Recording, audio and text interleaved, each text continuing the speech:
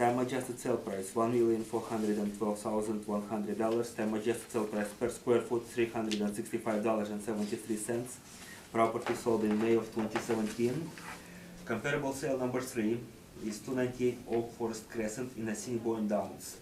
Is a one-story single dwelling, 2007 year build and effective age, 2,208 square feet of living area, walkout basement with a basement finish, 3 full bathrooms, 1 half bathroom and 1 shower, central air conditioners, 2 fireplaces, attached multi-car garage, in-ground pool, also an outdoor pool, 19,267 square feet of lot size, land influence Assiniboine adjacent. Time adjusted sale price $1,272,600. Time adjusted sale price per square foot $576.36. Sold in June of 2017. Comparable number 4 is 137 Hansard Boulevard in Old Tuxedo. 2-story single dwelling, 2006 year build and same year effective age. 6,671 square feet with a full basement and a basement finish. 4 full bathrooms, 2 half bathrooms and 2 showers. Central air conditioner, 4 fireplaces, attached multi-car garage, 22,740 square feet for lot size. External corner is a land influence. Time adjusted sale price $3,772,800. Time adjusted price per square foot $565.55. Sold in September of 2016. To further add to the story of the subject property, as presented on the pictometry evidence presented further. I assume you panel members have the copy.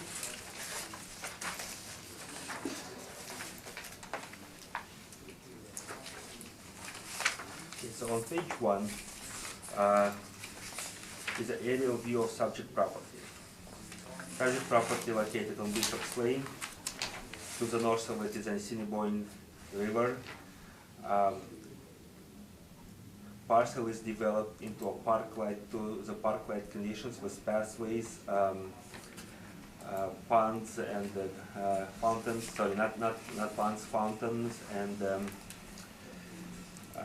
very sophisticated landscaping, which can be further viewed on page 2. On page 2, we can observe the north view of the building. To the right of the building, we can see a fountain. So, building is built in this. It is a custom-built building with a tremendous architectural involvement in a hexagon style, which is superior to a basic 90-degree corner construction. Subject property has been inspected, and the material choice of the subject property is superior in construction. It is superior in material choice as well. So top of the level materials were used to build involved in a house where some part of, for example, flooring wood for the flooring that property owner mentioned was declined, especially arrived from California, and because of the tint, and another special order from BC was chosen. So that just states as an example as to meticulous choice of material that was used in construction of this building.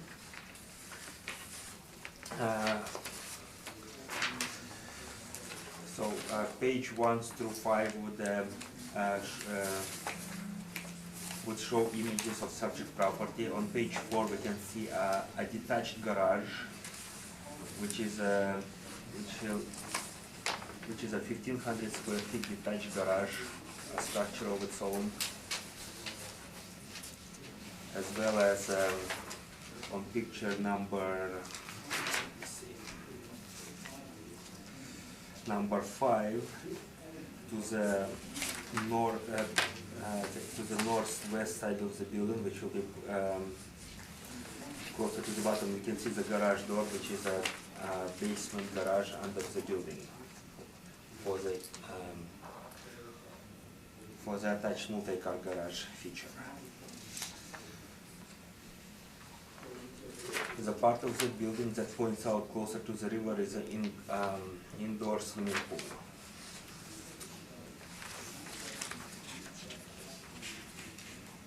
Page 6 is a comparable number 1. Aerial view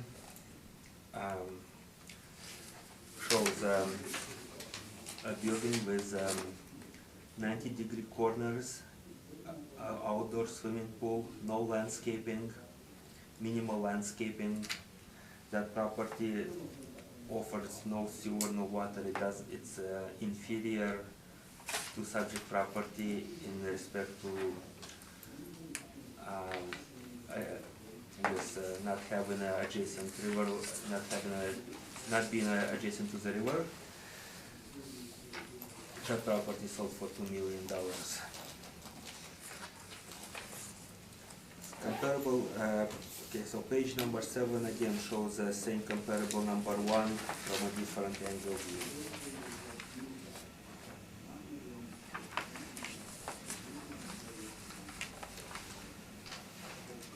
Page number 8 goes into comparable number 2, which is 653 Park Boulevard East. Again, page 8, view from the top, minimal lot size. Page number 9, again, view from the side. Shows comparable number 2 with the better view of the outdoor swimming pool.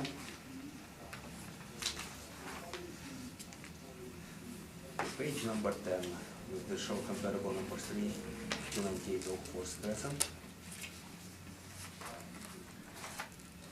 Comparable number 3, abuts the river. Its neighborhood there is a Assiniboine Downs, so farther away from outside the perimeter, farther away from the city core.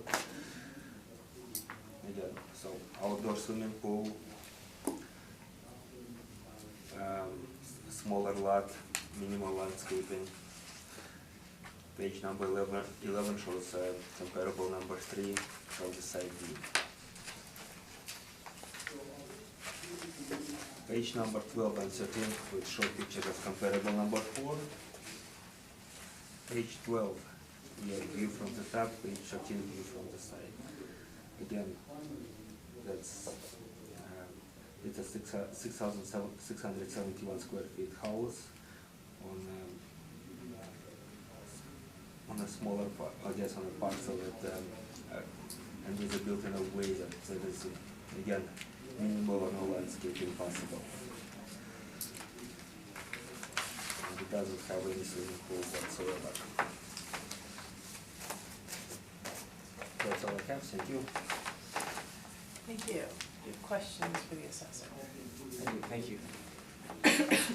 Mr. Darkanoff, just an introduction. Have you visited any of your comparables? No, I have not visited any of the comparables. Sorry, but I did not visit any of the comparables. Okay. These houses along,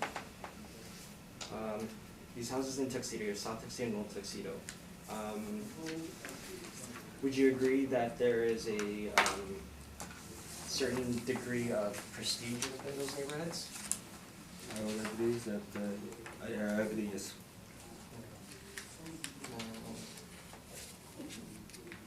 These houses on Wellington, sorry, not Wellington, these houses in Tuxedo, would you agree that they sell at a premium because of the neighborhood that they're in? I would agree that Tuxedo is a premium neighborhood, and because of that, yeah, they would sell. They have a premium price. Yes, I agree. Okay. The subject property, we had both inspected it. The indoor pool, did the city consider a blended rate to capture that area? I mean, indoor pools, I would expect for them to be at a lower price per square foot. Would you agree with that? Lower price per square foot in comparison to what? In comparison to just the house itself, common areas, bedrooms, or I agree to that, yes. For houses along rivers, what would you say is the main influence for purchasers buying lots along the rivers?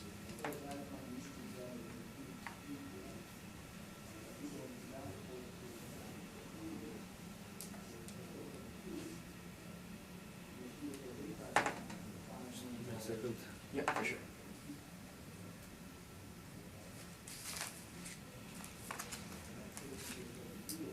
Okay, well,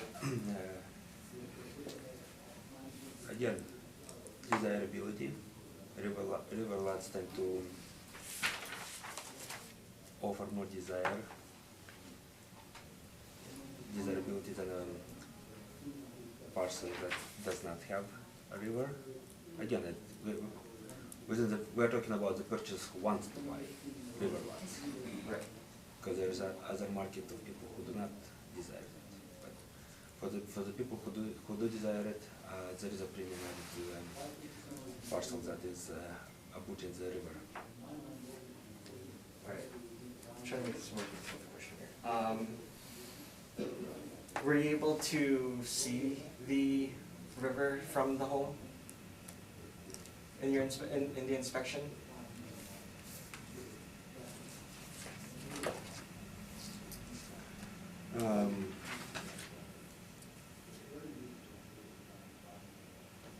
To be honest with you, I wasn't focusing on it, Okay. so I cannot answer the question at this point unless I'm going to be placed back there to do it again. Madam Chair, if this is appropriate, I would like to refer the assessor to a few photos I have in my brief. That way, maybe I could show them the view. I think that'll come up in your brief. Okay, no, that's fine. So would you agree that purchasers who would like to, or sorry, buyers who would like to purchase lots on the river, they buy it because of the view? Otherwise, the river is, there's not really much influence to it after that.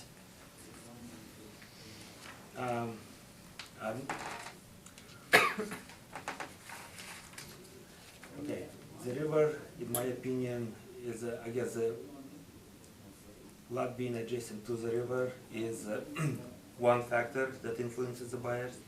View, I would agree that it would add an influence to the purchaser to view the river, but I wouldn't stress it as one of the factors.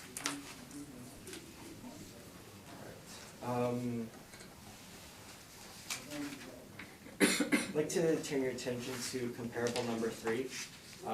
That's,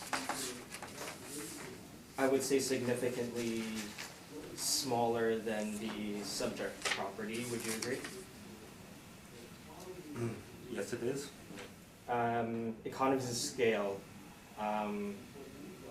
properties that are smaller, they would sell at a higher price per square foot compared to larger properties that, again, economies of scale would sell for a lower price per square foot.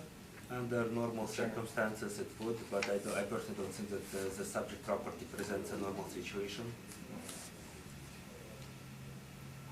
You had also stated that the property was superior. I'm looking at your comps here, they're all $1 million, they're all over $1 million.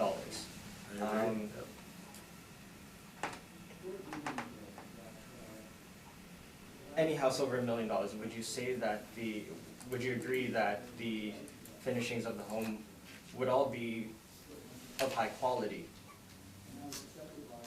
Any higher end homes would have features of higher quality, I agree. However, subject property presents a case with that tops normal or that tops most of the higher quality homes. You were there, you know that subject property has motion sensor activated doors typically found in commercial buildings. Most of the comparables would not. Subject property is superior, and you know that.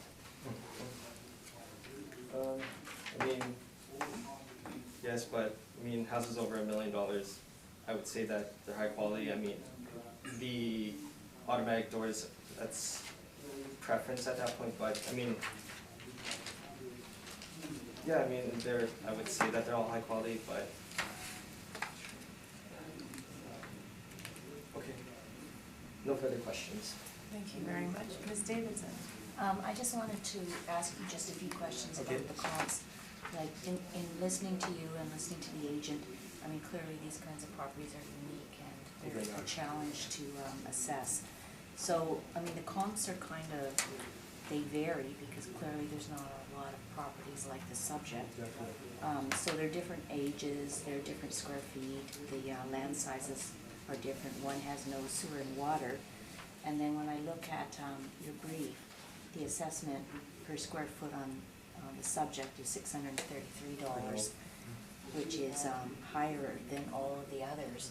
So can you just give me a sense of which comp, and perhaps it wasn't done this way because of the type of property you relied on the most, or what is the driver making this square footage cost or price higher than the others? Like, just kind of in a simple summary. Well, in a simple, like, subject property is superior to superiors. Measured by the finishes, et cetera? Measured by the finishes, measured by the features. Those are the best comparables available to date. Like, when we get to the sales of houses over $2 million, Sure. there is fewer market participants. Yes. So, and fewer houses available in the market to that respect too. So, subject property is very unique. There's probably a handful of similar houses in the city of Winnipeg, similar to the subject property.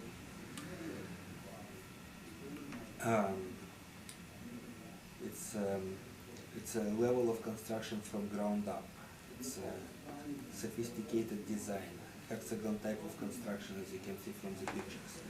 Have an indoor swimming pool which can be functional 365 days versus outdoor swimming pools that provide less usability in our climate. Lots landscaping, lot size. Comparable one, property on Loudon Road. Very similar in types of the square footage to subject property. I might even say that subject property is stated as a full basement, however, subject property does have a walkout basement feature. So, going back to comparable number one, Loudon Road. That property sits on a bigger lot, however, the desirability there is it has no sewer, no water. So, that neighborhood has a potable, that's not even a well water. It's something that property owners have to truck in. So, that is the sale of that property for $2 million, which inferior in design and landscaping and location and site influences to subject property sold for $2 million. In my opinion, it has to be adjusted upwards. And by adjusting upwards, features such as indoor swimming, features such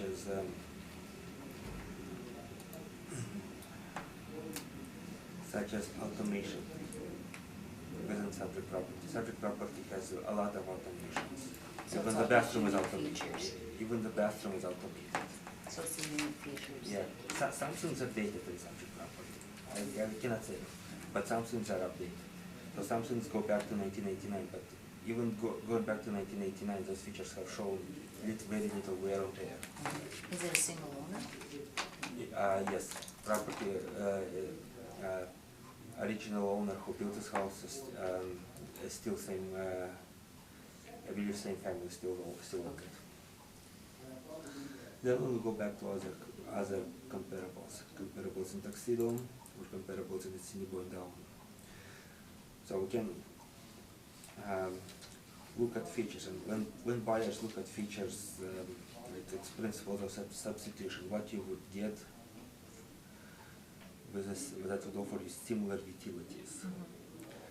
At this point, none of the comparables would give you similar utilities because such a property has indoor swimming pool, it has a river adjacent lot, it has huge sites, it has automations, it has landscaping. So all of those things were taken into consideration. Would place the comparables here into an inferior position where they have to be adjusted up. That is where we have see comparable number 4. It's a larger house for $3,600,000. It's on a smaller lot. It's in a desirable neighborhood. It's a newer house. So that probably will have to be taken into consideration as well. So what we are looking at is we have relatively small range. Personally, I think that anywhere between 2 and 3.6, that's where 2.7 kind of falls in line, and that's where the assessed value is appropriate. I hope I answered your question. You did, and just one other really quick one. I know it's a 1989 value, but what do you think a house like this would cost roughly to construct now? I know it'd have to be depreciated for the age. Exactly. So with all the depreciation, I did run a depreciation here. It's not going to be my word. It's going to be. Just let me find it. It will be.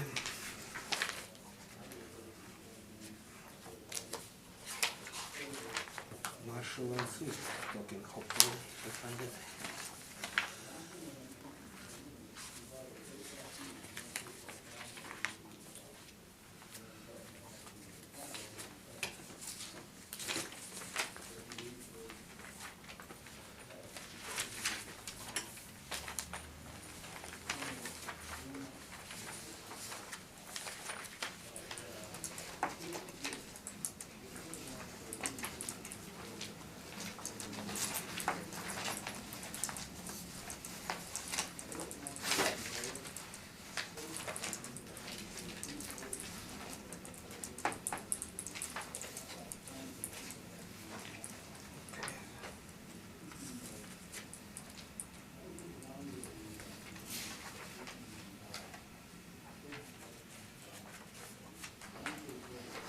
So based on the cost approach, they'll pass it around to the kind of numbers. And again, this is very subjective. It's taking average condition. I believe that such a property would cost a bit more because of the superior features. So this is Marshall and Swift using a basic square foot approach. so you're using the cost approach. No, I'm not. Okay. Thank you.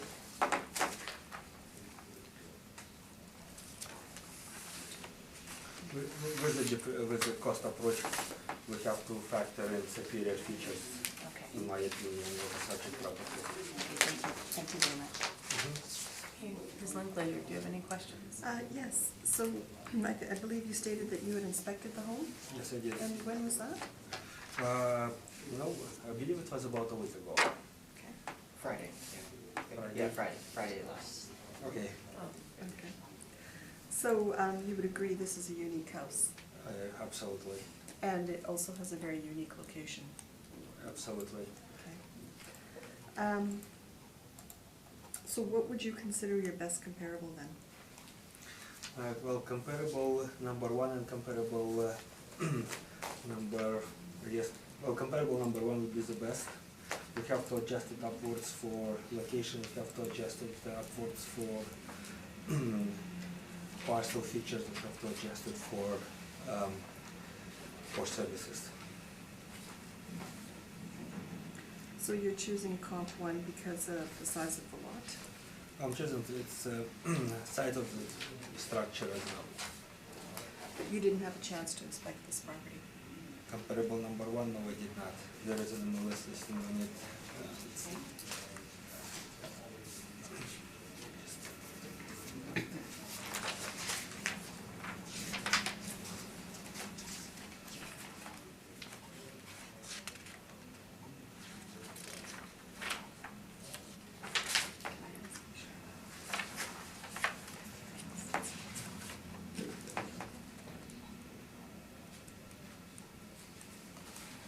When I look at pictures of comparable number one, I think I would agree that its subject property offers a lot more design and character, as well as the superior features of the interior finish.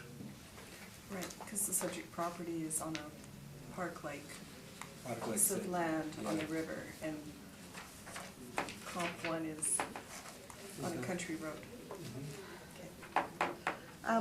Can you just speak to the general condition of the house, of the subject property? Is it average, good? It's way above average. Sorry, and I'm just gonna ask, can you share your MLS listing with us? Definitely, yeah. There is this was the show listings for all of the comparables, except for comparable number 4. It's an old listing that never sold, but it will provide some pictures.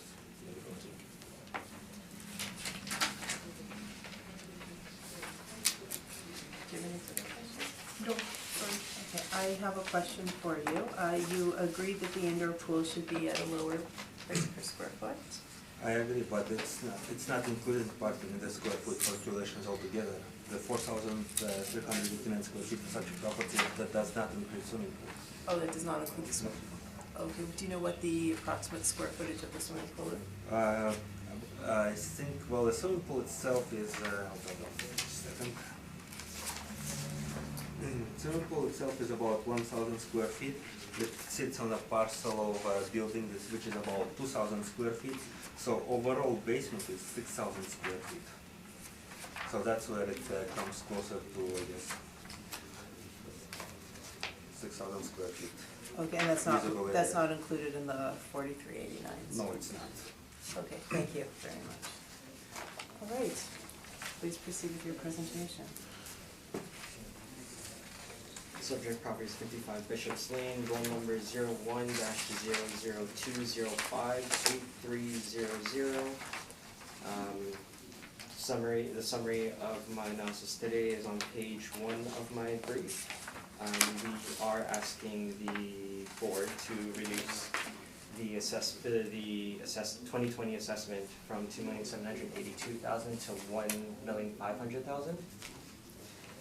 Believe we have described the property quite well, so I'll move on from my property description, which is on page 2. On page 3 now, I'm getting into my analysis. So MLS statistical analysis. I've provided the data that I was looking at for this analysis on pages 55 to 57 of my brief. And I'm actually just going to go through this whole thing here. So, a review was conducted of MLS statistics, I had conducted an analysis of MLS statistics for all single-family residential homes that had sold for over 1 million and built 1970s plus. These were all between the reference period, April 1st, 2016 to April 1st of 2018. So I was kind of trying to capture how the market was acting within this period. The size of the homes, they range from 2,030 to 7,218 square feet. There was a total of 39 sales. 34 sold between 1 million but less than 1.5 million. Only 3 had sold between 1.5 million to less than 2 million. 2 sold at a price of 2 million to less than 2.5 million, and there were no sales over 2.5 million within the reference period. The average price per square foot of these sales is $417 per square foot, and the median was $429 per square foot. All properties built pre-2000 sold between 1 million to 1.65 million. The sale prices of properties built 2000 plus sold between 1 million to 2,460,000. There were 3 sales that sold over 1.5 million. There was a 2005 build, 6,000 square feet, 2-story home in Old Tuxedo that sold for 2,460,000. A 2008 build, 4,100 square foot home, 2-story home in Estoughton Boy Downs that sold for 1,935,000. And a 1-story 4,547 square foot, 2012 build, that sold for $2 million in Wilkes South, and that was 1835 Loudon, which the assessor was referring to. I broke down my analysis even further into 2 stories as well as bungalow sales. For 2-story sales, and I'm on page 4 of my brief now, there was a total of 22 sales for 2-story homes within the reference period that sold for over $1 million and were built 1970s plus. The size of the 2-story homes range from 2,685 to 7,218 square feet. The average price per square foot of these sales is $360 per square foot, and the median was $362 per square foot. There were 18 sales that sold between $1 million to less than $1.5 million, 3 sales between $1.5 million to less than $2 million, and 1 sale at $2,460,000. There was not a single sale for over $2.5 million, again within the reference period for 2-story homes. Moving on to the bungalow sales now. Again, we conducted a review of bungalow sales for homes that sold over $1 million. I did specify my search criteria to capture 1970s built homes, just to make that clear that I tried to keep this as consistent as possible. There was a 0 return for 1970s built homes. The size of the bungalows range from 2,030 square feet to 4,547 square feet. The average price per square foot of these sales is $500 per square foot, and the median is $510 per square foot. There were 15 sales that sold between $1 million to less than $1.5 million. There were no sales that took place between $1.5 million to less than $2 million. There was 1 home again, 1835 Loudon, that sold for $2 million. And there were no sales again for over $2.5 million. So majority of these sales considered in all 3 studies are neighborhoods that are superior to the subject property, in my opinion. Those superior neighborhoods have large and more expensive homes than the subject property. The subject property, in our opinion, is overbuilt for its area, which means that there's a negative effect on its value. So, just to expand on that point a bit more. When you have a home that's worth in the $1 million range, and you're in a neighborhood where there are lower price homes, not speaking to the quality or everything, but that would drive down the value of your property because of the neighborhood that you're in. However, with these statistics, I also acknowledge that the lot sizes of most of the properties reviewed were smaller than the subject property. So that concludes that portion, just to give you a sense of how the market was acting within the reference period. Equitable assessment. Now I understand that we cannot look to assessments as indicators of market value. However, I do question that the subject property itself is not being assessed fairly. We're not looking at the correct factors. If you look on pages 37 to 54 of my brief, page 37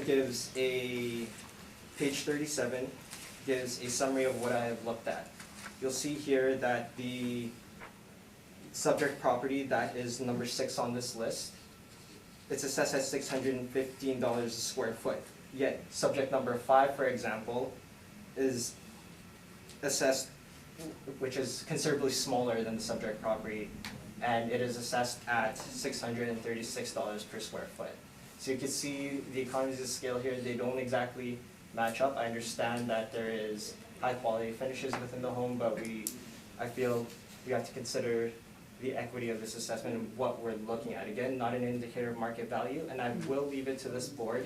I understand that there's a bit of a gray area with using comparable assessments. Yes, we cannot look at comparable assessments, just market sales. Mm-hmm.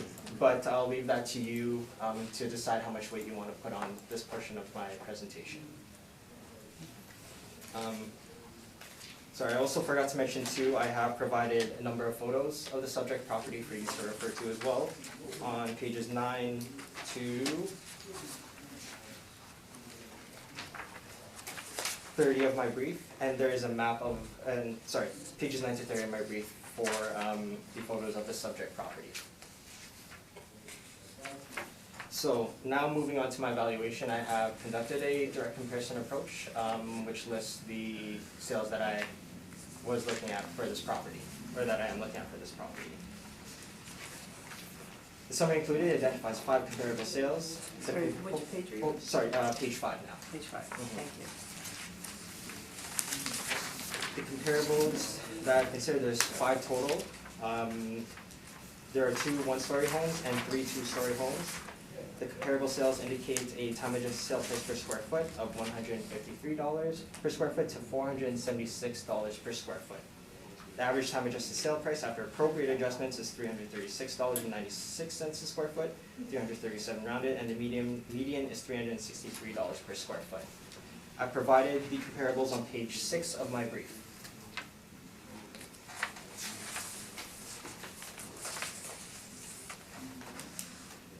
So 1835 Loudon in the Wilkes South neighborhood, newer built home in 2012.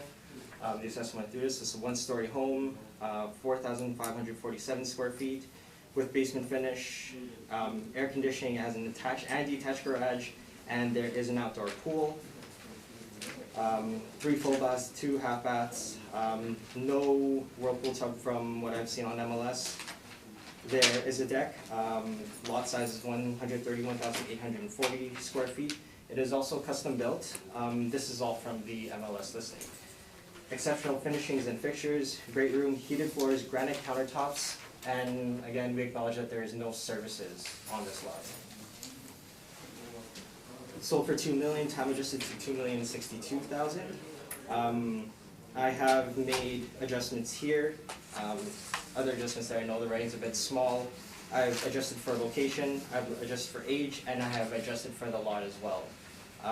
So 10% for location, 10% downwards for age, and 5% up for the lot. And that came up to an adjusted sale per square foot of $476. Comparable number 2, 720 Forbes Road, built in 1989. It's a 2-story home, size is 6,610 square feet, with basement finish, air conditioning, fireplace. It has an attached garage, 3 full baths, 1 half bath, has a whirlpool tub, a deck, and it is the lot size is 217,674 square feet. It has an indoor pool, sauna. It has a grand foyer, French doors, hardwood floors, and a massive island kitchen. This is all referring to the MLS listing.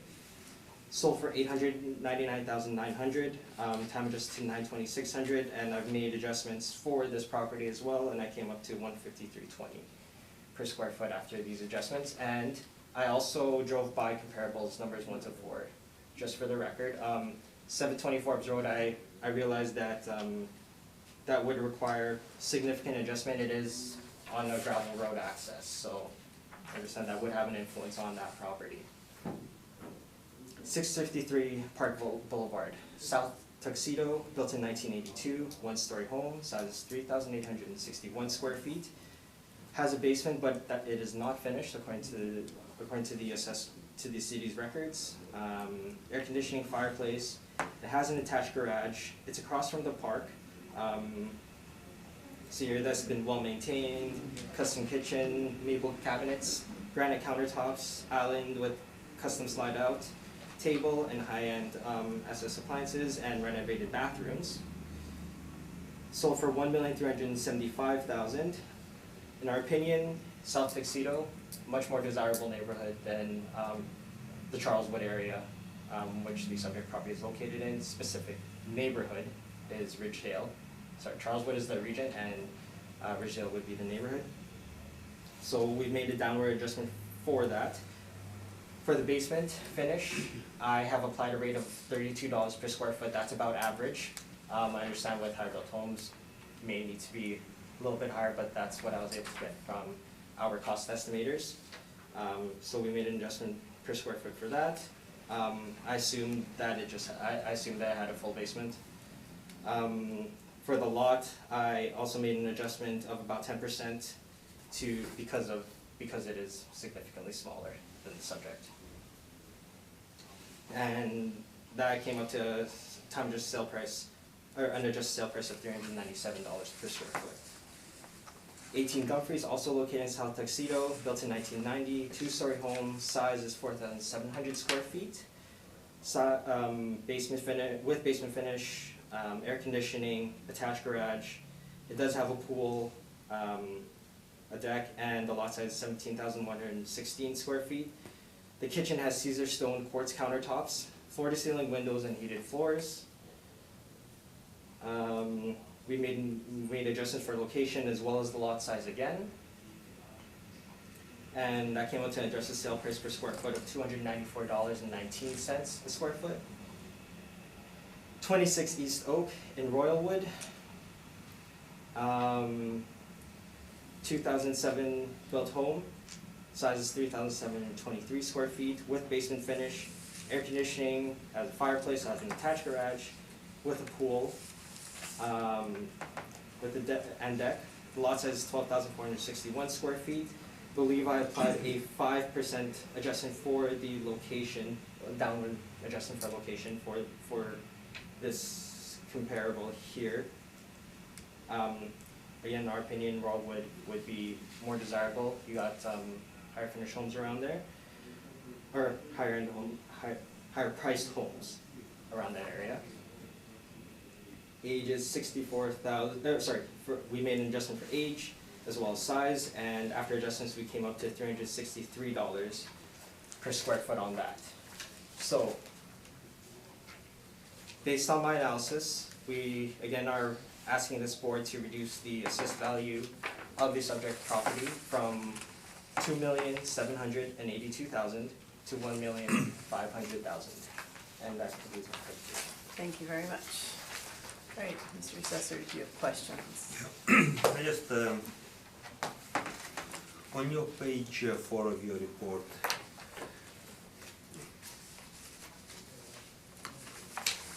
would you be able to tell me, looking at my comparable number 4 and your statement that there wasn't a single sale for over $2.5 million? It's 137 Hansard. That didn't show up on MLS when I entered in my search criteria. So on MLS, I had put 1 million over for that. And I ran that quite a few times just to be sure. So I'm not maybe there's an arm's length transaction that might be in question there, but I can't speak to it unless I pulled the MLS sales and this one didn't come up. So all of the comparables you have looked at are still MLS only, correct? You didn't look at any other, you didn't search land titles for sales? I didn't look at land titles for sales, no. Okay.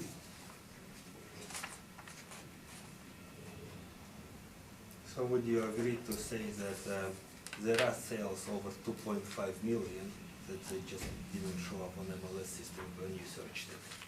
Not to my knowledge. I mean, if I were to try to confirm anything, I would pull a search for 137 Hansard to see if there was an associated sale. My experience with Matrix as well as Sabre, these are the sources that we use. If something isn't showing up on Matrix, I've ran into circumstances where it might have been an associated sale, transfer of power. I have run into those types of roadblocks before, but unless I pull the land title for it, I can't really speak to whether it's an arm's length transaction or not. But again, I mean, at this point I don't know if there's any sales over 2.5 million, just pulling the sales off of Keystone Matrix. But you brought up an issue of arm lengths. So, I guess my question was, and arm length transaction, that's what city does too. We'll look at that. Okay. So, it's very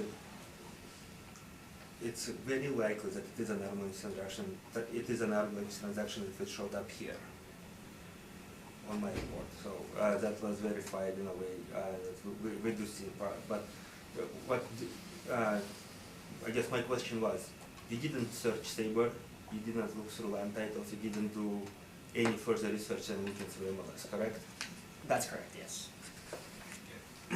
So the information presented in your report only reflects sales that have taken place at MLS. At MLS, yes, that's correct. And again, that sale may not have gone through land titles, because MLS sale, you probably are aware, even though it's sold on MLS, unless it goes through land titles, it may, the transaction may be canceled at any point, correct? That's correct, yeah. Okay, I think So- that's been asked and answered. Mm-hmm. All right. Let's move on.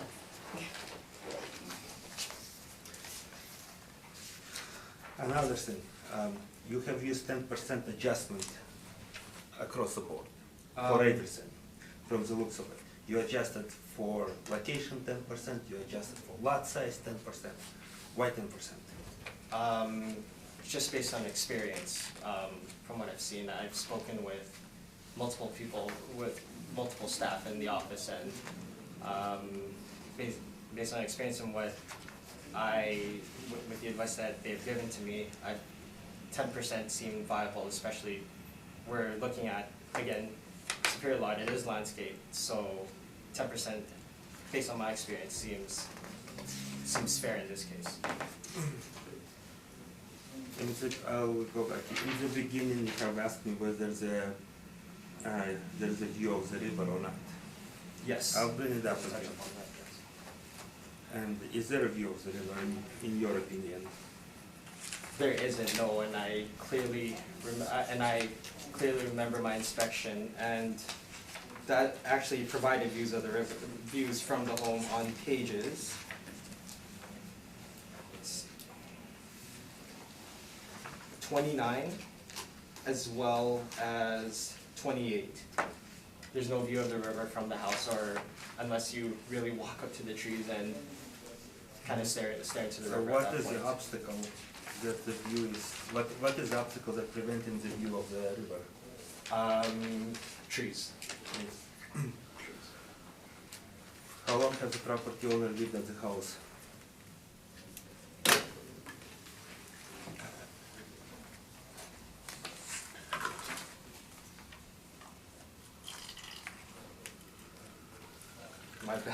My best guess to that would be 1989. I didn't ask them regarding Oh, that. they built the But they've house, lived, right? they built the house, so. And they had the parcel long before. If you remember the conversation with the property owner we had, Mhm.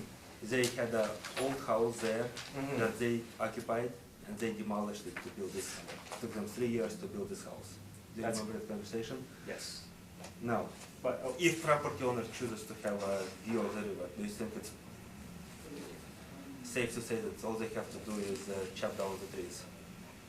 that's correct, but we're looking at the current physical condition of the home. So is it, As of is this it year. safe to say that it's a personal preference of the property owner and any next purchaser who wishes to have a view of the river? Or the only obstacle they face is removing the trees? Yes, they would have that, but I'm just a little confused with the question, because we are just looking at the present physical condition, we're not looking at the Okay, and future. present physical Yeah. condition of the house, is it superior? Have you inspected any of the comparables yourself? I drove by comparables, numbers 1 to 4. I added comparable number 5 just last minute. Okay. Would you agree that landscaping of the subject property is superior to any of the comparables we have? I would agree to that, yes. Would you agree that features of the house, such as indoor pool, condition of the house is superior to any of the comparables we have? We're looking at houses that are all over 1 million. I don't, in my opinion, when you're buying homes over 1 million, there's nothing, you can't say it's superior, in my opinion, you can't say it's something superior of Superior Homes. They're all high quality finishes. I understand that we inspected the house, but looking at the home as wall-to-wall carpeting, I would expect somebody to pay more for houses that are higher priced with different types of finishes to it, to this standard this year. Okay, I'll rephrase myself. Would you agree that the architectural design of the subject property is far more superior than to any of the comparables? With the amount of skylights, with the amount of corners, irregular corners, hexagon type of construction. Irregular, yes, I would agree to that, but then the architectural designs of these homes, I would say that they're still of good quality, in my opinion. But I get where you're coming from. Okay, so you would agree that subject property is a bit superior, correct? Slightly, but not significantly. Okay, I don't have any other questions, thank you. Thank you, Ms. Davidson. Just a quick question. You had mentioned that assessments are based on market value or intended to be. Would you recommend to this owner that he put his property up for sale for 1.5 million or 332 per square foot if it was to go on MLS? We're speaking from a sale point of view, but I would.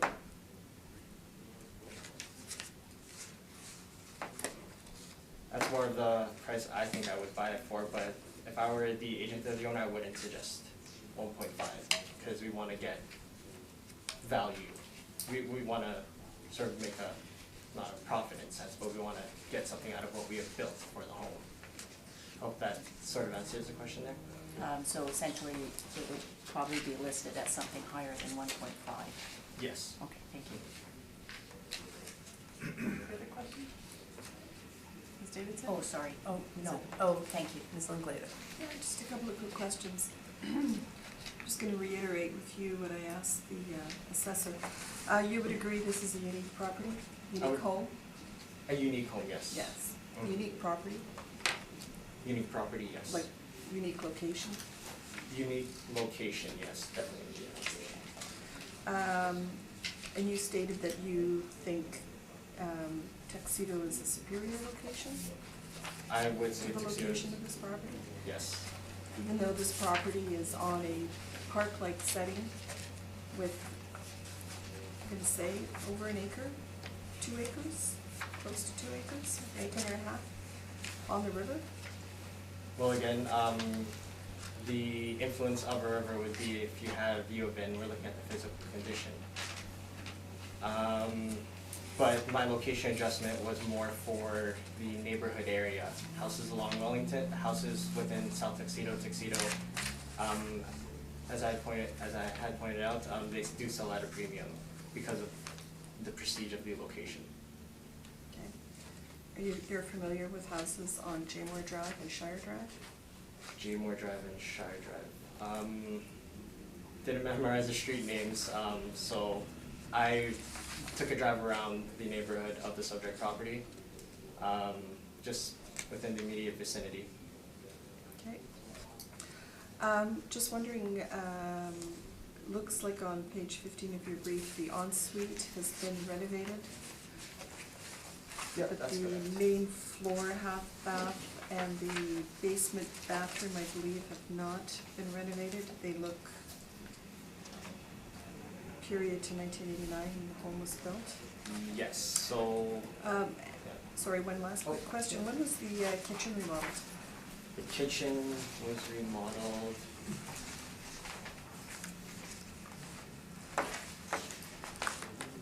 Bedroom itself was remodeled about a year ago. The kitchen. Can't remember when that was remodeled. She was saying something, the owner was saying along the lines of maybe 4 or 5 years ago. I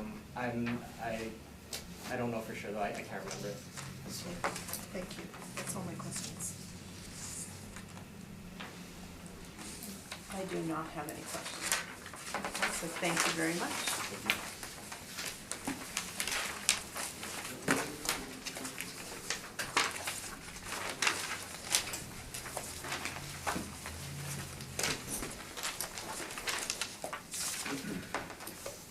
Okay, the next matter on the docket is 58 Jaymore Drive.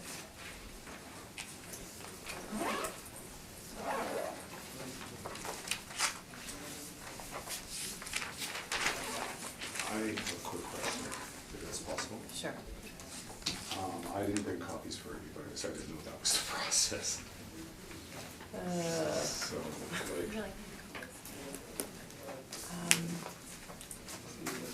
like I'm a total rookie at this. Oh, okay. Okay, we'll take a 5-minute recess. Sorry. Okay. Okay, sorry, go ahead. If you could please stand, and you have the option to swear on the Bible. Yeah. Sure. Please state your full name, Michael Kucherov, and do you swear the evidence you're about to present is the truth, the whole truth, and nothing but the truth, so help you God? I do. Thank you. All right, so we are dealing with 58 Jaymore Drive. Mr. Assessor, please proceed. The subject property, parcel ID 010026017000, 58 Jaymore Drive in Richdale neighborhood, is a 2-story single dwelling. 1974 year build and effective age, 3,328 square feet of living area, walkout basement, no basement finish. 1 full bathroom, 3 half bathrooms and a shower, central air conditioners, 3 fireplaces, attached multi-car garage and in-ground pool, and also a detached multi-car garage. 60,800 square feet for lot size, a Cinnabon adjacent is the land influence. 2020 assessment, $1,463,000. Assessment per square foot, $439.60. For comparables, we have properties in Richdale, Vialu, Richdale, and another property in Vialu. They're all 2-story single dwellings. They range per square living area ranges from 2,268 square feet to 3,112 square feet. Effective age ranges from 1960 to 1998. They all have, comparable to does not have central air conditioner, all other comparables do. All have attached multi-car garages. Comparable 4 has a swimming pool, other comparables do not have swimming pools. Comparable 1 and 2 are Cinnabon adjacent. Actually, comparable 1 and 3 are Cinnabon adjacent. Comparable 3 also has bus route, commercial influence and heavy traffic as an influence. It's a Roblin property. Comparable 4 does not have any influences. Lot sizes range from 11,138 square feet to 36,360 square feet. Time adjusted sale price ranges from $542,300 to $1,088,700. Time adjusted sale price per square foot ranges from $239.11 to $388.92. Subject property was inspected, and at the time of inspection, following was observed. Basement finish of the subject property was removed. Hence, the subject property no longer has basement finish. Condition of the subject property overall is dated and most likely original, going back to 1974. Subject property owner did show me that there is water leakage and cracks in the basement, as well as there is multiple cracks on the outdoor stucco.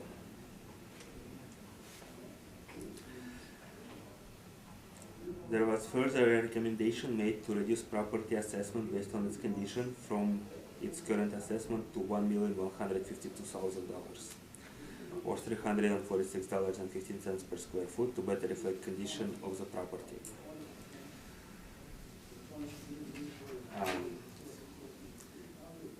That's all, I guess. Yeah, that's all I have. Thank you. Thank you very much. Are you aware of the recommendation The recommendation. to reduce it Yes, to the 1? I am aware of it. Okay, you're not in agreement. Well, not, yeah, no. Oh, okay. Sorry. Okay, no, because sometimes people aren't aware of that. So Yes, that's, yeah, like once, okay. Oh, yeah, okay, so I'll we'll be get to that. So yeah, do you have, at this time, do you have any questions for the assessor Well, I'm about learning his from the gentleman ahead presentation? of me. So, with these comparable properties, did you go take, did you have a visual inspection of these properties? No, I did not. Okay. So I'm looking at the values of these properties that you have given, and basically I don't see how they are comparable number one, the date of the assessments is like the earliest one is 2016, so it's quite out of date, don't you agree?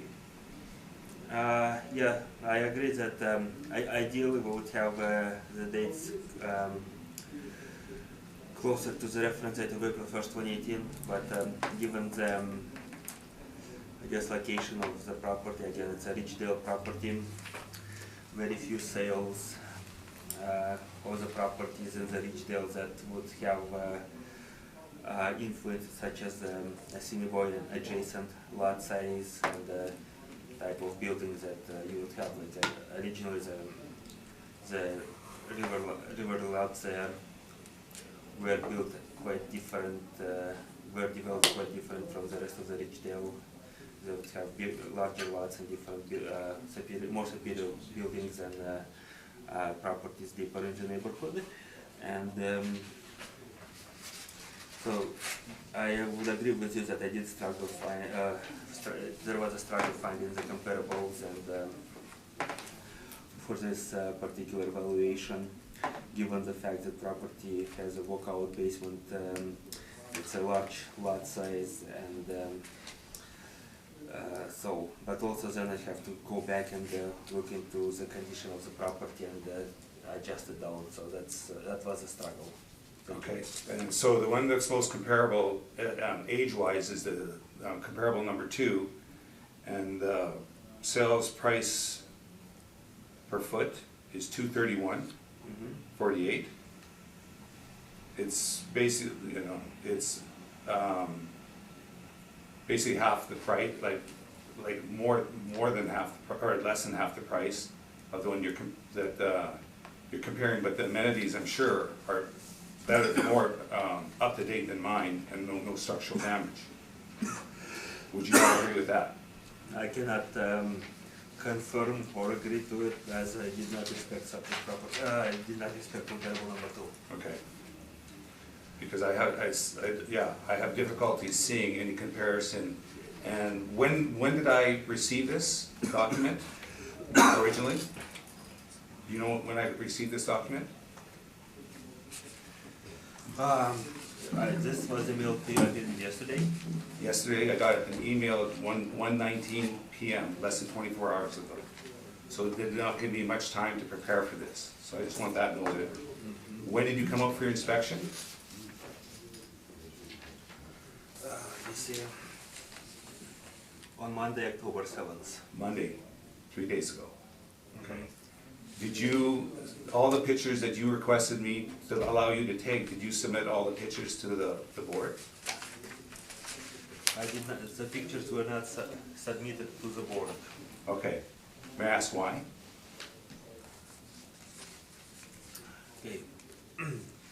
Oftentimes, I should have asked you whether you are okay with it. You did. To begin with, to submit to the board, not for me to take the pictures. Yes, that's where I come from. To the panel members, I did present, I believe, so yes, my question is, no, I did not, to answer your question, I did not submit the pictures. Why I did not submit the pictures? To protect your own privacy.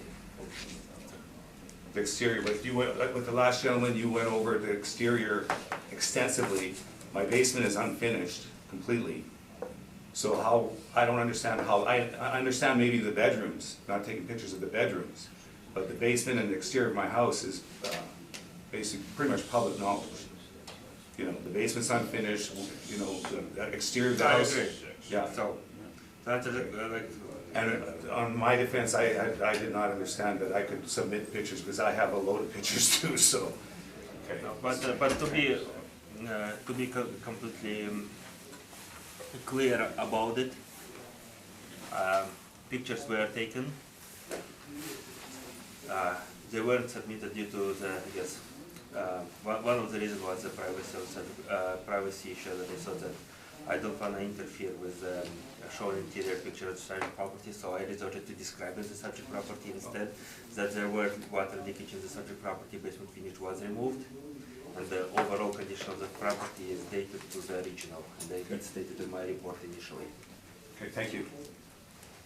Okay. Thank you, Ms. Davidson. I just have a quick question. So your recommendation to reduce to 1152, was that taking into account the issues related to cracking and leakage and no basement finish and the general datedness of the finishes, etc.? Correct. So that takes into account all of those aspects that were observed in the inspection. Overall, yeah, this is a model building value at this point after correcting the features. Okay, and just another quick question. So comp 1, 2, 3, and 4, are they listed as average, superior? What kind of condition in your records? I know No. there's not an inspection. Yeah, like I don't have the information with me right now, but I would urge panel to deem it as average. Average, and you're listing the subject as I would have to say subject is probably would have to be a bit, based on the condition of the basement, I would have to go with, and as well as outside exterior, I have to say it's below average. So subject is below average, the rest are average. Yes. Thank you very much. Thank you. That's all my questions. Thank you, Ms. Linklater. Just a couple of quick questions. So you don't have any MLS listings on comp 1s to 4? And you didn't inspect them? You know, to be correct? honest with you, with the timing on this thing, and I didn't have time to review any of the comparable sales on this Okay. property. Did you say you're relying on comp 2 as your best? I would have to say that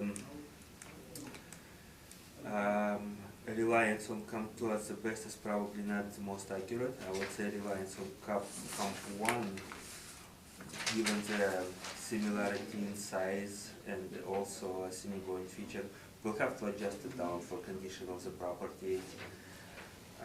But we'll also have to adjust it, comparable number 1 for the lot size and features such as additional ground pool and the detached multi-car garage. But we'll have to adjust it down for the condition.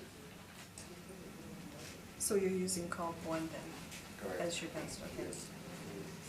Are you aware that comp 1 is in a new area? It's in a new development? Well, it will have to be, right, because it's built in 1997, so it is a new work and subject property. Okay, that's all my questions. Thank you. And I have no questions, so please proceed with your presentation. Oh, okay. Bear with me, I'm new to this.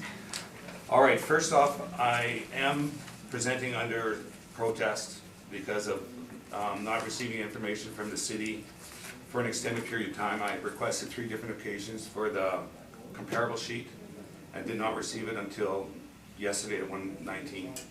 So that limited me in my ability to figure out how I was gonna deal with this matter at hand.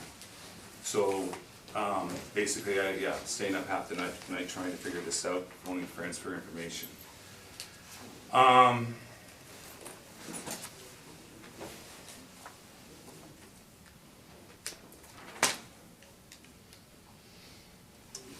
Feeling prepared. Number 2, this debate, I don't believe, let me rephrase that. I disagree that this assessment, the reassessment has been based on the comparables accurately or fairly, and I think it's been figured out based on, I'm not quite sure. When I did the analysis, when I took the prices of these houses, and yes, some of these houses don't apply, the comp 1 house is much newer, and from a real estate friend of mine said it's dressed to the nines. It's very fancy. But if you took the median average price of these houses, the mean price of these houses, it equals up to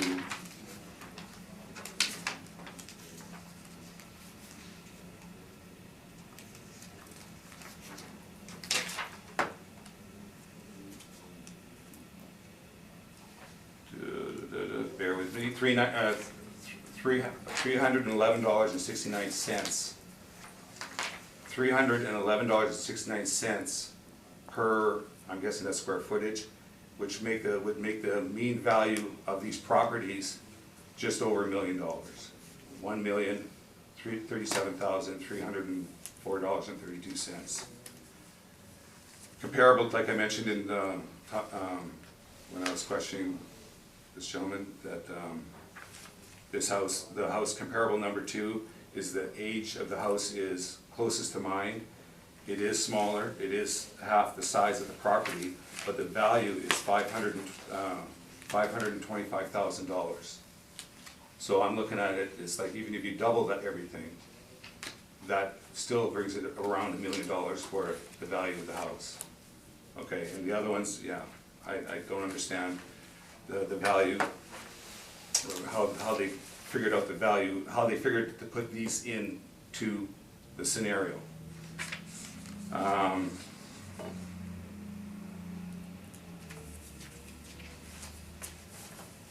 Looking at the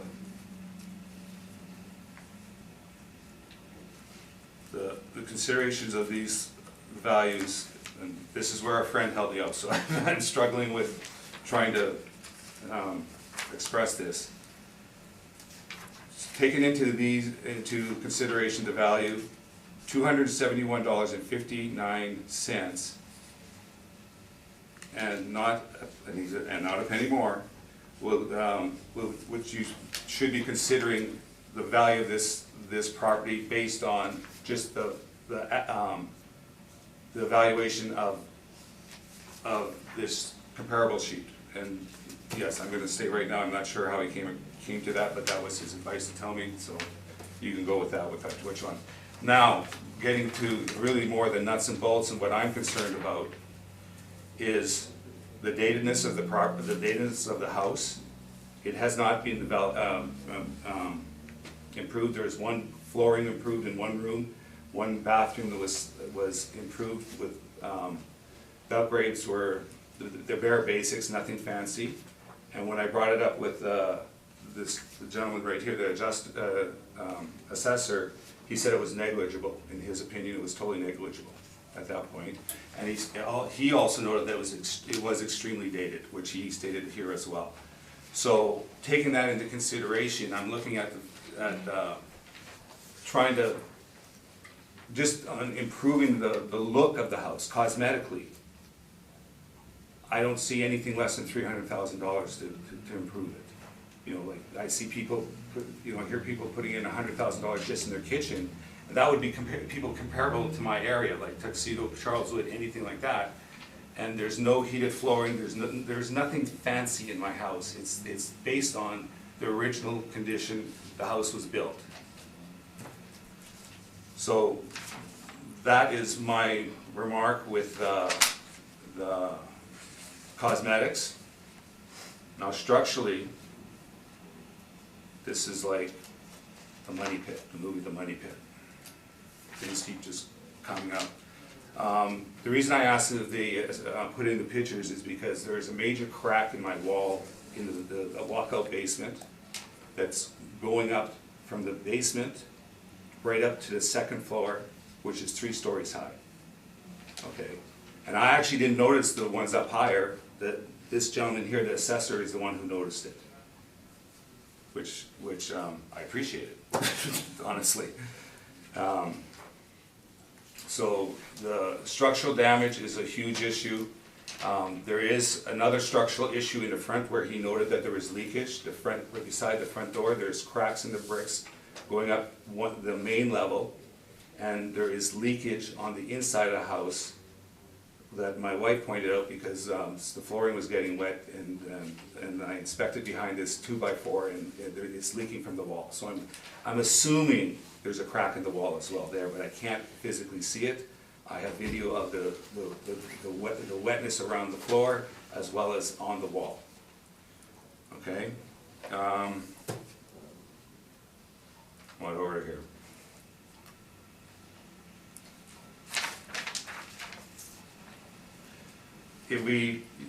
Some of the reasoning behind the $300,000 of improvements, the kitchen, like I said, would be improved.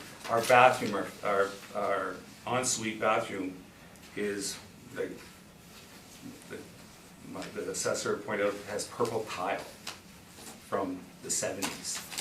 You know, it's old. You know, and this all really actually started when we decided to finally fix the house up, and we did find a crack on the main level in the living room, which obviously put everything on hold, and then it's just grown from there. Carpets, flooring, like they're original. Windows are original, not energy efficient.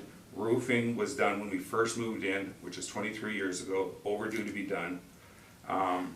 Yeah, and the basement has been ripped out completely because, and that's how I found the problem with the wall.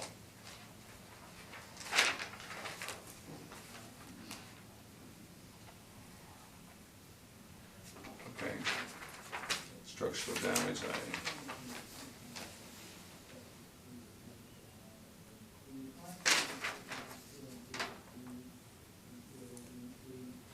with the structural damage, oh, yeah, and one other note, that, and I again have a picture of the laundry room along the front of the wall, where the roof and the wall meet, is cracking right across the top completely, where the laundry, and that's what basically the only room in the basement that's still standing.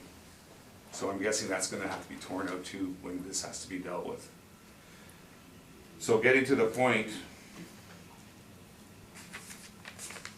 it's going to cost me hundreds, plural, hundreds of thousands of dollars to fix this, not only structurally, but cosmetically. And what I mean cosmetically is the stucco and the repairs that are going to be involved in that as well. The bricks in the front, I did have a tree hit our chimney a while back, and the insurance covered it. It was like $15,000 to fix my chimney, like just the very top portion. So I can't imagine what fixing the bricks in the front of my house is going to cost. So as an overall value, like if I'm looking at the value, the assessed value before any structural issues or the out-of-datedness, if that's a word, I'm looking at a value more around $1 million or less. My friend said 900 and some thousand. I'm not sure how he got to that number. But when I take into considerations what I'm going to have to do to fix the house, it's going to be $500,000, possibly more. Okay, tearing down the house would be the other option, but then you'd have the expense of tear it down as well as rebuild it. So, oh, okay, so going to my evaluation of some of the properties that I put, the major one that I came up with when I went to the city site, the most important one is 155 Ridgedale Crescent. Yeah, we actually can't look at assessments, we can only look at Oh, okay. sales. Because we don't know if assessments of other properties are correct or people are Okay, appealing them. okay. So we can only look at sales Okay. in the reference year. Okay, well, so the next closest one that, for sales is 4531 Roblin Boulevard. This is actually, some of this information is in, well, I guess technically it was built in 1957, but I live just down the block. Okay, and actually, sorry, we can't look at anything post-reference, so it has to be. But I'm not familiar with that term. Oh, sorry, everything has to be before April 1st, 2018, which is the reference year for this, yes. But how did he use those values for his property?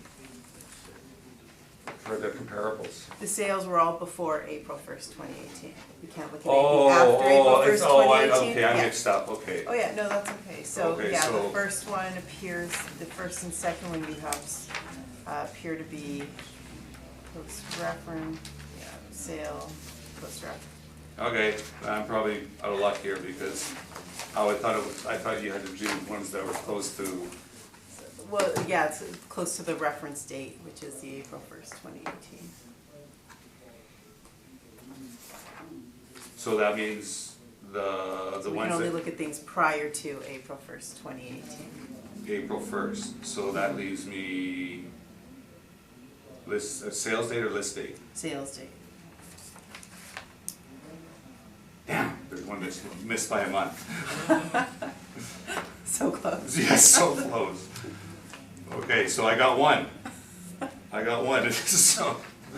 So this is where I guess I come in, where I apologize for not being prepared. So the one I'm looking at is 4553 Roblin Boulevard, which was sold on April 30th, 2018. So I'm guessing that makes me, that's good? Well, it's still post-reference because it's after April 1st, 2018. Okay. But we did get your information about the condition of the house, so we did Okay. get all that. All right. And let me just make sure I'm covering all my points.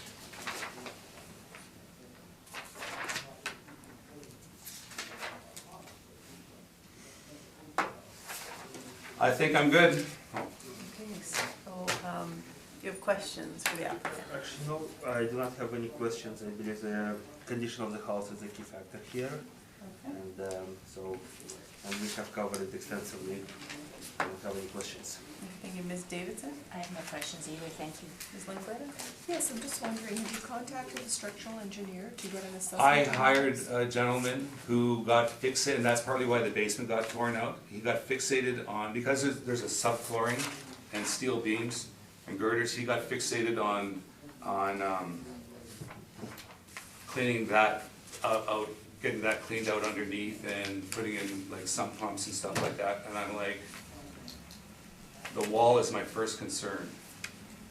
Like, and he didn't even really look at the wall initially. He kind of he looked at the exterior, but once I started ripping things out to prep for doing other things, and what it was, I'm not sure, that Jack Morrow used to own the house, okay, years ago.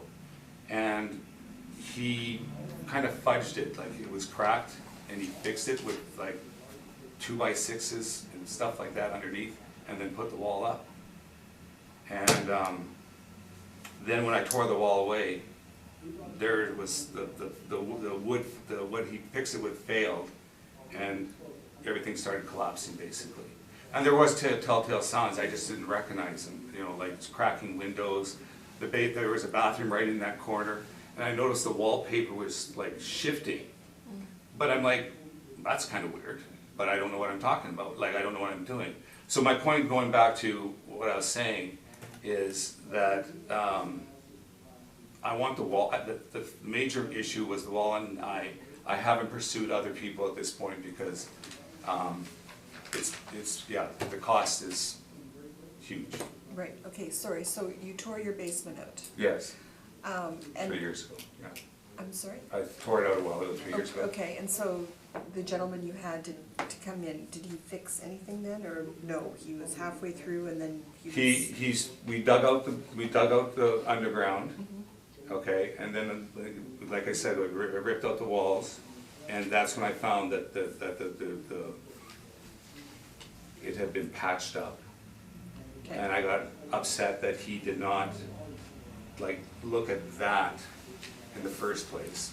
Look at the symptom in the first place. I get he's looking at the whole structure, and that might be a factor. Okay, sorry, so just yes or no, he didn't fix the issue? No. Okay. Is your kitchen updated? No. Okay, Not and at your all. bathrooms are original? There's one bathroom, like I said, mentioned, is the kids' bathroom in the main hallway. It was updated a few years ago, but it's not, it's basic. It's not, there's nothing, no fancy appliances or anything. It was for my kids. There's no quartz or granite or... No tile. Okay. Thank you, that's all my questions. I have no questions. Okay. Thank you very much. Well, thank you. That was a little easier than I anticipated. 13. So that's why you took, Sorry? hold on, please. We don't know how long, sorry. Maybe after 2 hours? I don't know, sorry. Number 13, I don't know how many. The next matter up is 31 J Moore Drive.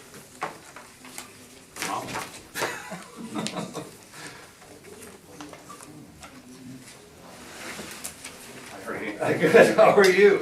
Good. Take notes? Yeah. Oh, good for you. I might give you a call. Yeah. Thank you. Thank you. Thank you.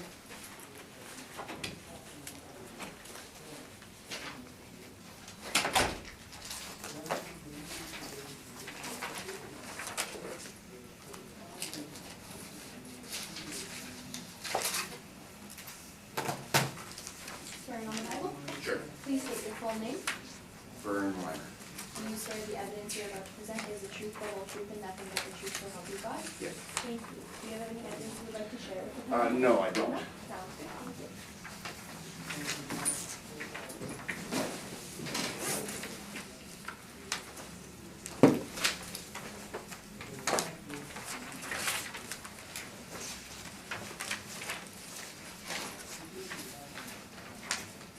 So I just have to get my computer hooked up.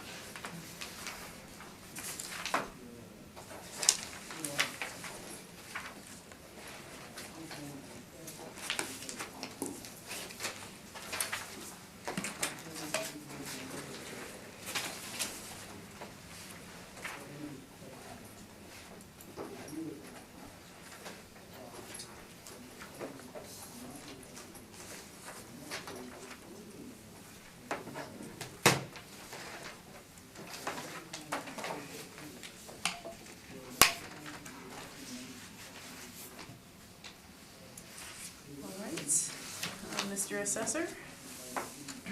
Okay. Subject property, parcel ID 0100260800, 31 Jaymore Drive, Richdale neighborhood, two-story single dwelling, 1976 year built, 1985 effective age, 2,837 square feet, living area, full basement and the basement finish, one full bathroom, 3 half bathrooms, 2 showers, central air conditioner, 1 fireplace and detached multi-car garage, as well as in-ground pool. 13,497 square feet for lot size, $789,000 for 2020 assessment, $278 per square and 11 cents per square foot assessment. Assessment per square foot. For comparables, they are all in Richdale neighborhood. They are all two-story single dwelling. Year build ranges from 1969 to 2005. Living area ranges from 2,552 square feet to 2,982 square feet. All have full basement and all have basement finish. All have central air conditioners, all have fireplaces. All have attached multi-car garages. No swimming pools. Lot size ranges from 6,856 square feet to 11,886 square feet. Comparable 3 has influences such as bus route, commercial adjacent, heavy traffic, and a park. Time adjusted sale price ranges from $540,700 to $763,800. Time adjusted sale price per square foot ranges from $211.87 to $275.44. Sales between August 2016 to March 2018. That's all I have. Thank you. Thank you. All right, do you have questions for the assessor? Again, I haven't received anything from him, so I don't actually know what he's asking for. Is the assessment still $789,000? Yes, it is. Okay, well, I'll his evidence, I'll use his evidence against him, I guess. Right now, it's questions about Okay. his evidence, about his presentation, then you'll have a chance to make your presentation. No, I have no questions. Okay, thank you. Ms. Davidson? Just a quick question. So looking at the year built and effective age, it looks like they put in some renos or something. Yes. It's gone from 76 to 85.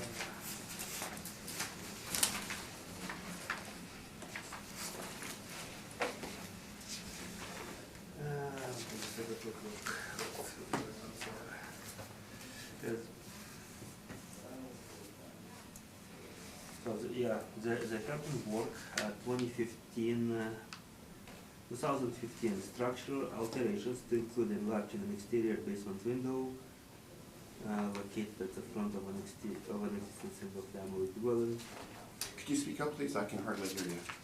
Okay, structural, there is a permit, dating, issue date January 5th, 2015.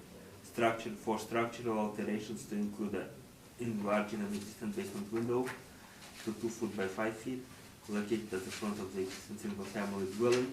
Cosmetic work being done, all work must be inspected, so total declared value $60,000. So that there is a permit for that on record for the property.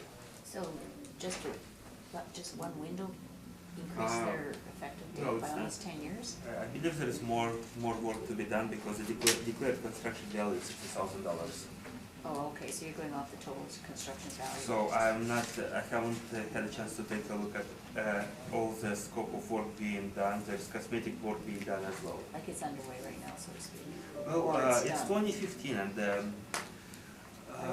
4 years. we have, let's see, Was the property inspected recently?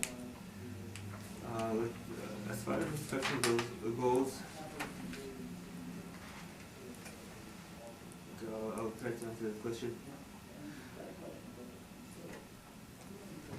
So there have been attempts to contact the property owner in 2018. No calls were returned. So the only inspections that were done were exterior and like drive-by type of inspections. Okay, and just lastly, on the comps, the 4 comps you have and the subject, like what do your records show the condition of the interior, exterior is? Well, for subject property, it's all average conditions, and I guess I did not inspect comparables They're on the properties, record, so it's yeah, the so same we'll have to deem it as average. Sure, okay. So average is recorded for your other comps on the assessment records? Well, we have to deem it. I cannot speak Oh, to I see. exactly what it is. Okay, thank you. Thank you very much, that was all my questions. Ms. Linkletter. Yes, so you have not inspected this property? No, I have not. And you haven't inspected the comps, I'm assuming? No. Yeah, the only thing I did is I did quickly look at it when I did the inspection of the other property, the previous 158 J Moore. Okay. I made a point to drive by, and the subject property does appear to have flat roof and modern type of design, I would say. Okay. Do you have the MLS listings on comps 1 to 4? Okay, let me see what I have.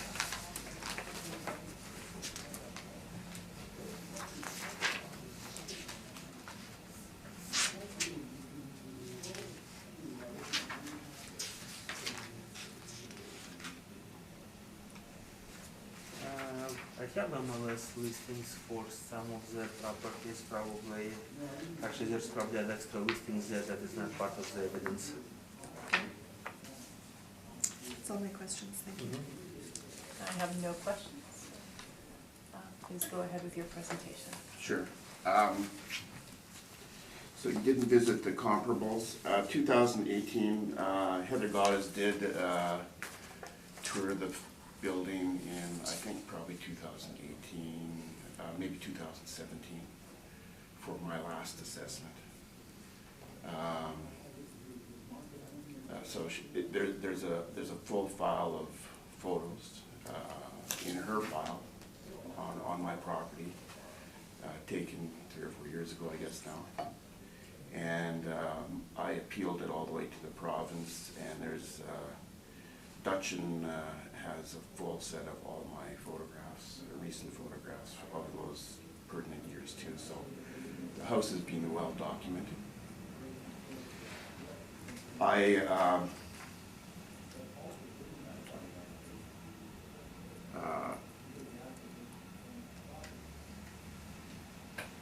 have the listings on my computer right now. 46 William Marshall Drive is probably in better shape than mine. I would say Bishop Lane is about the same. And I haven't had a chance to review this because I only got the list this morning. So my real estate agent just sent me all the info. And I would think that 11 Great Elm Cove is in better shape than mine. And 87 William Marshall Way is in way better shape than mine too. My concern here is the same concern we had 2 or 3 years ago when we appealed it to this body and then to the province, is that the comparables are not appropriate, generally speaking. The only one that's appropriate really is 50 Bishop's Lane. The other comparables are in one little area of the city around the corner from me. And it was, my real estate agent last time showed other comparables in the allowable area that were way more appropriate. I didn't do that research here because I didn't think it was necessary, but definitely if we have to appeal it, we'll go that route. But even considering the comparables, if you knock out the 2005 building, which isn't really comparable, and if you take the 1993, the comparable 1, 3, and 4, and average them out, that's probably the best comparable. And if you compare those, you're comparing $217.71 a square foot. It also, if you average the ages, the effective ages, then you're comparing 1985, the average age, effective age for those three, with mine, which is the effective age of 1985 too. So,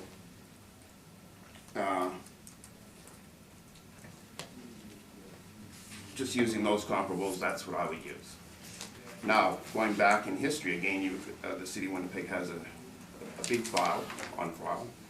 I just finished, this doesn't consider some of the other attributes or considerations that Dutchin's very familiar with. And that is, first of all, the house isn't on piles. All your comparables are on piles. So I have a spread footing foundation. It shifts around a lot, and it continues to cause cracks in my veneer. So over the last 2 or 3 years, I've had to have my synthetic stucco repaired and fixed and patched and repaired. And last time Heather got us allowed a $25,000 credit for that. It just got finished repairing about 2 weeks ago. So for this whole period of time, that $25,000 should be allowed for. In our argument with Dutchin, it was the pile foundations are worth about $50,000 in value at least. My real estate agent basically says it's very difficult to sell a house that's not on piles in Winnipeg because everything shifts around a heck of a lot, especially in this neighborhood. What the assessor's comps do show is exactly what my real estate agent indicated 3 or 4 years ago, is that the value of the housing in this neighborhood that's been previously built is actually going down in price. It's not going up, because you reach a certain point and they would sooner buy a different house and build new for the same house that you're paying for. So my last assessments, the prices went down. They went down from $620 to $590 to $573 in that order. And now looking at this, it's gone down even further, using just these as comparables. So I still have some EFIS problems. I have to get them back next year because there's another crack over the window, one of the windows, my daughter's window, and yeah, the house is shifting around. It's not on piles. So fair consideration, and I do repairs. I finished the ramp repairs. As you enter the building, it's a bridge to get into the building, and it was in serious condition. It cost me $10 grand to fix the ramp. Just that was last year, and in the rest of the house is, well, and half the roof has to be replaced on my house, and the whole roof of my garage has to be repaired. Plus the flashing is defective. So yeah, I have similar situation to the previous person, my neighbor down the street. That there's constant repairs and stuff like that. So if you throw out comp 2, which isn't appropriate, because all the comps except comp 4. Comp 4 is the most logical comp. The other 2 comps are new houses, and if you look at the photographs on MLS, they're significantly nice houses. They're better than my house on the inside. My house was built by a crappy builder, and it was very suspect right from the start. I've had to go and repair a lot of the structural elements in the building, and it's a fairly poor quality house considering the neighborhood, for instance. I'm an architect. This is what I do for a living. I make these determinations. In the basement renovation, for instance, we had a structurally reinforced a full wall, north wall, with steel reinforced, and I had to bring my structural engineer in and repair the whole wall. We replaced the whole floor because it was gone, and so I had to replace everything in the basement, including waterproofing all the inside of the basement from the inside with a chemical that impregnates the concrete, that seals the concrete from the inside. I had to replace or I added another sump pump. I've got 2 sump pumps now, and I had to replace, I added internal weeping towel in the basement to keep the water out there. There's a big,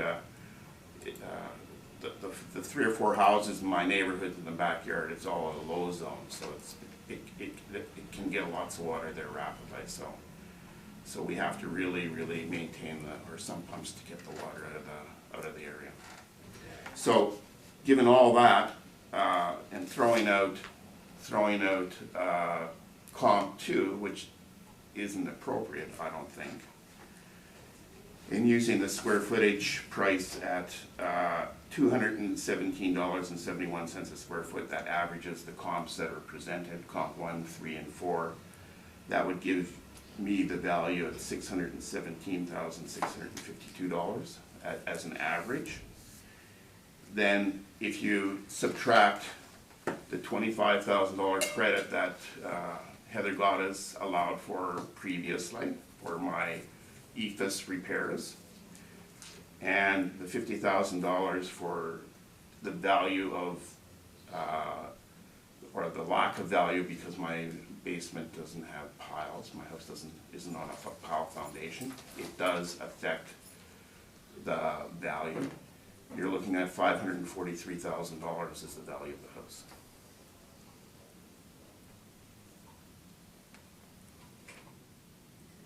Okay, thank you. Do you have questions? Stucco repairs you mentioned have been completed a couple of weeks ago, correct? Pardon me? The stucco work. They have to come back in spring and repair the crack, and there's a damage to the front of my garage that looks like somebody threw a rock at it. So they're coming back, and there's one more crack that they have to fix. But it was you did say they just finished it a few weeks ago, correct? That's right. And you're asking a $25,000 credit for that? Because Well, yeah, but April 1st, 2018, we're talking about, but that's the reference here. The house is under renovation at that it's a point. condition of your property today based on April 1st, 2018 market. No, the condition of my house, and the reference date is April 1st, 2018, is my understanding. The house is under renovations. It is the condition of your property today. time transferred back in. Well, April we can 1st, talk about that in 2 years from now, but no, the reference year is April 1st, 2018. The house was being renovated at that point in time. Well, it is the condition of your property today. So, condition of your property today, stucco has been just finished, correct? Well, there's still some repairs to be done in spring. Okay, your property still has in-ground swimming pool, correct? The pool was put in 2004. It's 14 years old. And your 15 years old. Oh, by the way, the pool is leaking, so I have to repair the leak. I have to renovate the pool, put in a new liner, find out where the leak is, so that's gonna be another 15 grand.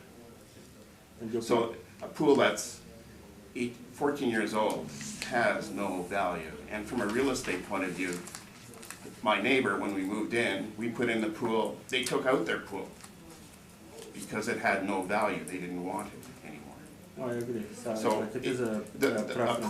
pool is valueless. It's only as valued as the person who looks at it and uses it. But you still have a swimming pool, correct? Yeah, a depreciated swimming pool that's damaged and needs repairs, yes. Okay. You mentioned the condition of the house. Could you please describe the condition of your house inside? What exactly is the level of, I guess, renovation or any updates to the interior of the house? I renovated,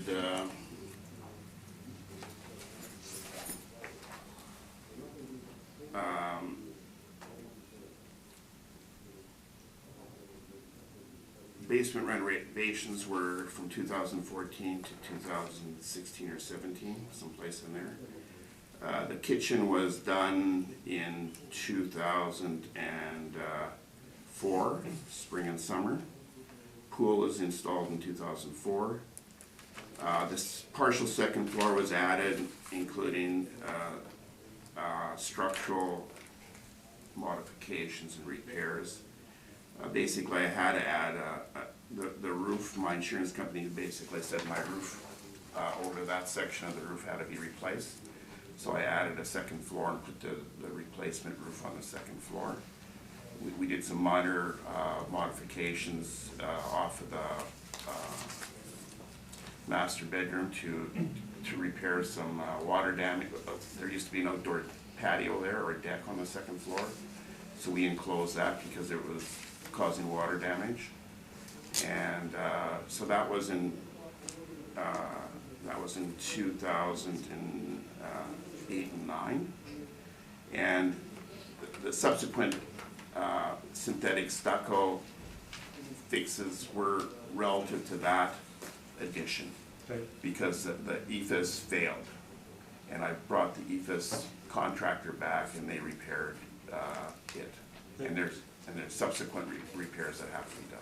So, to understand you correctly, I will just ask you a few more questions.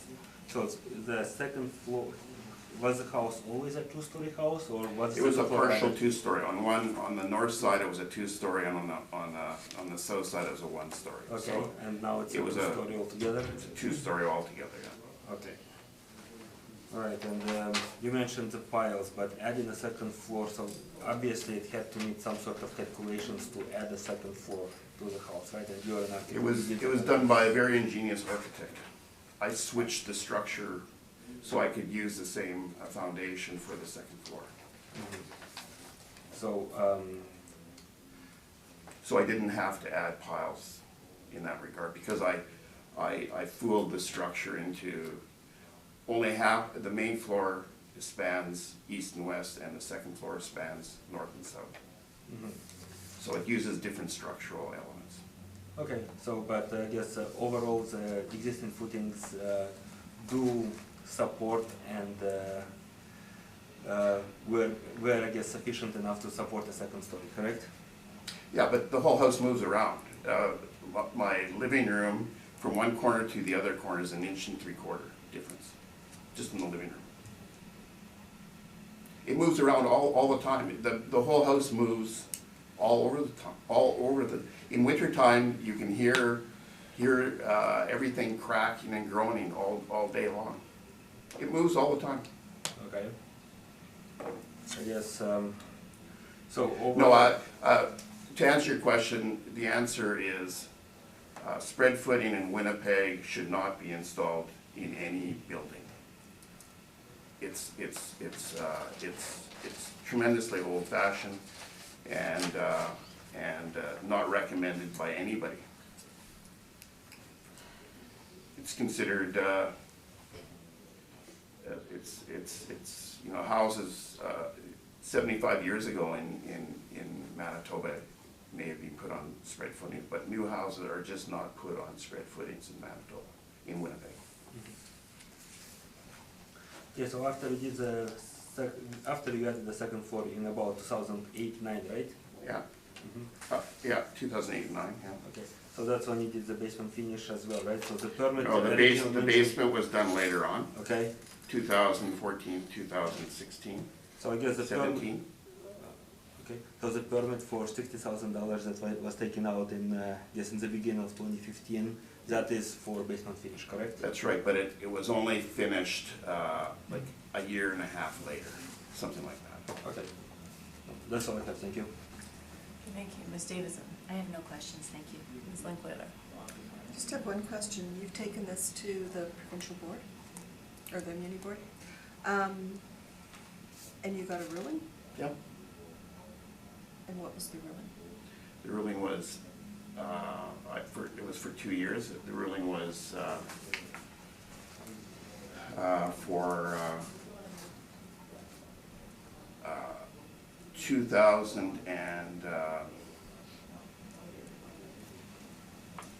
2016 and 17, 650,000, and 2018, 670,000. That was after final agreement, after negotiating with Dutchin. But we increased our value significantly. Our opinion was that the final year it should be at $600,000. So this assessment proves the point that my real estate agent said, is the housing prices are going down in the neighborhood. They're not Okay. going up. So 2018, you received $670,000 from the muni board for your assessment? Yeah. Okay. But now you're requesting, are you requesting 543? Yeah. Okay. That's all my questions. Yeah, I have no questions. Okay, thank you.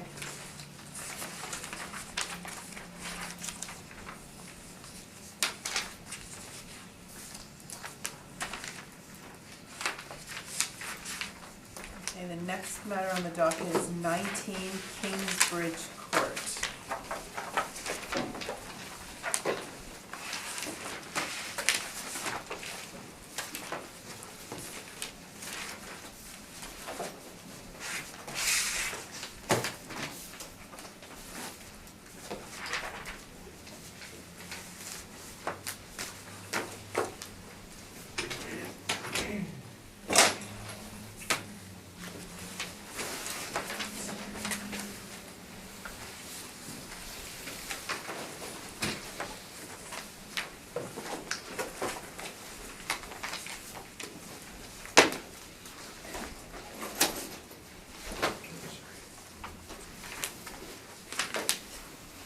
You have to swear on the Bible?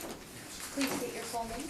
Charles Lynn Chapel. And do you swear the evidence you're about to present is the truth, the whole truth, and nothing but the truth to help you God? I do. Thank you. Please state your full name. Jeffrey Richard Fincher. Do you like swear on the Bible? Do you swear the evidence you're about to present is the truth, the whole truth, and nothing but the truth to help you God? I do. Thank you. And do you have any evidence you would like to share with the panel? Thank you. All right, please proceed. Subject property parcel ID 100063 358100, 19 Kingsbridge Court, Linden Woods neighborhood. Two-story single dwelling, 2002 year build and defective age. 2,390 square feet of living area, full basement and the basement finish, 2 full bathrooms, 2 half bathrooms and 2 showers. Central air conditioner, 1 fireplace, attached multi-car garage. Lot size 7,928 square feet. 2020 assessment road $726,000. Assessment per square foot $303.77. For the 4 comparables, the row in Linden Woods neighborhood, the row 2-story single dwelling. Effective age ranges from 1987 to 2002. Living area ranges from 2,179 square feet to 2,544 square feet. All have basement finish, all have full basements. All have fireplaces and central air conditioners. All have attached multi-car garages. Land size ranges from 5,958 square feet to 8,439 square feet. Land influences for comparable one only: bus road, external corner, and medium traffic. Time adjusted sale price ranges from $676,900 to $735,200. Time adjusted sale price ranges from $272.29 per square foot to $317.44 per square foot. Sold between April 1st, 2016 and April 1st, 2018. That's all I have. Thank you. Thank you very much. We have questions for the assessor. Just a few. Sir, did you inspect any of the comparables or the subject? I did not inspect subject. I did not inspect any of the comparables. And how did you come up with these comparables? And just to speed it up, I'll lead you into the question. You put certain parameters into the computer and it spit out the 5 subject comparables, is that correct? Including the subject. 4 subject comparables, Yeah. yes. And that's how you got your comparables, they're all in District 634 Linden Woods. Correct. And I suggest to you that comparable number 1 is the best comparable of those that you produced. Would you agree with that, sir?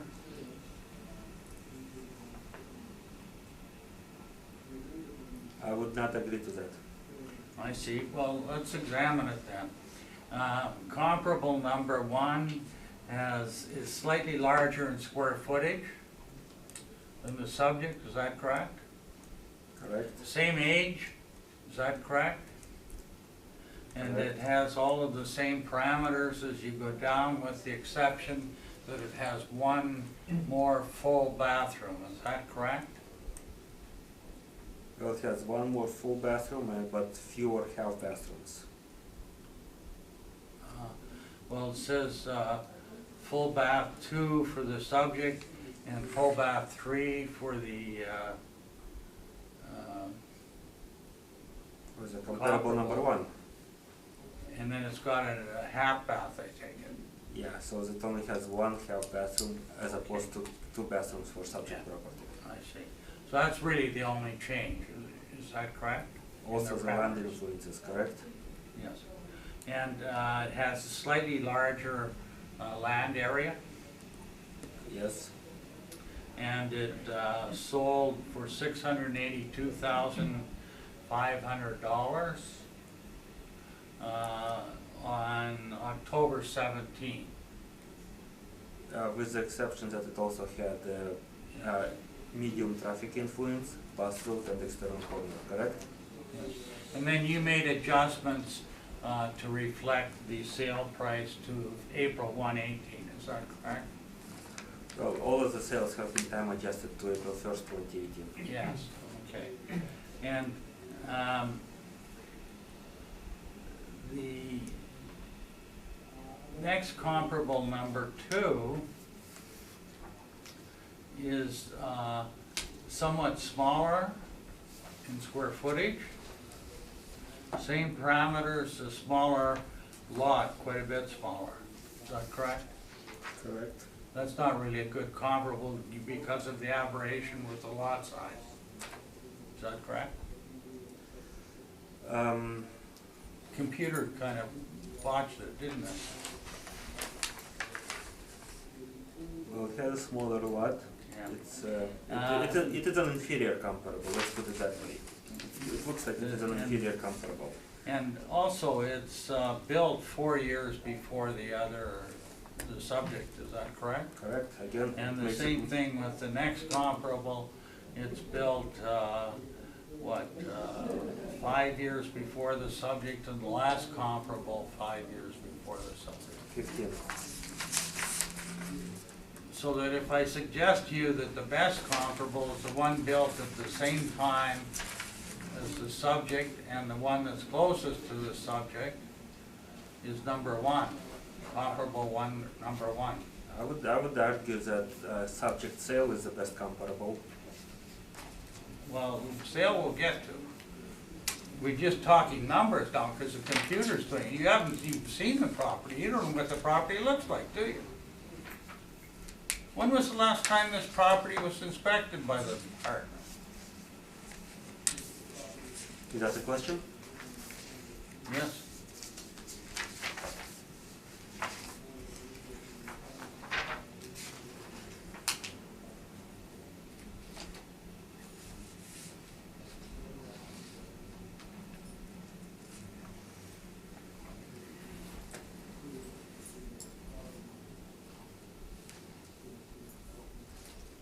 I don't have a record of inspection. If I suggest to you it was probably shortly after it was built, would that be most likely? I cannot answer the question. I don't have any records of the inspection. And how about comparable 1? Do you know when that was inspected? I don't have records for that. Or any other comparables? I don't have records for that.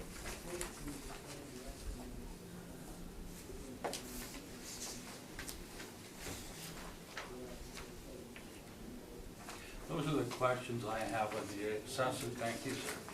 Thank you. Ms. Davidson? I just had a question on the comparables. Which comparable do you feel should be relied on the most out of the 1, 2, 3, 4? To be honest with you, this is a unique situation. Like all of the comparables are good comparables here. Comparable 1 is the same age. However, it has negative influences for the lot size, for the land influences.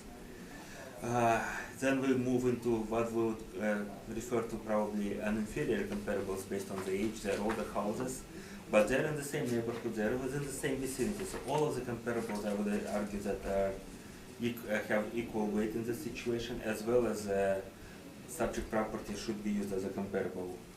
Okay, and I guess the different comps are in different phases since there's different years, right? But probably comp 4 is in a different phase than the subject property, like phase of development within the Linden Woods. Well, when we look at the subject property is located in the cul-de-sac location, and none of the comparables are in the cul-de-sac. So location of the subject property is superior within the neighborhood and more desirable location in the cul-de-sacs and the drive-through streets. Okay, thank you. And the other quick question I had is, on your records, what is the condition reported for like the interior exterior for your subject and your comps? Well, Not the inspection, just on your records. yeah. So what we have is an average condition for subject property.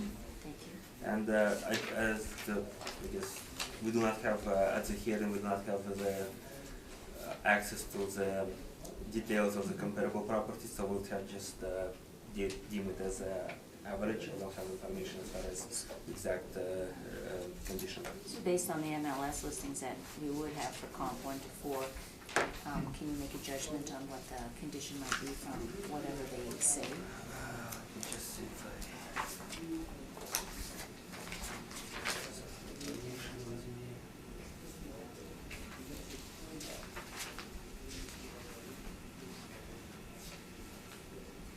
So for comparable, I guess I have comparable number 1 MLS listing here. Let me see. So it's the description is gorgeous Lindenwood home, 2-story, 2,544 square feet of total 4 bedroom, 3 grand 2-story foyer. Features hardwood floor, curved staircase, and fantastic main floor. Office featuring double workspace with granite desktop and built-ins. Open concept floor plan combines a spacious great room with gas fireplace, built-in entertainment unit, and a functional kitchen with granite counters, center island, and stainless appliances.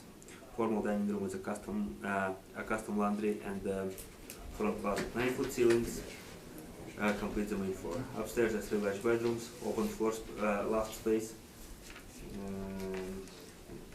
Master features large walk-in closet, huge ensuite, and jetted tub, oversized stand-up tile shower. Professional finished basement. Yeah, multi-tiered stamp concrete patio and basketball court with a gorgeous south-facing backyard. So is that considered average? I would say so, yeah. Okay, thank you. And just quickly, 2, 3, and 4, like, doesn't sound like they're rentals based on your effective age. Let me just take a quick look here.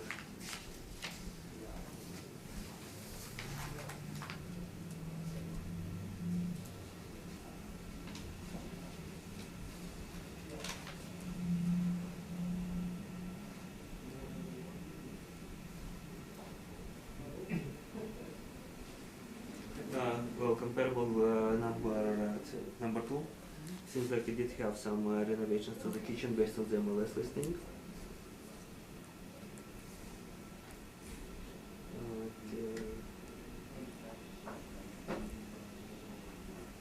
And in 2012, living room and dining room got new flooring.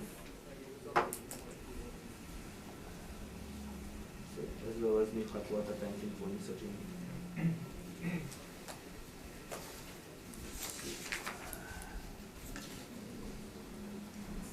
Comparable number 3, we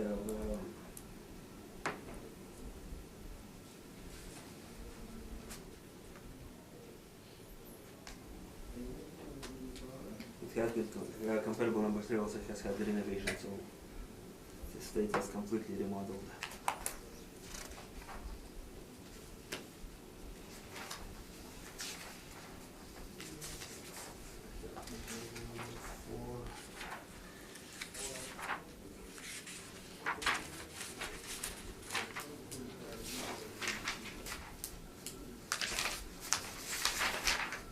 Doesn't look like we have listing for comparable number 4. Okay, thank you very much. That's all my questions, thank you. Ms. Monclair? I have no questions, thank you. Thank you. I have no questions. Please proceed with your Our presentation. position, Madam Chair, put very succinctly, is we desperately overpaid for this house. And we're seeking a reduction in assessment of $50,000. The assessment is proposed at $726, and we're requesting it be reduced by $50,000. That assessment would then provide a uniform rate of about $287 a square. 282. 282 a square foot, which is comparable to comparable number 2. Or comparable run, I'm sorry. The reason we're requesting it is,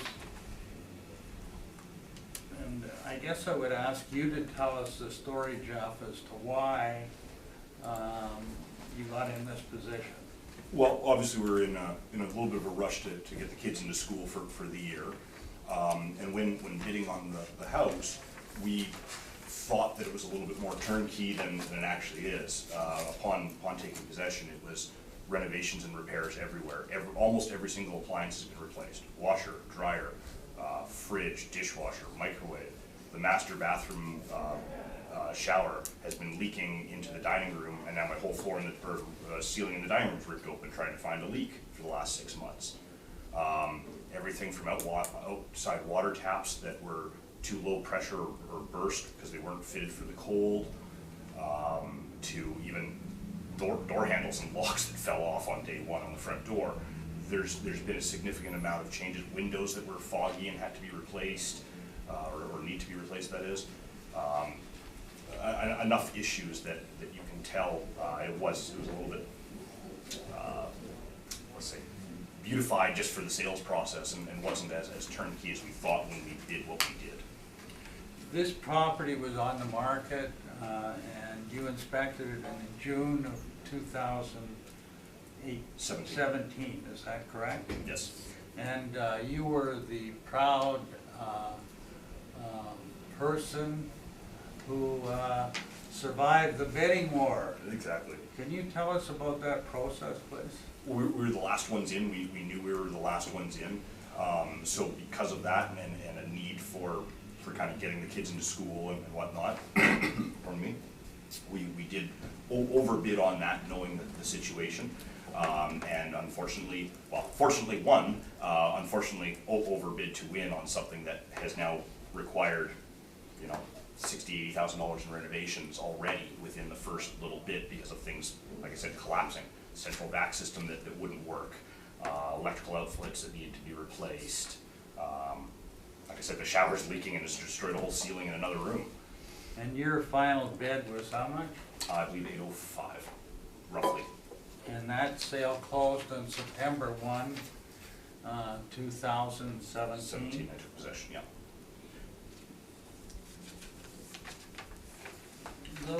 That's our evidence. It's pretty simple. And it was unfortunate because none of this information, the comparables, was never sent to me. I reached out twice in the last 10 business days, I believe since September 27th, requesting a meeting or some consult or whatnot. I am new to this. This is my first actual home purchase, and didn't receive anything back except for they were too busy to meet with me, or too busy even to go over the information was the response I received back.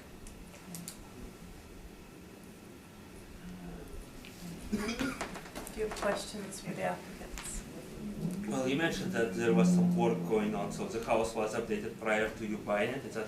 Well, no, I think it was kind of, you know, where there's nail pops in a wall, and if you repaint the wall, you don't see it. So it wasn't like a mass renovation, it was more of a, make it look pretty for the sale, none of this is going to last by the possession. So I didn't know that a shower that hadn't been used was leaking. Obviously, if they didn't use it 6 months before because it was leaking, you don't use it for 6 months, the wall dries, you don't know. And then I run the shower for my first month and my dining room ceiling collapses.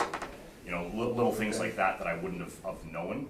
I don't believe it was like a renovation project before. Everything there was all the original appliances and taps and fixtures as far as I can tell. Okay, so basically, I guess you probably answered it already, but I just want to reiterate. So the shower that is leaking is not something they added recently, it's an original shower. Well, it's the original shower, yeah, it's, okay. it's leaking and it's destroyed kind of 2 rooms now.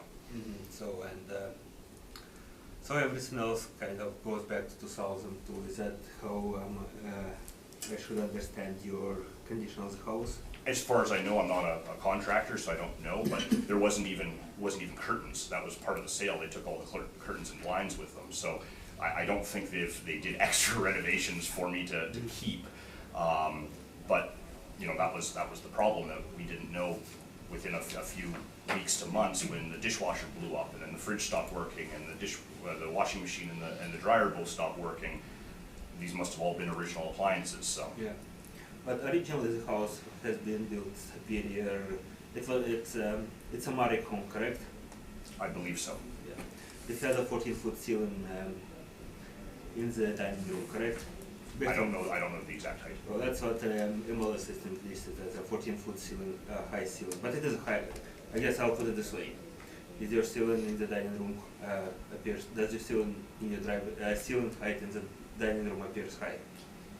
Yes and no. It's really weird. 75–80% of it is the normal height, and then one right in front of the windows goes up another 6–7 feet or so. So if that's what they count as 14 feet, okay. We're talking about an inch. Like, it's a weird, like, double the width of this table. That's the high part, and the rest of it's normal. So I have not measured it myself. I don't know if that's the 14 piece and the rest is 10 or what. Okay, but okay. So, and I guess I did read some of the previous listings for to answer the question from the panel member. So, based on the listings for your property has granite counters and the kitchen, correct? I believe so, yes. Mm-hmm. There's a cherry wood cabinet based on listing, correct? I believe so, that was all original. I did not put it in, so I don't know the exact materials. Okay. So, overall, like, if you probably read the listing before, I don't want to just read everything, but the listing advertised it as a kind of a house that is very custom built home. It was an original owner who was selling it. It lists a lot of things, like lots of features and so on and so forth. That's how it is described. Oh yeah, that's With what I would like, list it too if I was selling on an MLS, yeah. but make the most pretty listing, Yeah. name and all, So it's all the probably, great words. so I like it's probably like similar description as to what I already have read to answer the proper to the question of the panel number. Like it's a listing, right? It describes all the fancy features of the house, correct? Okay, no, I don't have any other questions. Thank you, Ms. Davidson. I just have one quick question. Is there additional work to be done, and if so, do you have an estimate on the price of it? There is, I don't have an estimate with all of it. Some of the foggy windows, I've had an estimate to have them replaced, a couple $1,000s, per window that's like that. Cracking it in the concrete from the driveway to the garage, I don't have a quote for that. The bathrooms, shower, no, we had a couple of people in, they don't know how it is. I've actually, as of last week, went back to Merrick to see if they know something, because I'm at a point where I've had 3 or 4 plumbers in and they don't know what's going on. They just keep on cutting bigger holes in my ceiling. So it's not pipes, if anything, it's the membrane of the shower. My understanding is a, $10,000, $20,000 repair to rip out tile and a membrane and put it all back in. So that's gonna be, unfortunately, extremely ugly. With things like no blinds and whatnot, I got a quote, or curtains, I got a quote for that, to do that, but that's gonna be, $10,000, so there's still a lot. All the appliances combined, fridges and all that, that was, gonna be $10,000. Round numbers, obviously, I don't have exact quotes in front of me, but a lot of the stuff we're kind of learning as we go, and I've not received a lot of quotes yet, only the things we've had to immediately fix. Taps that were leaking, doors, handles that fell off. Okay, thank you very much. That's all my questions. Thank you. Ms. Linklet. Yes, I'm just gonna redirect to the study. Okay. Arka, can you tell me why you didn't use the subject sale history in 2017 as your assessment number?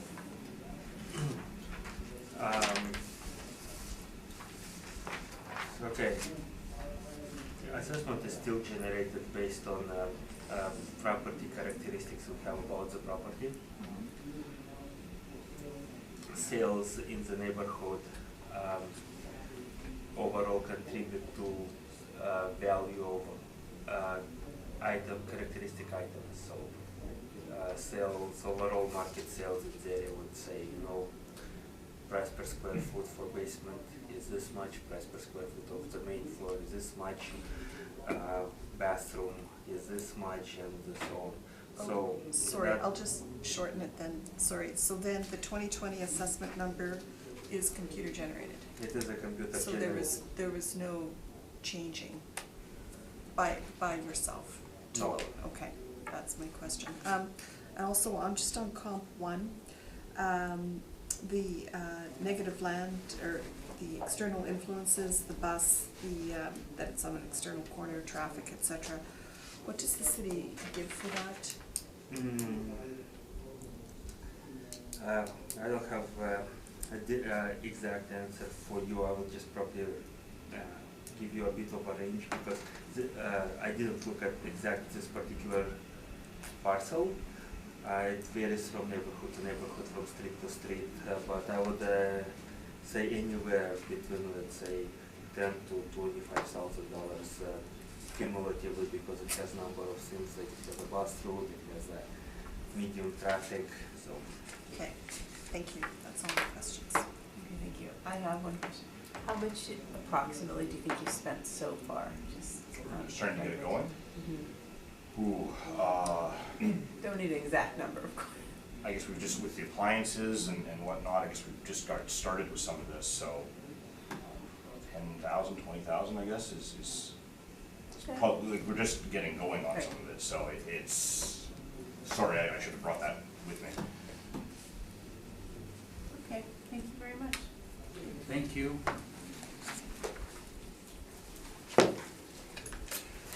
your time.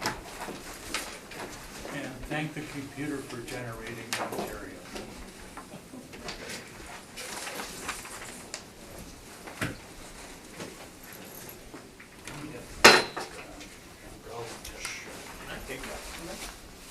Oh, yes. Thank you.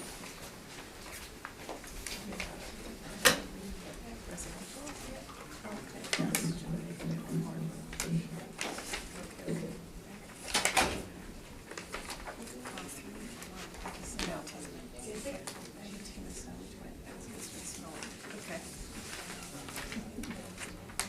You'll thank me for that.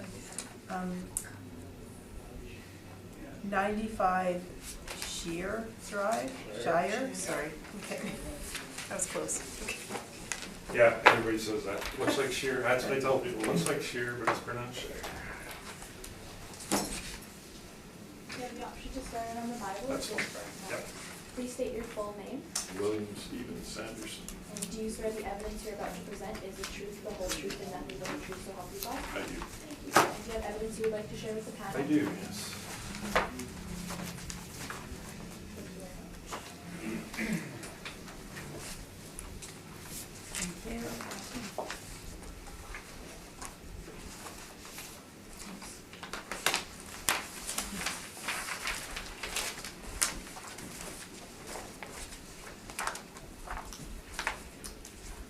Mr. Assessor, please proceed. Okay, subject property parcel ID 0100565120, 95 Shire Drive in West River West Park, one-story single dwelling, 1981 year build and effective age, 2,309 square feet, full basement and a basement finish, 3 full bathroom, 1 half bathroom and a shower, central air conditioner, 3 fireplaces, attached multi-car garage, 18,194 square feet full lot size, a scenic boiler adjacent as an influence, $750,000 assessment for 2020, and $324.82 assessment per square foot. Comparables are in the following neighborhoods: Vielu, South Boyne, Westwood, and Assiniboine Downs. They're all one-story single dwellings. Effective age ranges from 1973 to 2007. Living area ranges from 1,535 square feet to 2,208 square feet. Comparable 1 has a full part area basement, comparable 2 has a full basement, and comparable 3 and 4 have walkout basements. All have basement finishes. They all have fireplaces. Comparable 1 has 1 fireplace, comparable 2 has 2 fireplaces, comparable 3 1, and comparable 4 2. Okay. Comparable 2, 3, and 4 have attached multi-car garages. Comparable 1 has detached single-car garage and detached multi-car garage. Comparable 4 has an in-ground swimming pool. Lot size ranges from $14,199 to $23,435 square feet. Let's say dollars first. So yeah, 14,199 square feet. They all have land influence, which is a senior adjacent. Time adjusted sale price ranges from $553,200 to $1,272,1,600. Time adjusted sale price per square foot ranges from $342.01 to $576.36. All sales hold between April 1st, 2016 and April 1st, 2018. So I have, thank you. Thank you. Do you have questions for the assessor? I do. Comp 2 on South Boyne Drive, do you have the MLS listing for that? It has a walk, you don't have it listed with a walkout, but it has a walkout listing. I've got the MLS listing if you want to see it. I've seen the house, so.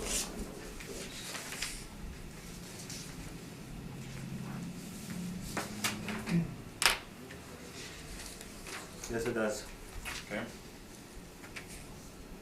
Comp number 4 is a newer raised bungalow, much Shepperton Mine has a walkout basement.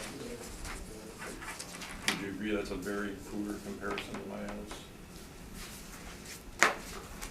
Well, it is probably, well, it isn't, it's newer. It's much newer, it's a raised bungalow, right? Great room, all the new finishes, new windows, new everything. Mine is a low ranch style bungalow, 38 years old. Doesn't have a walkout basement. It's a very poor comparison. So it's, I mean, yes, size-wise, it's very close to your property, and that's all. But other than that, yes, I would agree with you that it's in a different area altogether in the Assiniboine Downs, and also it's a newer house. Would you agree comparable homes should be similar in design, size, location, age, condition, and amenities? If possible, ideally, yes. Would you agree there are no recent sales that fit all or even most of those criteria to my house? I guess the comparable properties that have been provided probably are the closest ones available. Okay. So, comp number 1 on Dialoo. I'm assuming you didn't inspect that property? No, I did not. Okay, I did. It's been completely gutted and remodeled. It's like a new home inside. It's got new windows, new doors, new everything. Right?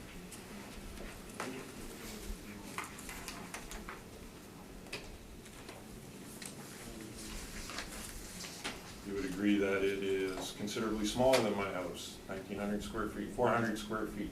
Probably, my house is probably 20% bigger than that house. We've already discussed economies of scale, right? That bigger houses cost less per square foot, all things being equal, same amenities, et cetera, correct? Well, bigger house, in most cases, not Yes, always. That's right. And again, right? So in this case, this house is much smaller, so per square foot it would be more. It's been gutted and completely redone inside. It's like a new house. Well, it has to be, like, I agree that per square foot it has to be, it would show up as more, which it does. Yeah. And I guess value-wise, it has to be, yours has to be higher than them, right? Total value-wise. Well, value-wise, except that that house has been completely remodeled. Yeah, and that has to be taken into consideration if that is the case. Okay. Comp number 2 on South Point. So my house is 50% bigger than that house. Would you agree with that? Well, not 50. 50. Not 50. It's My house is 50% bigger. What is half of 1,535? 700 and, let's say, 70 something. Add that to 15 something, you get to 2309. My house is 50% bigger than comp 2. For your house to be 50% bigger, that property has to be 1,550 square feet. No, you're comparing the wrong number. What is half of 1,535 the square foot of comp 2? 700 and change, right? Add 700 and change to 1,500, what do you get? My house is 50% bigger than that house. That house has a walkout basement. That house has, I can give you a whole laundry list of what it has. So it's on a street that's 1 block long. It ends at a park. So it's a dead-end street, ends at a park, no through traffic, right? My street. Wait, you have to ask questions. Oh, I'm sorry. Yeah, you're asking questions, Okay. I'm giving evidence. You're right, I apologize. Yeah, okay, I'll speak to that later then, all right.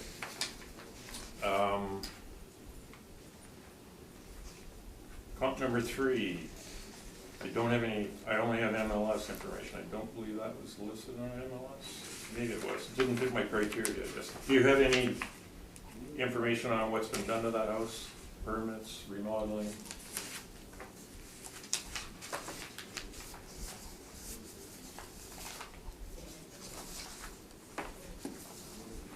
I don't have information on that.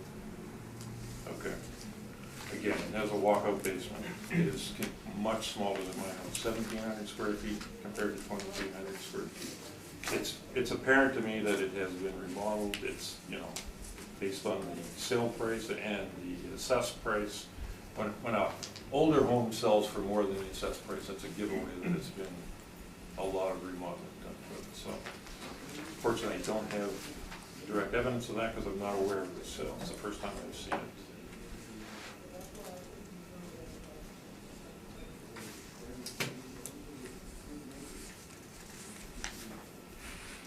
Would you agree that large, I'll say, houses over 2,000 square feet, older than 1990, on the river, generally sell for less than their assessed value? I do not have information to answer your question. Okay, fair enough. Those are my questions. Thank you. Ms. Davidson? I have no questions at this time, thank you. Ms. Linkletter? And I have no questions at this time. I have no questions either, so please proceed with your presentation. Okay, I'm going to talk about the comps first, I guess. So, as I said, comparable number one, 3095 DLU is completely remodeled, as they say. It's much smaller than my house, so on a per square foot basis, it would sell, it would be higher. It is on the very end of DLU. I don't know if you're familiar with DLU, so it ends at Assembly Park. It's about 4 houses from it, 4 or 5 houses. You walk onto the path that goes into Assembly Parkway, they call it. It is surrounded, that's not exactly true, all the houses east of it and all the houses, it's like that little end of the street that's been built, it's all newer. So all the houses east of it, all the houses on the other side of the street are 50 years newer. They're more expensive. The houses on the, not on the river, some of them are assessed higher than this house. So all the houses and the area around it make this house worth, you know, more than it might in a different area, say on my street. So the property was not on MLS, so it's hard to, you know, other than I went and looked at it. So I've seen the property, and that's how I know what's been done to it. It's a much more central location. It's right, that's why it's in my park. I'm almost at the perimeter, so it's just a more desirable location. It's closer to amenities downtown, etc. And it's close to the Assembly Park. It's 400 square smaller. And my property is, I'm about 400 or 500 yards from the perimeter highway, and I'm east of the perimeter highway, which means the prevailing west wind blows towards me, which means traffic noise is a big problem in our area, River West Park in general, and being on the river in particular, because the sound, I don't know if you're familiar with it, I've lived on the water my whole life, sound carries, it actually amplifies sound. So the traffic noise from the perimeter is an issue in my area. And that's one of the reasons, I believe anyway, that houses on my street, especially at the west end where I am, you can't, you know, on Shire, there's one more house and then it turns north, so you can't almost get any closer to the Assiniboine and beyond Shire Drive than I am. South Boyne, how did I know you were going to use South Boyne? So South Boyne is, I'm just going to flat out say it's an outlier. These people paid too much for this house. There's no older bungalow that sold, that I found anywhere that sold for that much per square foot. New raised bungalows that I looked at sold for an average of, so without a walkout basement, $327 a square foot. This house sold for $355 a square foot. So you could buy a post-2005 raised bungalow, great room, all the amenities for less per square foot than this house sold for. There are some reasons, I can see why. Again, it's on a street that's 1 block long. I don't know if you're familiar with South Point. South Point goes along the river, ends at Berkeley. You go up a few houses, and there's one more block, and then ends at a park. So it's on this 1 block. So it's 1 block long, ends at a park, dead end, no through traffic. So, and again, steps from a park. It's a very desirable location. It has a walkout basement. Yes, I'm sorry, it has a walkout basement, it does. My house is 50% bigger than that. It has, the lot is much bigger than mine, 30% bigger, 23,000 square feet than mine. It's got a rooftop patio, it's got a balcony, it's got a covered patio, the house is newer cedar shapes, it's got a sauna. My property has none of these things. And I would just say, and I do have some comparisons if you want, South Boyne riverfront properties just generally sell for more than Shire Drive riverfront properties. Price per square foot, they sell higher. So the area is a big issue, I suppose, as to why this house sold for more. And if you want, I can give you comparables, I don't know if you want them, you can look at 6303 South Boyne and 6411 South Boyne. They both sold for $262 a square foot. 103 Shire, which is 4 doors, 2 doors for me, sold for $136 a square foot. 91 Shire, these are houses on the river. 91 Shire, which is right beside me, sold for $182 a square foot. 71 Shire, which is about 5 doors away, sold for $236 a square foot. I'm going to say South Boyne is so far out there, so much different than my house that you can't even use it as a comparable. And I'm going to say it's an outlier. It just, those people paid too much for that house. Okay, I think you've made your point about the South Boyne property. Okay. I'm going to simply say comp 4 is not even relevant. I'm not going to talk any more about it other than what we've said. Comp 3, as I say, I don't know a lot about it. It's obviously been completely remodeled. It has a walkout basement. It's much smaller than my house. So again, it's just a very poor comparable. None of these houses are the same size. None of these houses are in my neighborhood. They're not on my street. They have walkout basements. I mean, they're very poor comparables. Or they've been completely remodeled. So again, I would say comparable homes should be similar in design, size, location, age, condition, and amenities. There are no recent sales that fit all or even most of these criteria to compare to 95 Shire. Any comparison of recent sales are going to require significant adjustments to account for their differences. Some of them are so different they shouldn't be used as comparisons. I've done 5 separate analyses comparing the recent home sales in 95 Shire Drive and trying to make adjustments. I used only homes listed on MLS so that current detailed information was available about the properties. Based on an average of these analysis, my recommended 2020 assessment value for 95 Shire Drive, which is Exhibit 2, is $611,816. So that's an average of those 5 analyses. Unfortunately, the best comparable home I have is 79 Elmville Crescent, but it's currently for sale, so you're saying you don't want to hear about that, right? We can't look at and Okay, fair enough. post April 1st, 2018. 103 Shire Drive, 2 doors away from it. It is adjacent to Karen Park, so it's on the park. The park wraps around behind it, and then the river is on the other side. So it's basically on the park and on the river. It has an unobstructed view and access to the river. This house is 4,770 square feet, so it's more than twice the size of my house. This property was sold in 2008. I don't know what price. I'm going to say about that. So prior to that sale, that house used to be assessed higher than my house. And there's been nothing significant done to either. I know they've done some things, they've done windows and whatever, but I'll just say nothing significant done to either house. So that house sold again in 2014 for $650,000. The current assessment on that house is $656,000, which looks reasonable based on the actual sales of the house. Right? So the current assessment of And my again, house. we can't look at assessments of other properties, just. Yeah, I'm not. This house sold, right? Yeah, so we Okay. can just look at the. So all I'm saying is it's assessed based on what it was sold. So my house is now assessed almost $100,000 higher than that house. It used to be assessed less than that house.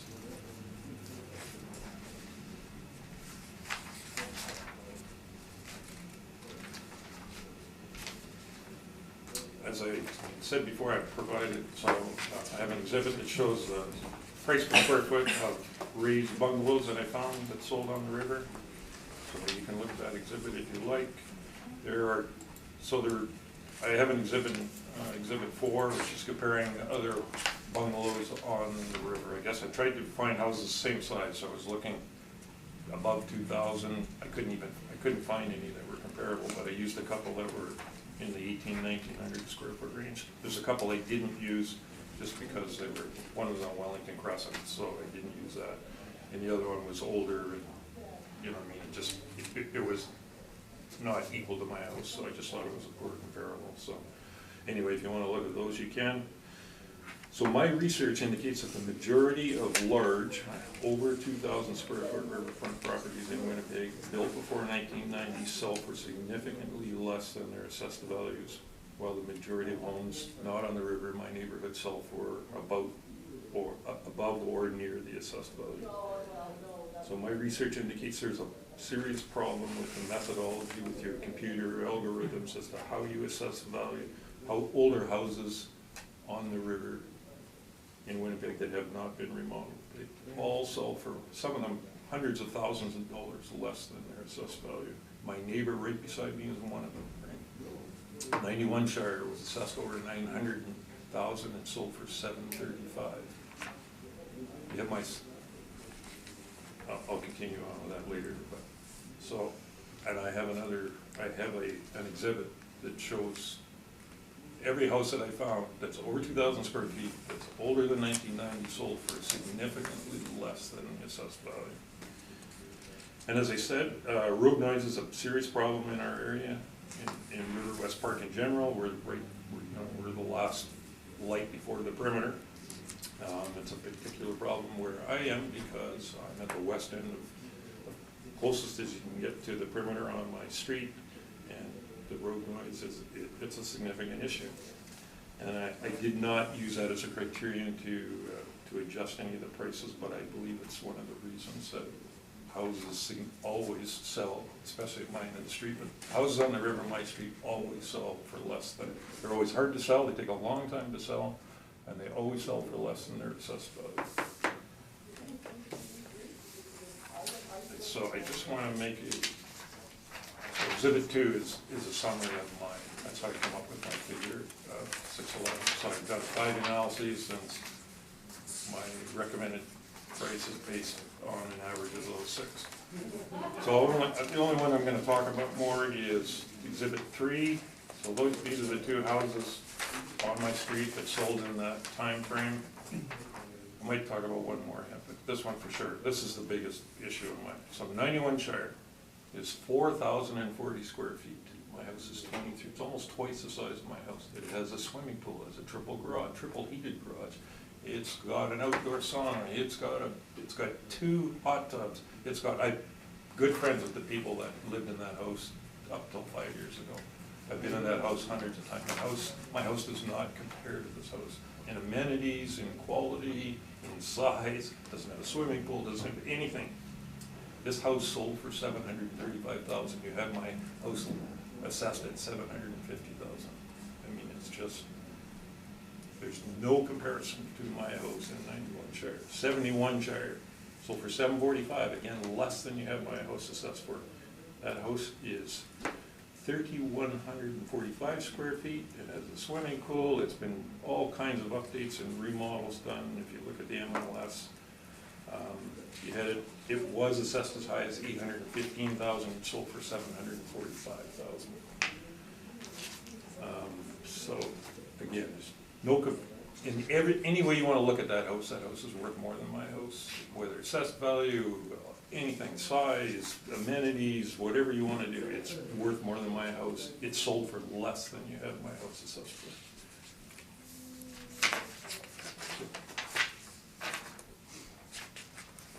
So I don't know if these 2 fit in 18 Paradise and 30 Paradise. I don't know the time frame that they sold. Could be after 2018. Is there any way to determine that, or? I don't have years. Exhibit 5 is, so I'm not sure what the years are that it sold, because it was an ML list up till 2000, probably up to current, I think is what it got. So it's possible it sold after. So then we can't look at it. But I don't know the dates. Yeah, but then we don't know either. Okay. All right, fair enough.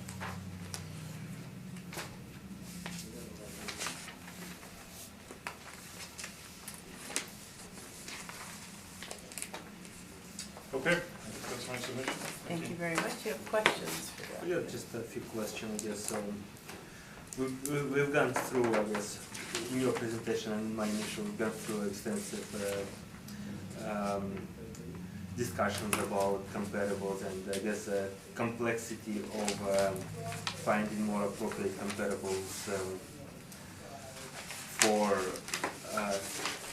riverlot properties in, I guess, in the area of Ridgedale or River West Park. We've been like, so you would agree that with me that finding I guess very close comparable to subject property, which is your property, is at this point in the marketplace is complicated due to the lack of sales that are similar, very similar to your property. Would you agree with that? That's the question. It's hard to find comparables. Yes, I would agree with that. Yeah.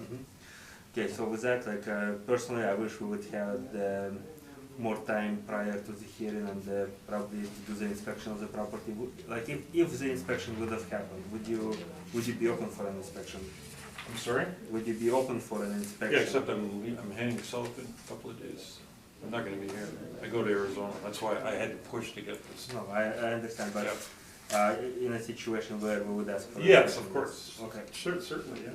And there's nothing exceptional about my house. It's, you know, it's pretty original. Original windows, original doors. It's an oak house, you know, everything's oak in it. You get oak kitchen cabinets, you know, it's okay, so original. So you purchased it in 2004, and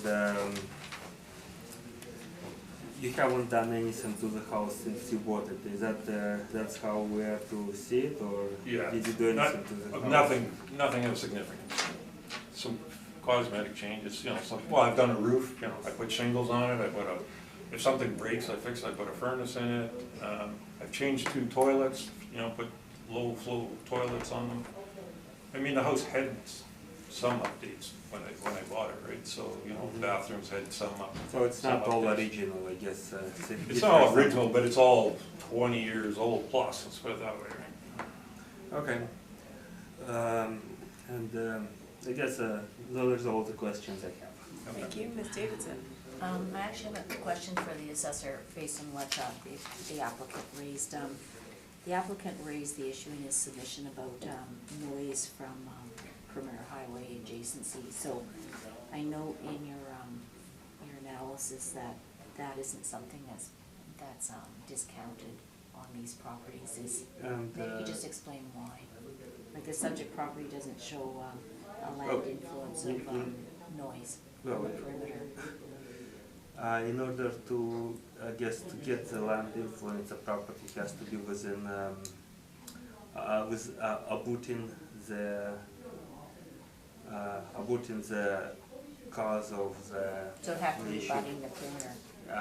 For the most part, or be somewhat probably in a closer range in some cases, but what we have here based on the map provided and the problem is we have quite a bit of distance from the perimeter itself. There is number of houses prior to the perimeter directly west of the subject property. There is treed forest, so I don't think it would qualify for any kind of characteristics of influence other than what it has that's in one adjacent, right? Okay, thank you very much.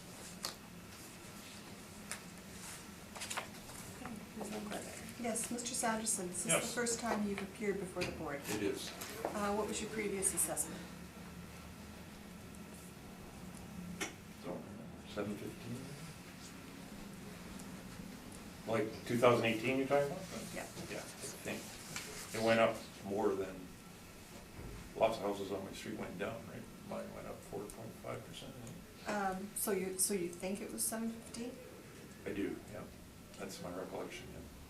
I can probably tell you if you want. I'll have it here. Okay, so you were not happy then, I'm assuming, with 715? I'm sorry? Were you No. happy at 715? I was not. I've called, this is the first time I've been to the board, but virtually every time I get a new assessment, I'm on the phone talking to them, trying to tell them that it's too high, and sometimes they put it down a little bit. Okay. Because, I don't know why, but my house, I would say 8 times out of 10 gets a higher assessment percentage wise than the houses around me, and so that's all I ever asked for, is I say, look, everybody else's house went up 5%, can't you put mine up 5% instead of 10%? So, just to let you know, and I don't know if you're aware, that instead of, if you call the city, but you can also go to the community meetings Right, instead of having to come to the board. okay. So, Yeah, I wasn't even aware that you could do this, right? Yeah. My neighbor went and told me about it, I said, well, okay. what's really shocked me about the value of my house is the houses right beside me selling it, taking years to sell, and selling houses that I know are worth more than my house, or selling less than my house is assessed for. So that's what's really twigged me, that I probably didn't think my assessment was that far out, but now after the houses that are selling me around me, I believe that it is, right? Okay, thank you. Thank you very much. Okay, we are going to take a break now. Come back.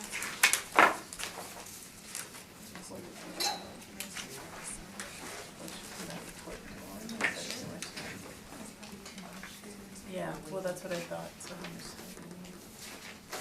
I just want to grab some. 20 minutes? I think 15 minutes? We're going to take a 15-minute recess. All right, the next matter on the docket is 70 Musgrove Street.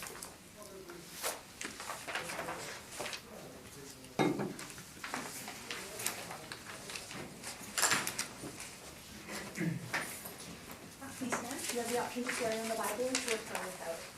Which would you prefer? Sir? Please state your full name. Christine Gosselin. And do you swear the evidence you're about to present is the truth, the whole truth, and nothing but the truth? So help you God? Yes. Perfect. And do you have any evidence you would like to share with the panel today? Yes.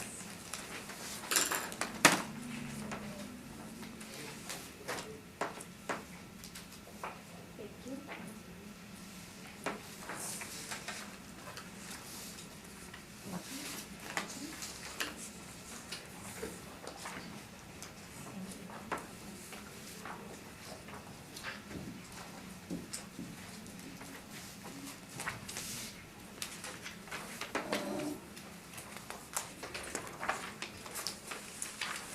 All right, please proceed with your presentation. Subject property, parcel ID 01-005-6691-00, 70 Musgrove Street, River West Park, 1-story single dwelling, 1976 year built, 1991 effective age, 2,372 square feet for living area, full basement and a basement finish, 1 full bathroom, 2 half bathrooms, 1 shower, central air, fireplace. Attached multi-car garage, 6,849 square feet for lot size. 2020 assessment roll, $522,000. Assessment per square foot, $220.07. Excuse me. All of the comparables are in the West Park, River West Park neighborhood. Building type ranges between 4-level splits to 2-story. Year build ranges from 1974 to 1976. Living area ranges from 2,148 square feet to 2,384 square feet. All have full basements, all have basement finish, all have central air conditioners. Comparable 1 has 3 fireplaces, comparable 2 has 0 fireplaces, comparable 3 and 4 have 1 fireplace. All have attached multi-car garages, comparable 3 also has an in-ground pool. Assessed lot size ranges from 6,334 square feet to 8,142 square feet. Comparable 1, land influence, external corner. Comparable 2, light traffic. Comparable 3, light traffic in the park. And comparable 4, light traffic. Time adjusted sale price ranges from $400,000 to $561,100. Time adjusted sale price per square foot ranges from $181.25 to $235.36. Post-reference sale through MLS of subject property describes it as an incredibly built mains home with full of upgrades. Fabulously renovated eat-in kitchen. All bathrooms have been renovated. New carpet, new shingles, to mention just a few items out of the listing. That's all I have. Thank you. I think you do have questions for the assessor. Okay. Ms. Davidson. I have no questions at this time, thank you. Excuse me, Ms. Linklater.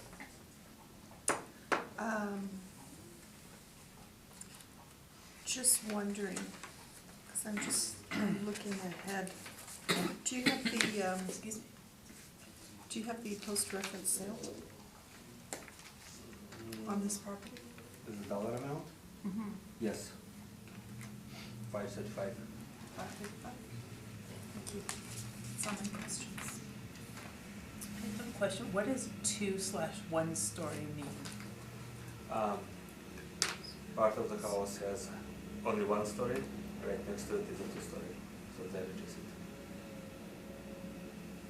Okay.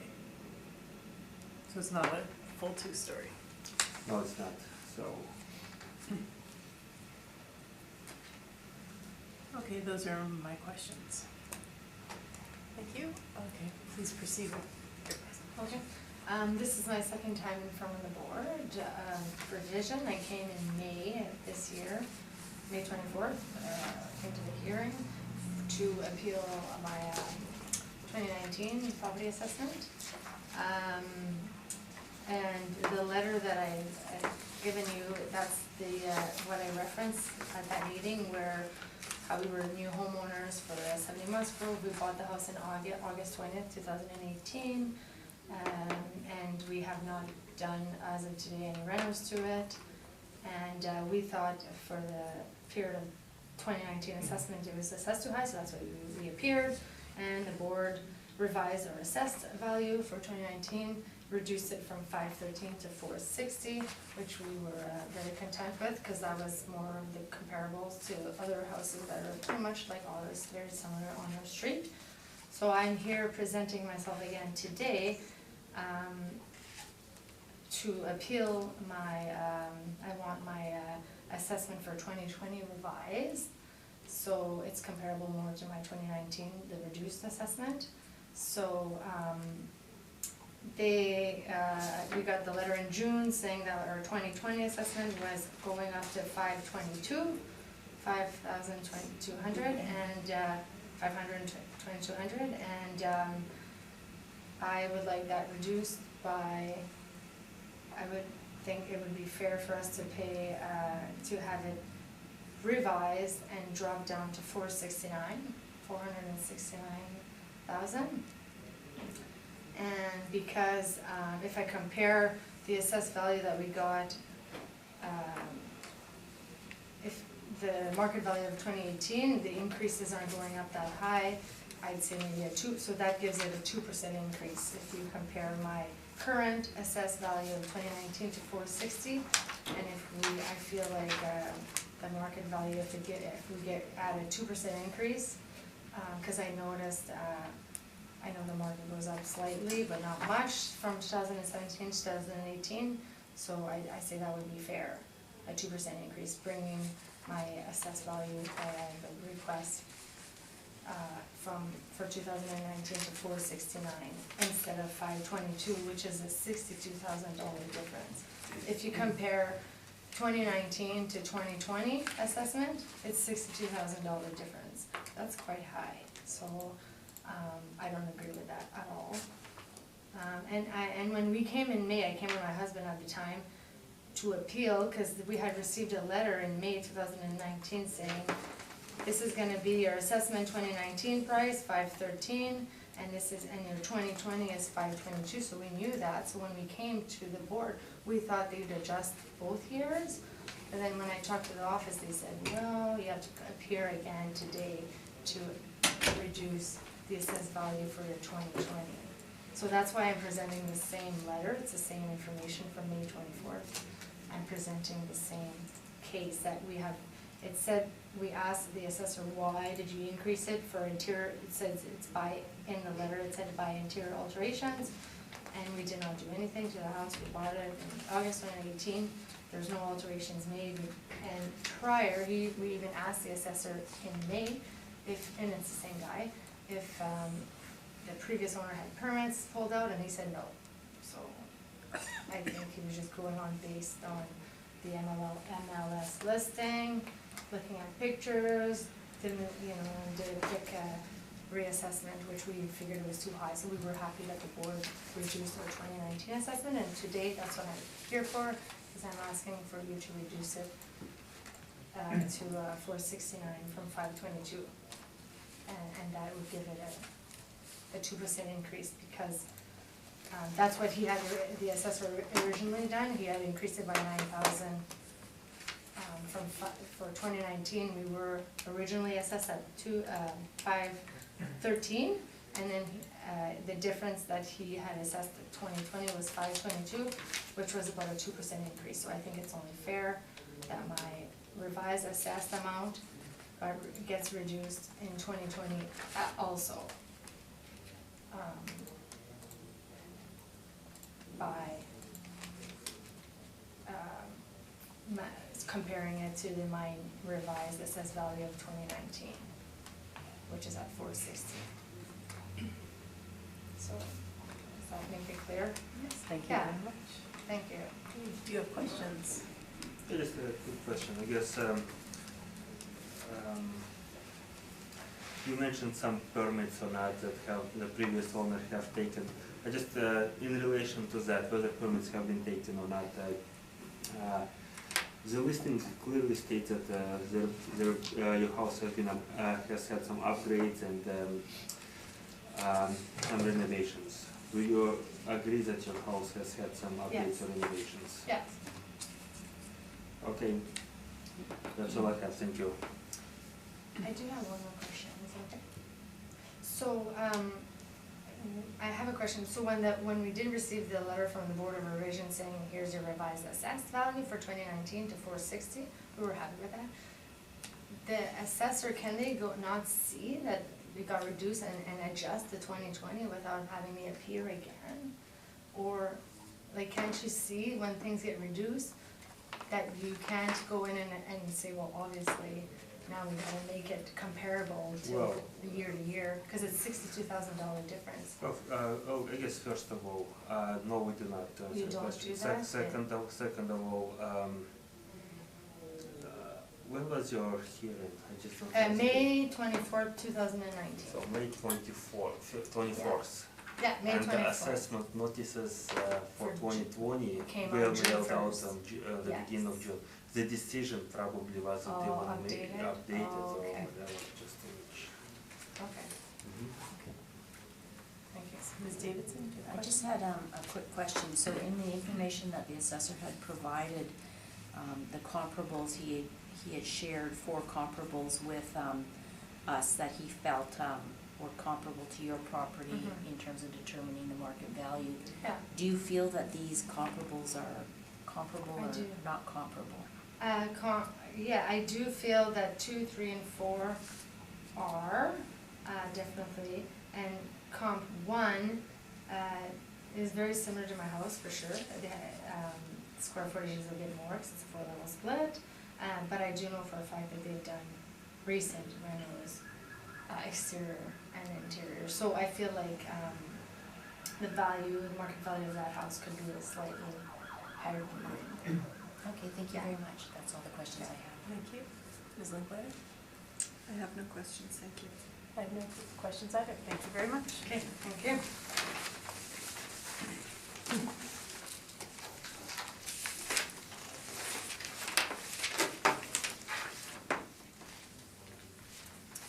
Next matter is 927 LeMay Avenue.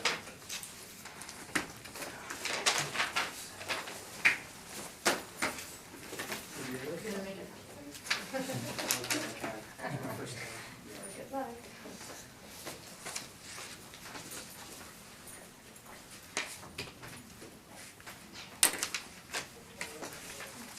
You have the option to swear in the Bible or to affirm without it. I'll take it out. Please place your hand and state your full name.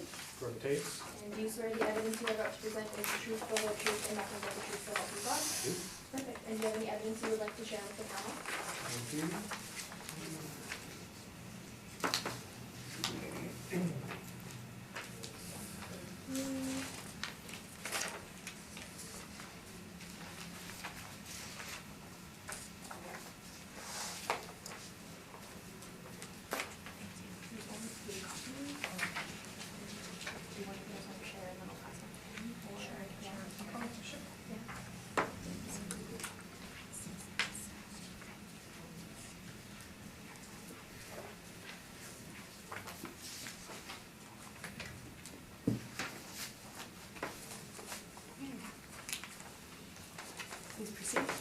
Subject property was a parcel ID 0305 29000 927 Limay Avenue in St. Norbert. One-story single dwelling, 1961 year built and effective age. 997 square feet of living area, full basement and a basement finish. One full bathroom, one half bathroom, one shower, central air conditioner, one fireplace. Detached multi-car garage, 7,970 square feet for lot size. Land influences a bus route and the light traffic. 2020 assessment, $290,000. Assessment per square foot, $290.87. All of the comparables are in St. Norbert area. They are one-story single dwelling. Effective age ranges from 1961 to 1983. Living area ranges from 924 square feet to 1,186 square feet. Comparable one does not have basement finish. All other comparables have basement finish. They'll have similar amount of bathrooms with the subject property, and comparable 4 have an additional shower stall. Comparable 1 and 3 have central air conditioner. Comparable 2 and 4 do not have central air conditioners. Only subject property has a fireplace. Detached single car garage is comparable 1 having a detached single car garage. Comparable and detached multi-car garage. Comparable 2 has no garages, and comparable 3 and 4 have detached multi-car garages. Lot sizes ranges from 4,999 square feet to 10,526 square feet. Comparable 2 has external corner land influence. Comparable 3 bus route and the light traffic. Comparable 4 bus route and the medium traffic. Time adjusted sale price ranges from $240,000 to $289,200. Time adjusted sale price per square foot ranges from $206.54 to $289.83. Okay, all the properties have sold between April 1st, 2016 to April 1st, 2018. That's all I have. Thank you. Thank you. Do you have questions for the assessor? Yes. Was the value of, or the assessed value of 290 determined automatically again, or was that by you or someone else? It's automatic. It's a computer generated value. And is it based wholly on the 4 comparators, or only partly, more weighted towards this? It's based on way more than 4 comparables. It's based on all of this. Like the way computer goes for the presentation purposes we're doing 4, but when it's done based on the regression model, it takes into account all of the cells. Okay. Any reason why the assessed value is higher than all 4 of these? Well, for this presentation, I tried to pick properties that have negative influences, such as this traffic and bus route to match the subject property. I guess when computer looked at it, they may have looked at more sales and had a slightly different overall value than those 4 comparables have. And like these 4 comparables are different from the 4 I got in April or May. So I didn't really have a chance to look into them. Is that normal?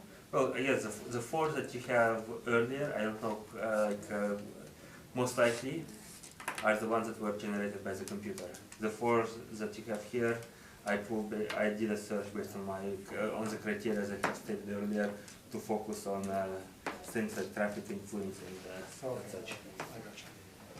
All right. Okay, I think that's it for now. Thank you. Ms. Davis? I have no questions at this time, thank you. Ms. Lincoln? Yes, you didn't have a chance to inspect the property? No, I did not have a chance to. Do you know the last time the property was inspected? Let's see. I don't have a record of inspection of the property. Do you have the MLS listing from the sale in 2015?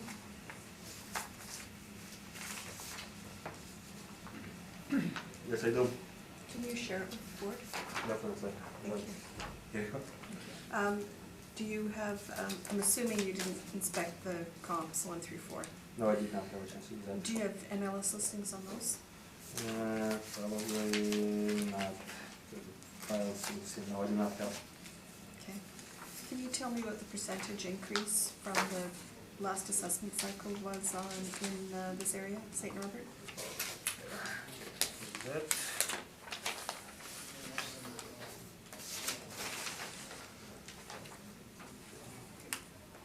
4.21%. I'm sorry, I didn't. 4.21.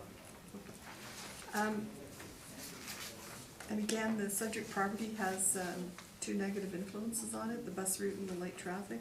Correct. I know I'd asked this previously, but do you have any idea how much that'll be, that the city would look at reducing? Normally, as I said, it varies, but again, I'll give you probably the same range. I said like $10,000 to $25,000. Okay. Thank you, that's all my questions. I have no questions, so please proceed with your presentation. Thank you for filling the gap in my questioning. I missed that inspection one. Which is actually an important point that I guess I'll get to after the main event. So the proposed market value of, it was originally 305 and knocked down to 290. I'm recommending a further decrease, or requesting a further decrease.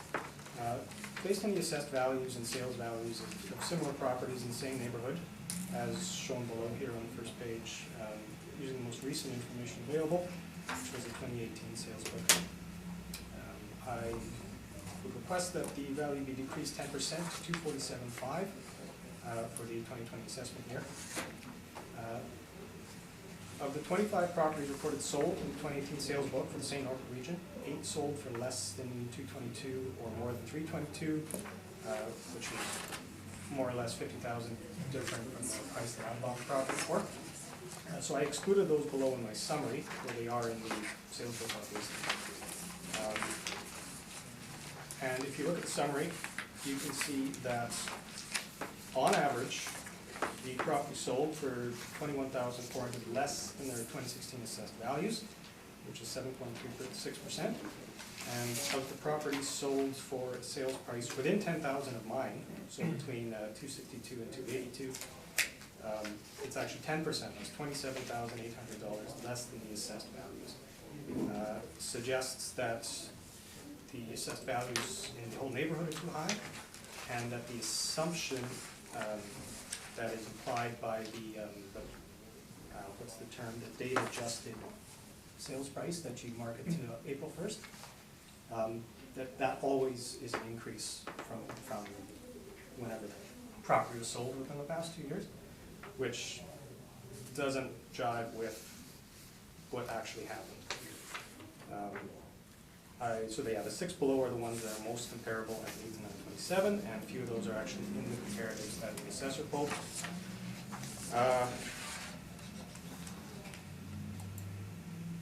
Which also confirms my suspicion that I might have paid a little bit too much. I didn't argue the point 2 years ago, because I just bought it and figured I had no real basis for suggesting that it would be different from what I paid for it. But now I believe there was an overpayment there. Going back to the point of not having been inspected in a while. Nothing has been done to that house other than the installation of central air 3 years ago, since the 1980s. Cabinets, appliances, walls, everything is 1980s or earlier, or original. With the exception of the washer and dryer, which are probably in the 90s sometime. The garage, single detached is negative value because the foundation is cracked, it doesn't drain. I can't even use the side door in the winter because it freezes up with the snow and ice buildup. And the roof is at least 20 years old, probably 80s as well. I didn't look too much into that when I bought it because I wasn't expecting to keep it very long.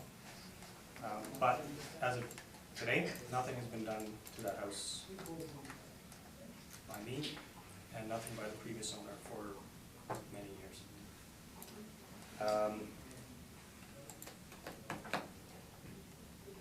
directly relating to the comparatives, that's the old one, sorry. Even the comparatives that were pulled have sales prices between $240 and $260, not $290 like mine. And they are either larger or newer houses with multiple garages in some cases. The one thing that my house has that others don't have is a fireplace. Technically that's true. I'm not allowed to use it because the chimney is broken and my insurance won't cover me. That is actually included in the MLS listing. I was aware of it when I bought the place. But again, it kind of has negative value. So yeah, the overall market and the state of the house are my two main points, and that is the crux of my argument. Thank you very much. Mr. Assessor, do you have questions? Yes, is this property owner occupied? Pardon? Is this property owner occupied or is it a rental property? I occupy it. Okay. Okay, so, you haven't done anything to the house as you have stated, correct? Correct. And when you mentioned that the door doesn't close, is that in the garage, right? Or was it in the house? That's the garage. That's the garage. Okay, and the house doesn't have any kind of problems like that, right? The house has no major problems, it's just that's all. Okay, that's all, thank you. Thank you, Ms. Davidson. Just a quick question to confirm. So originally your assessment was 305 for 2020, and at the preview period or the program, it was reduced to 290? Correct. Okay, so did they indicate why it was reduced? Why they reduced it for you, based on something you brought, obviously? I brought them essentially the same information that I Okay. brought today. Okay. I requested it did the same reduction. To the 247.5? To 247.5. Okay. And I might have accepted a reasonable counter offer, but I'm here today because I think 290, an increase in general is just not reasonable. Okay, thank you very much. Ms. Linklater. Yes, what was your 2018 assessment? Because I think you gave us in your Yeah, it's package too. 275. That was your 2016. Yes. Or, sorry, can you repeat the question? Sorry, do you have a 2018 number for your assessment?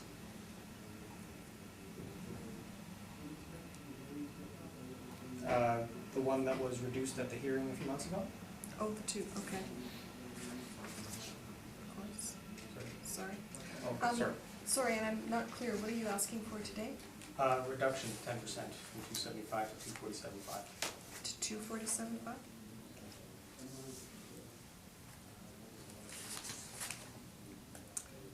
Okay, that's all my questions. I have no questions. Thank you very much.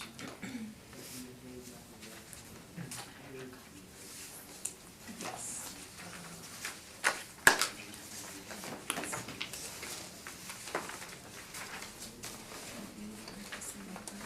I do want to make sure that can order.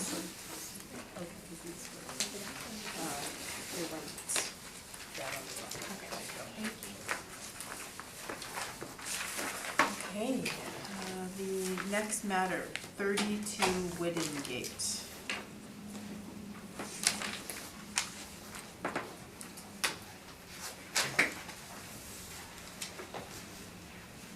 that the option to swear in the Bible or do please state your full name?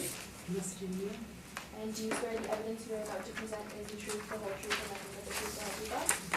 Perfect. And do you have evidence you would like to share Yes. with the panel? Okay, thank you.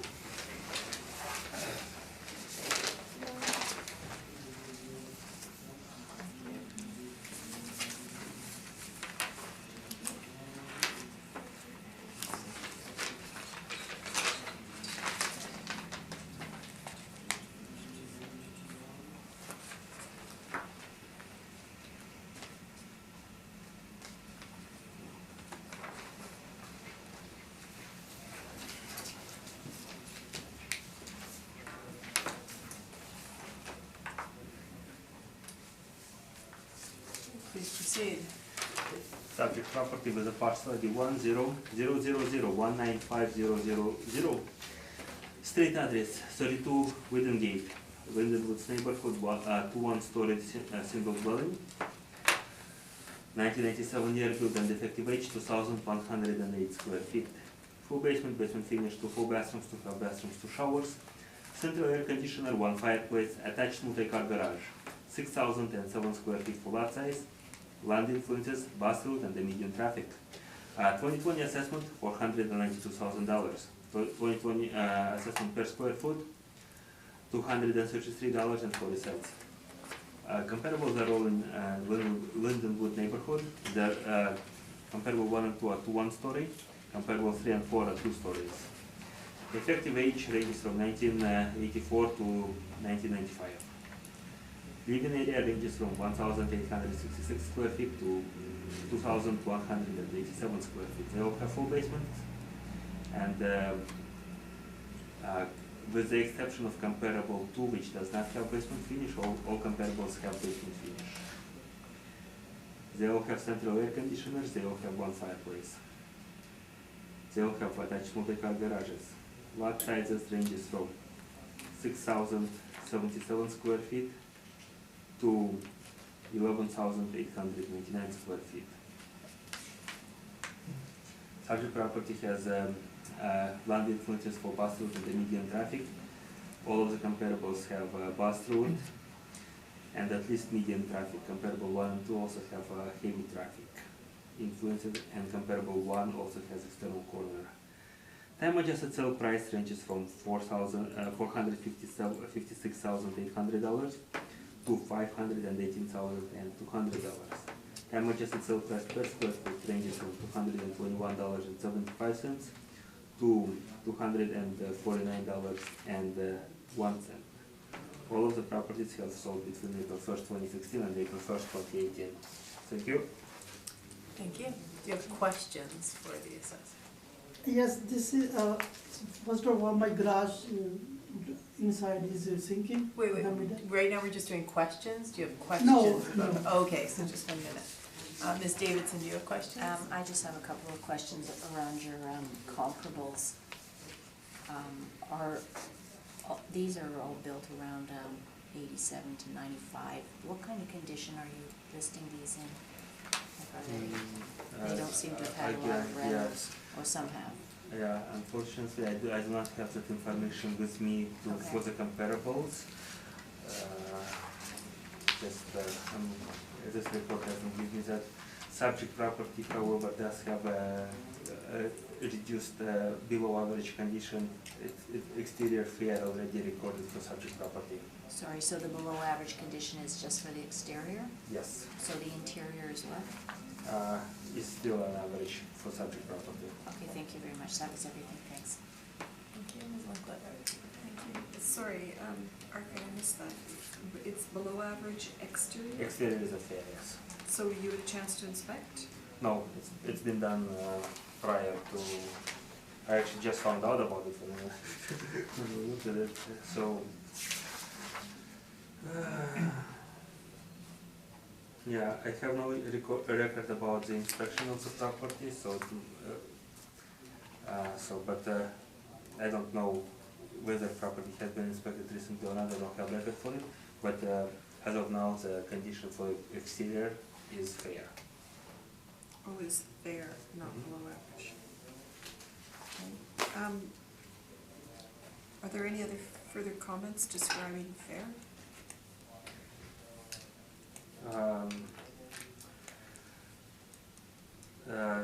Actually,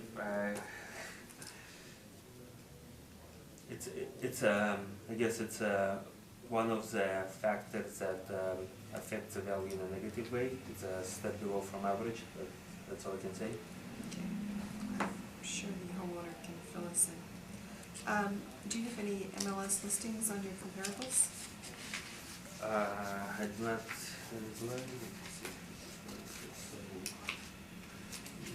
No, I don't. I have an MLS listing for subject property. It was listed, never sold. Can you share that with us? Definitely. Thank you. Thanks. I believe that's subject property. I just want to Yeah. make sure it It's is, a right? subject, That's yes. all my questions. Yes. Thank you. This one's from Toronto, so. Oh. You know what, I'll believe you at this point.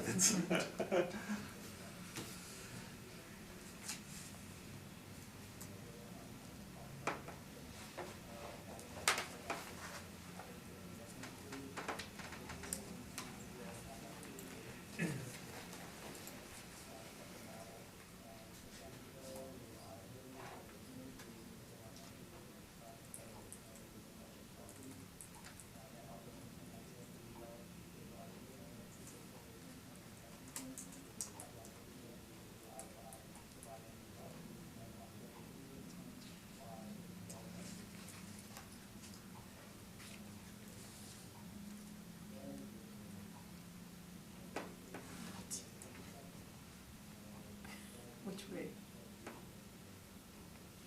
Day, month, year? Okay, okay, that's fine. It's just listed. Okay. All right, please proceed with your presentation. Yes, first of all, my garage door is sinking in the middle because I have a water problem. And the floor is all cracked. And it's heavy traffic now. Very heavy.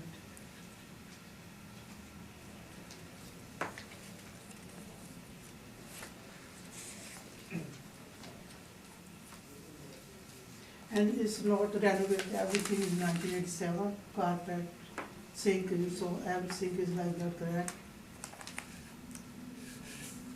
It's not renovation. Renovated.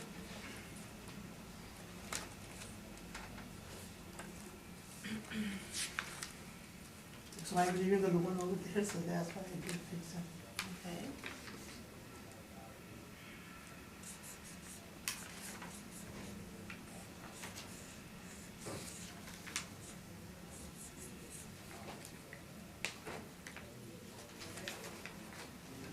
I put 2 time on for sale. Last year I put for 469.9 and never sold. And this year I put 464.9. Only 1% give me offer for 425.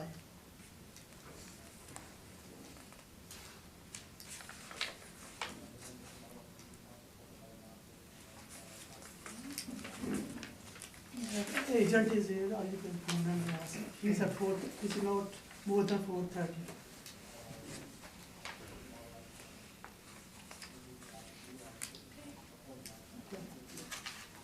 Do you have anything else you want to? No, that's all right. Okay, great. Mr. Assessor, do you have any questions?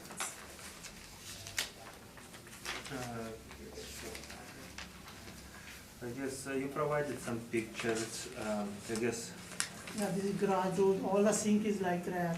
so this is a And- sink, correct? Yeah, And this, so all of them are like yeah, that, all or of is it just them, one? yeah. No, all of them. Okay, And picture number, old carpet, 1987. picture number 2, what is picture? That's the garage door, inside the garage door. That's inside the garage, okay. Catch up all. Picture number 3, is that the basement or what is it? This is, I think, this is garage too, because I It's a catch up. garage, okay. And that crack on the stair too. So this is garage, right? Yeah. All of the pictures are on the garage, okay. So. Okay, no.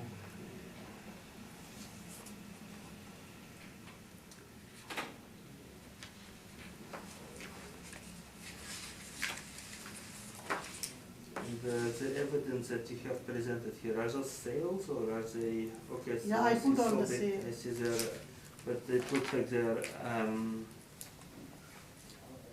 yes, The two similar houses sold for okay, one 430, other one 445 in my street.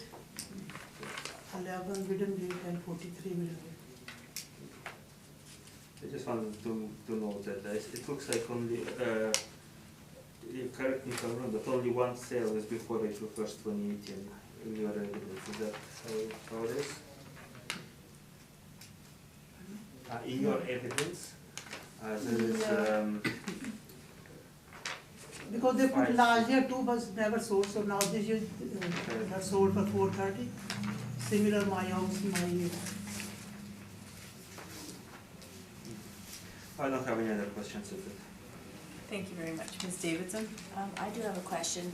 Based on the pictures and what you've indicated in terms of wanting a reduction in your assessment based on the value of your home, how much do you think it would cost to bring it up to speed and eliminate the cracking problems, et cetera? There's a loss. I called the guys, he said around $10,000 for the garage door and inside. And the carpet, I said that $5,000 I give you the estimate for those. Only living room and sitting room for $5,000 because carpet is all moldy, I pick it up there. So this wouldn't deal with the cracking, Yeah. or it would? Yes. Okay, so it's $5,000 Yeah. would bring it up to Yeah, a the value. living room, yeah. Thank you.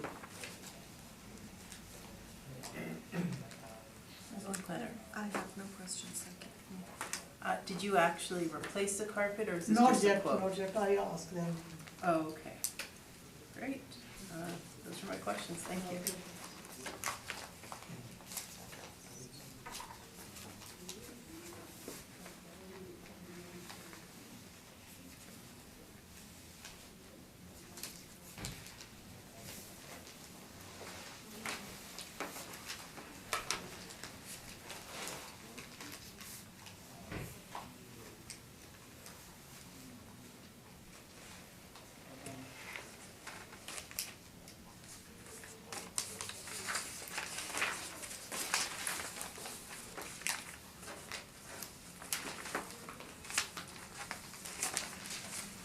Okay, the next matter on the docket is 94 Brigantine Bay.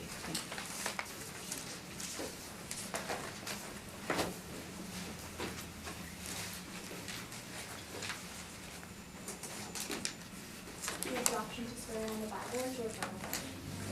Please state your full name. Thank you. And do you swear the evidence you are about to present is the truth, the whole truth, and nothing but the truth, so help you God? Thank you. And do you have evidence you would like to share with the panel today? I do, but I only have one copy. You have one copy? Would you like more copies, Mr. Chairperson? Or maybe later, show it to you. For current listing on the MLS, is that usable as evidence? We cannot look at listings post-reference date, so they have to be listings prior to like sales prior to April 1st, 2018. I don't think. Oh, okay, thank you.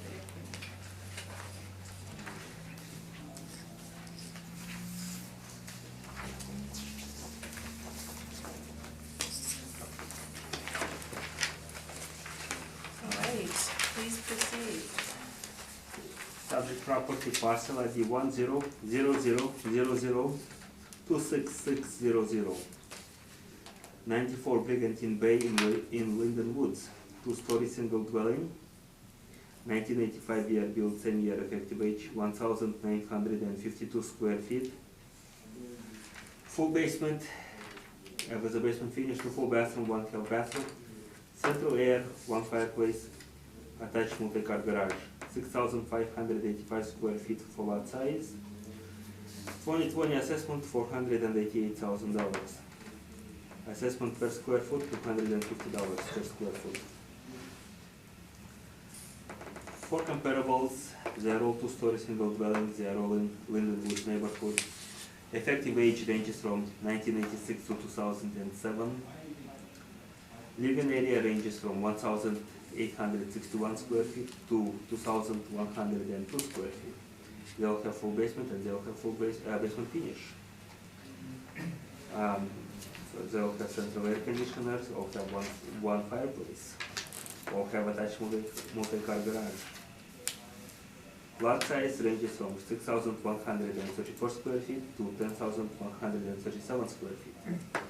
Comparable to also has a heavy traffic influence. Time adjusted sale price ranges from $454,300 to $560,700.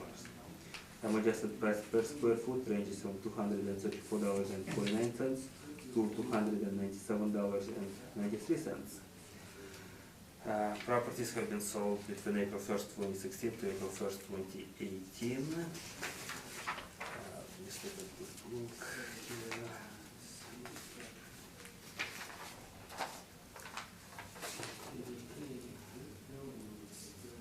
And yeah, I guess just to bring one point forward, there was a 2017 permit for structural alteration on the subject property. That's all I have. Thank you.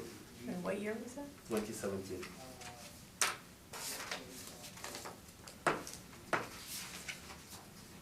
Do you have questions of the assessor? I'm wondering if the assessor has any MLS listing for the comparables, 1 to 4. I do not have MLS listings for the comparables. If I have pictures of the house for the comparable, can I share with the panel? Sure, whenever. If you guys need it. Okay, I no longer have any questions. No questions? Okay. Ms. Davidson? I have questions on your comparables. So the subject property shows the year built and effective age is the same in 85. Yet comp 1, comp 3, and comp 4 have a different year built and effective age, looking like that there must have been some decent rentals happening. Okay. Can you tell me on subject property whether there was any investment in the property in terms of renovations and what the That's exactly ranking of the ages are? Or not age, I meant condition. So there was a permit to do structural alteration in 2017. The permit is still hasn't been closed. So at this point, the department doesn't know whether the extent of the work that was done for permit, whether that work has been completed or not, and I guess the extent of the work at the same time. Okay, so at this point then, how do you evaluate the interior and exterior? At this point, we deem it as I guess, original year build. So we haven't reviewed the work that was going on based on the permit, whether that would justify changing the effective age on the property or not. We do not know that. Other than that, it's all average condition. Okay, thank you very much. Ms. Linkletter? I have no questions. I have no questions either, so please present your evidence. Okay. For comparable number 3 and 4, compare number 3, the owner that sold the house last year, or when they sold it, the owner was a real estate agent, and the wife is an interior designer. So their house is very well remodeled, and that's why I think the house was sold for over 500,000. And I also have pictures for comparable number 4 that showing the house is very newly remodeled. For number 7 and for comparable number 1, I have visited the house. Our friends wanted to buy it, and it is similar to what we have. It's a lot of stuff was original. At the year 2017, the permit that I have applied for was to jam a hole on the 2nd floor bathroom wall. It's an exterior wall. We want to put a window there. We replaced the window for all the house. It costs $12,000, including cut a hole open and put a window there, so we can have air circulation in the bathroom. And since the year 2012, where we bought the house, we probably spent over $20,000 to $25,000 in total in the past 8 years for renovations and house maintenance. Window was the biggest ticket item, and the other one is the eavesdrops, the gutter that we replaced, and that's all we have done. The rest is changing less water usage, toilet, and LED bulbs. So there was no other renovations was done. I didn't know that we can actually appeal for property assessment value, and this is my first time. I do have some of the evidence indicated the house was sold this year in June, and the current sale price is around $440,000. and the property assessment value from 2019 is $440,000. I think that is a fair evaluation of the house for now, and I would like the board to consider to use that value for 2020 taxation year. Nothing is done since 2017, and we do not have any plans to make future renovations at this point.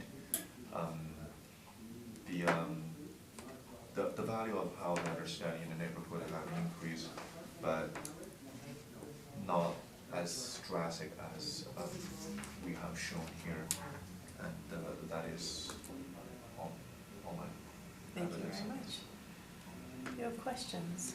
Okay, just to clarify certain things. I did change all the windows in your house, correct? Yes. Okay, when did you do that?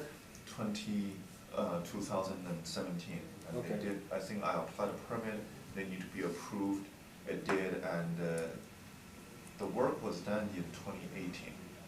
Okay. Yeah. And have you, and you probably stated, but I just wanna clarify it again. As far as work in the bathrooms, you haven't updated like flooring in the bathroom or covering your cabinets in the bathroom or nothing, right? No. Flooring throughout the house still the same? Yes. Okay. And I guess the kitchen stays the same, right? Kitchen is the same. No, I don't have any other questions, thanks. Thank you, Ms. Davidson. I just wanted to ask you to repeat, what did you say your ask was in terms of the 2020 assessment? You wanted it reduced to what? To 444,000, which is the 2019 taxation house. You want the assessment? To remain unchanged. The same, if it's okay. possible. Thank you. They want to be evaluated this house as 488,000, so I'm asking for 44,000 reduction. Okay, thank you. Thank you. Ms. Linkletter? Yes. Sorry, the 440 was your 2019? Yes.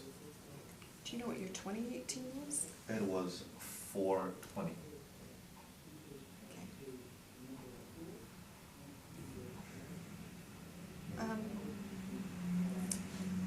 Arthur?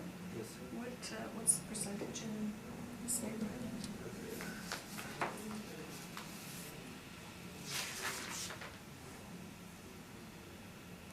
Uh, 2.45. I'm sorry, I didn't hear you. 2.45%. Sorry, just to clarify, sir, only the windows you have Replaced, yes. replaced? Nothing to your kitchen or anything like that? There is a window in the kitchen, and we replaced the window. Right, Yeah. right. But no other upgrades? No, and I didn't know that you can appeal for this, so if I knew it early last year, I would have applied for it, because it's been going up more than $20,000 every year for the past 6 years, and I didn't know that you can do this. Okay, thank you. That's all my questions. Thank you. I have no questions, so thank you very much.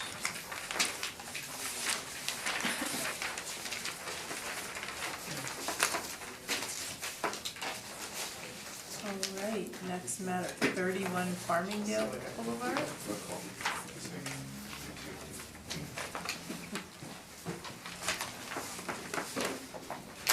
You have the option to swear on the Bible or to affirm without it. Please state your full name. And do you swear the evidence you're about to present is the truth, the whole truth, and nothing but the truth, so help you God? And do you have any evidence you would like to share with us?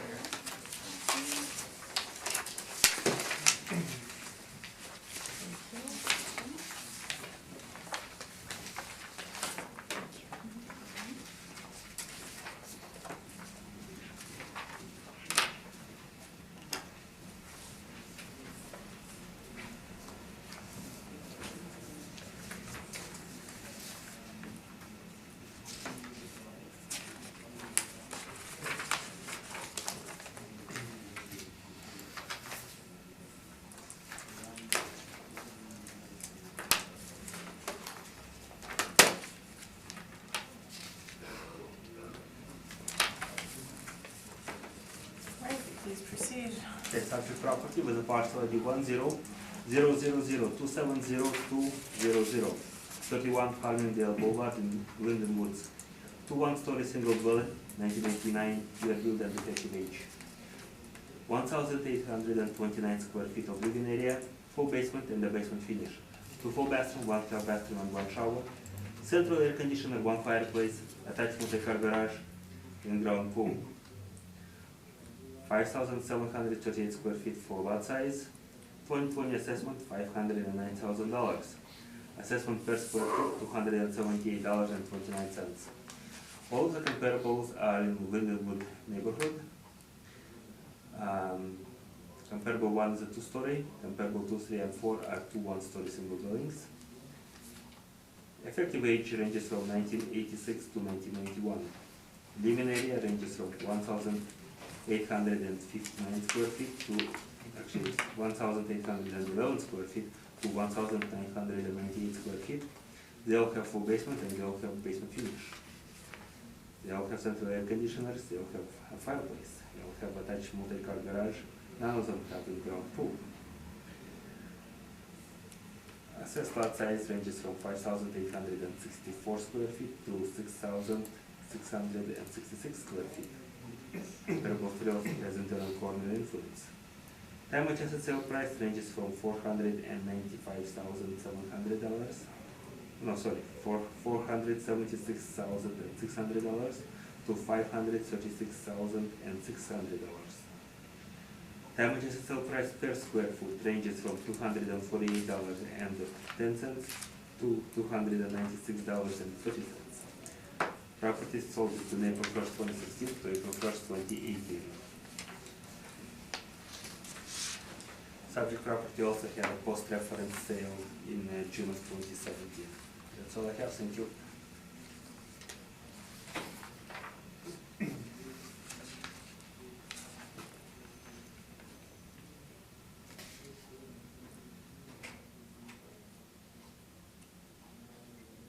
Okay, do you have any questions for the assessor?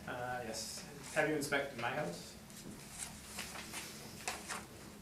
I did not inspect your house. Did you inspect any other comparables? No, I did not. Did you contact me to discuss the condition of my property? Not that I'm aware. Looking at comparable 1, did you bring the MLS listing?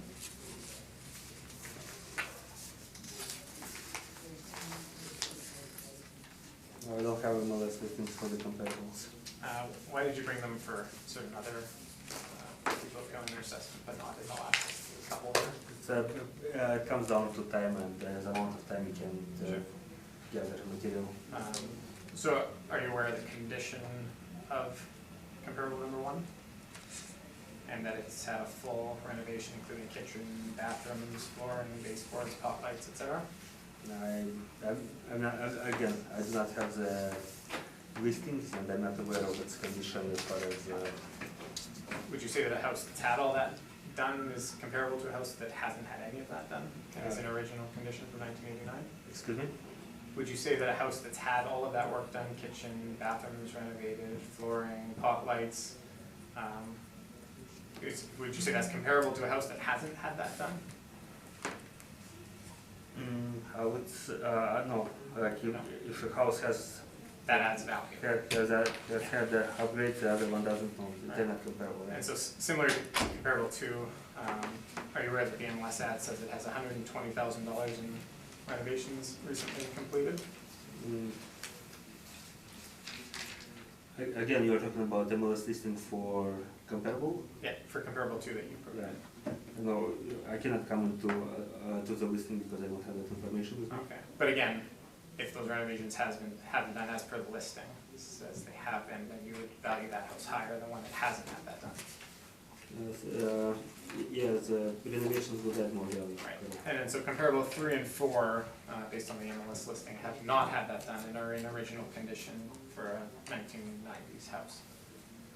I guess that's more of a statement than a question. So, I mean, looking at the price per square foot that you've provided, I mean, I think if we look at them, 296, 282, 240, 240, or 256, the 2 that have renovations have a considerably higher cost per square foot. and the two lower ones, or two that haven't had renovations, have a lower cost per square foot. So I guess my question is, if you take 248 and 256 and average them out, what do you get?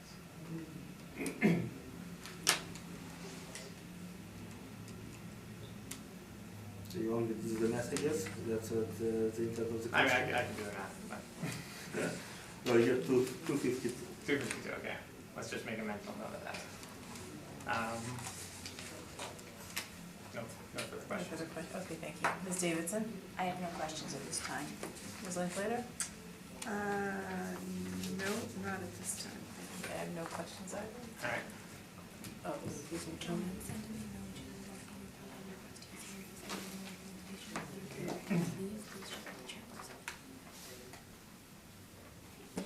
Is he agreeable?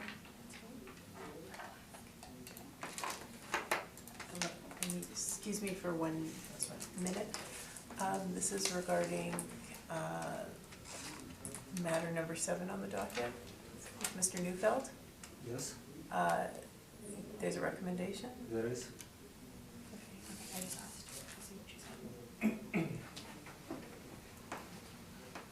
Okay.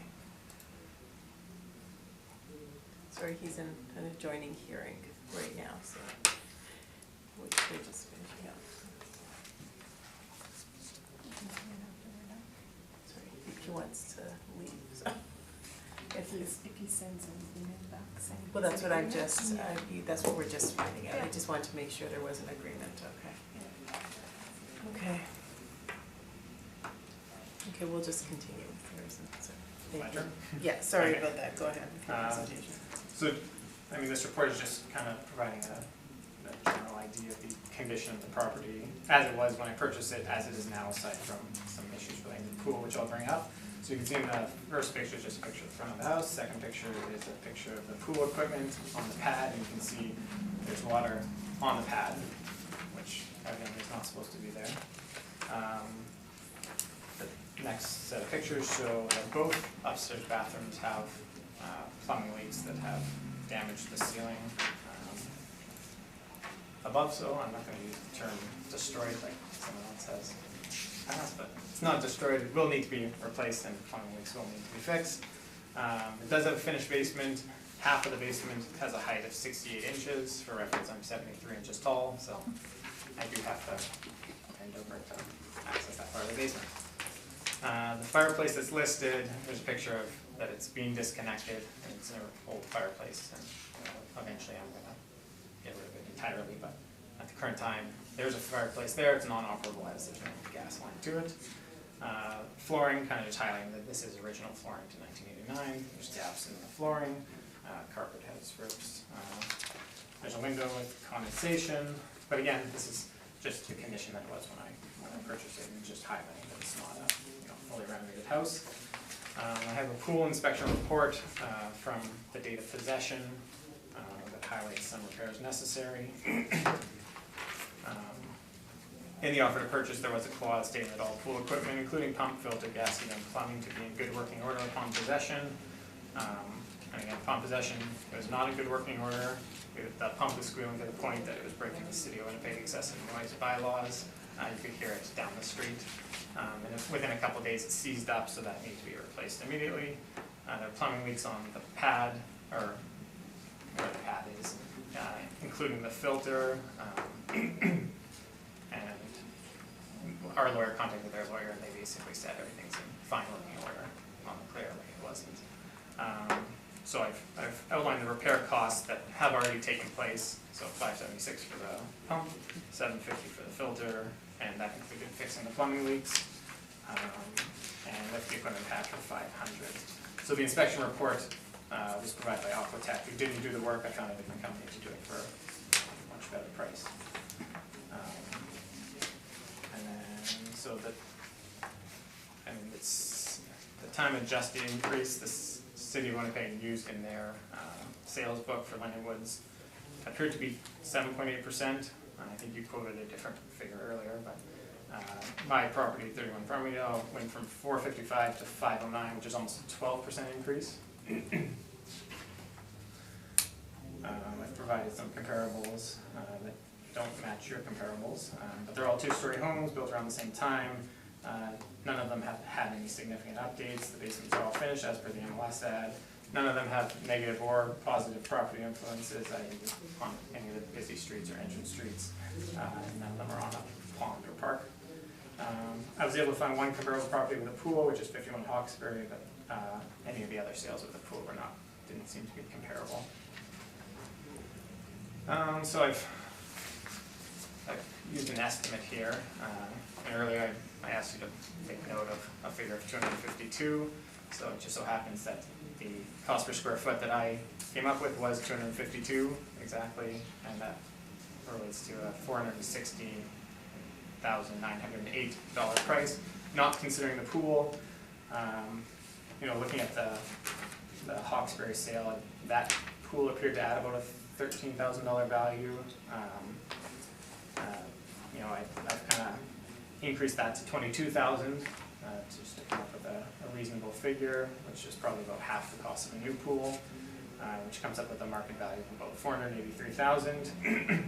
And then another way of looking at it is, you know, taking the sale price of $490,000, adjusting it back 1%, which would be 2 months, considering that the assessment has gone up by 12% over 2 years, and removing the cost of the pool, which was $1,826, which again would get you at about $483,000.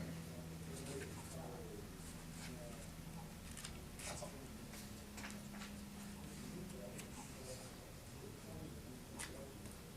Thank you. Mr. Assessor, do you have questions? Yes. Based on the comparables that I have provided, you questioned me about MLS listing, and what MLS described as some comparables having upgrades and renovations, correct? Based on your own property, how would the MLS describe your own property? Can you please tell me? Probably good condition property. Would it say anything about upgrades? Well, I mean, things have been replaced. There's been no renovations done. I mean, furnaces break down within 30 years. You don't happen to have a MLS listing for your own property, would you? My own property. Is there something you'd like to know about? Oh, just if we had to compare apples to apples, your MLS listings also lists loads of upgrades, very well cared home with recent upgrades, newer shingles, newer furnace, central air conditioner, hot water tank, and so gorgeous overhead door. So when we are to compare it, like you discounted comparables that I have provided based on MLS listings showing that they have upgrades. But your own listings also show upgrades, correct? I was referring to renovations. Houses built in 1989 have new roofs. If you drive around Minor Woods, there's maybe like 5 houses that don't. They have new furnaces. Furnaces don't last that long. Central air doesn't last 30 years. Those things, that's average for the area. Oh, just to, I guess my question was in regards to, you would agree that your listing also describes your property as in its best light, correct? Yes, and highlights that there's been no renovations. All right. So you mentioned there is a pool. Like exactly, what is this Aquatech quote? What is it all about? It's a inspection report of the pool on possession date. Okay. So it's saying that there's plumbing leaks that shouldn't be present. The pump is old. And okay. And you I guess did you ask the board to consider this value as one of the values to adjust the assessment by? In one of my recommendations, if you will, I'm considering, but not the Aquatech quote. I'm using the quote that actually got done for a lower value. What was the value? Because Aquatech is known to be on more expensive. Do you have that value present, or do you have? It's on the page just following. So the pump was $576. The filter and plumbing leaks were $750, and lifting the equipment pad was $500 for a grand total of $1,826. So 1826 is a better price than 1689, or? No, if you read the report in detail, it's saying that there may be an additional charge of $989 for the filter, which ultimately was leaking. There were 3 plumbing leaks on the pad as well as the pump, so the inspection couldn't tell him what all was leaking, but you could see plumbing leaks were dripping, but you couldn't see that underneath the filter was actually still. But that has been cured today, right? You already corrected the issue? Yes, after April 1st of 2018. But it's a condition of your property today, based on April 1st, 2018 market. You are aware of that, correct? I'm not sure what that means. I don't have any other questions, I guess. Okay, thank you. Questions? I have no questions, thank you. Questions? Yes. Okay. Sir, when did you purchase this property? I don't know the exact date, but June of 2018? Just after April 1st. For $490,000.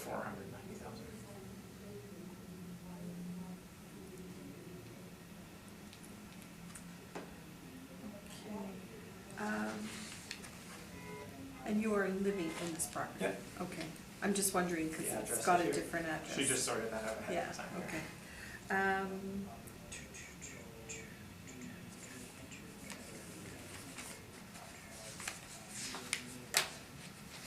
Sorry, other than fixing the pool, you have not addressed any of the window situations or the flooring No, I just took those pictures. or the 2 days ago. fireplace or the basement issue? I wish we could fix that.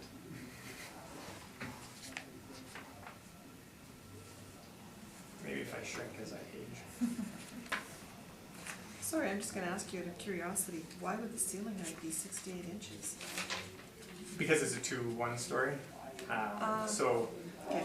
the 1-story part, you have to walk down 2 steps to get to the Right, 2-story right. part. Okay.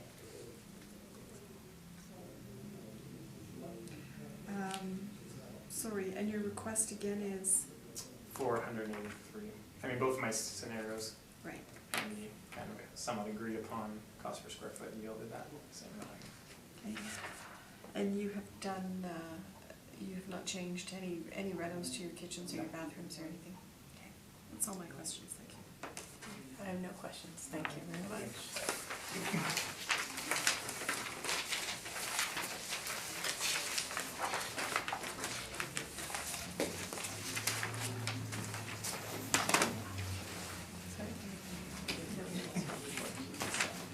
Oh. 105 Royal York Drive.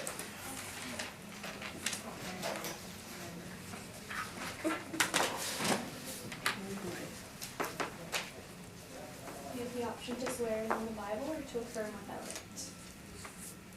You have to swear in or you can affirm. Do you want to swear in on the Bible? Oh, yeah. Okay. Please state your full name. Full name, Jing Jiao Zhang. Do you swear the evidence you are about to present is the truth, the whole truth, and nothing but the truth, so help you God? Yes. Okay, thank you. And do you have evidence you would like to share with the panel today? Oh, yeah. Okay. Hi. Thank you.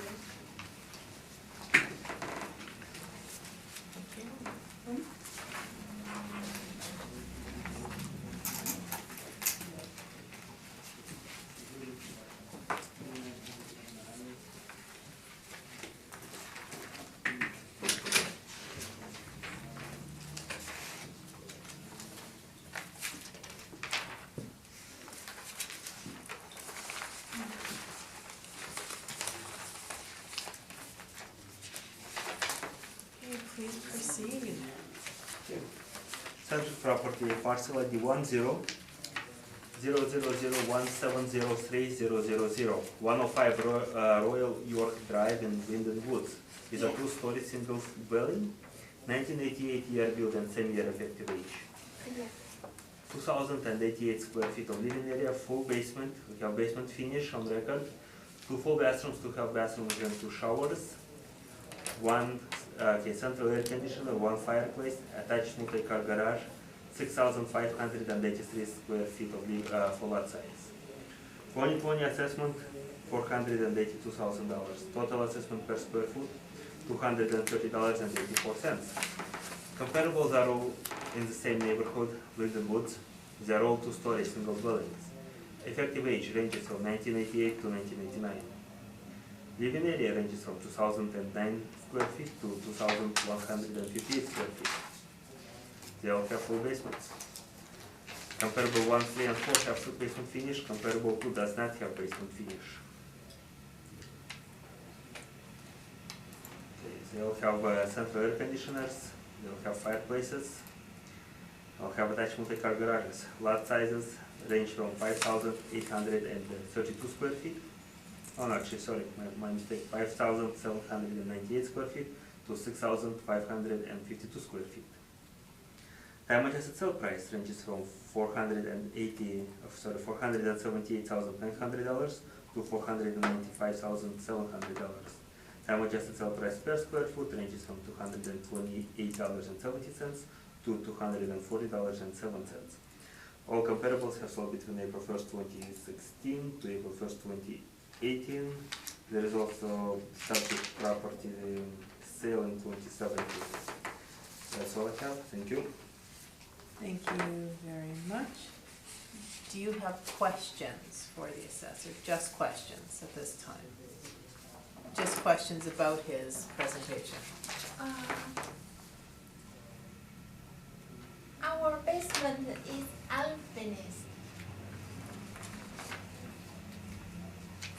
Basement is not finished? Or? Yes. Yeah, okay. Because your 2017 listing says it's partially finished. And we have only 40 square feet accounted for basement finish. My last owner, he take apart the basement. Okay. He want to design what he wants, Yeah. but I don't know why he's just sell this house and it still looks like no finish. I have a picture. Yeah. No, I think I noticed you provided some pictures there about basement finish. And to be honest with you, I would ask the panel members, like assessment is based on basement finish having only 40 square feet of basement finish, which is a bit, not even a room in my opinion, maybe a bathroom. Do you have a bathroom in the basement? Yeah, basement he finished. Yeah. Okay, I guess that's what accounts for bathroom, is this 40 square feet of bathroom area.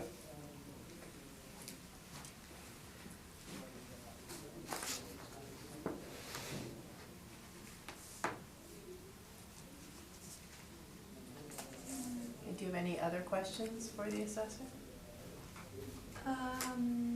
based on his evidence? I do nothing and I don't know why. No, just questions about his. You'll have a turn to give your presentation soon, but we're just doing questions right now.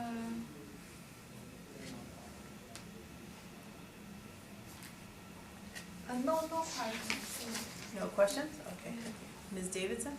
I have no questions at this time either, thank you. Ms. Linkletter? Yes, do you have the, there's a sale in 2017, Yes. so I'm assuming you've got the MLS listing? Yeah, I have an MLS listing. Oh. Thank you. You didn't have a chance to inspect this, No, I did not have a chance to inspect subject property.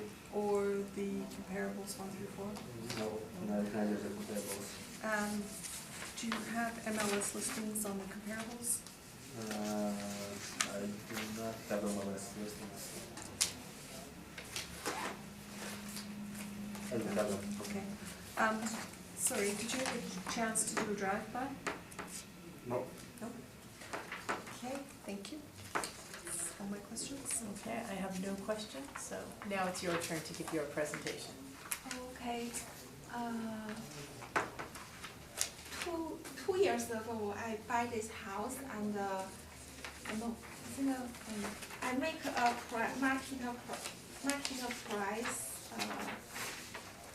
This one. So only 1 year, so increase 9%.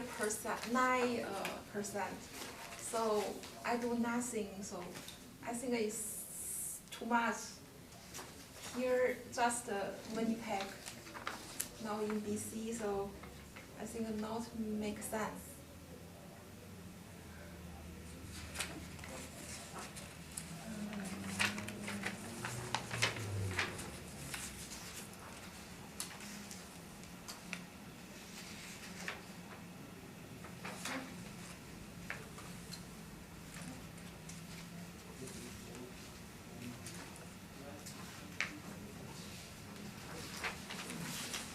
And also regarding the inspection report, the inspector told us our foundation is too low. Will broken the basement because our land is not flat. So we need to spend more money to fix the foundation. Yeah. And he also said our house electrical too old, very dangerous. So he suggested us to spend more money to fix this electrical. Yeah.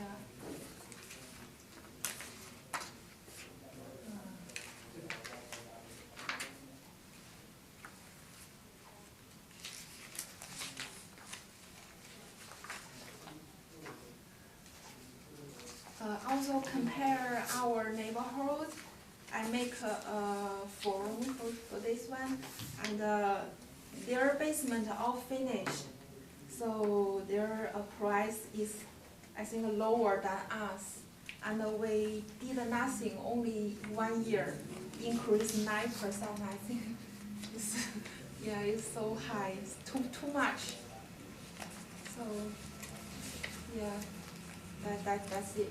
Okay, thank you. Do you have questions for the applicant?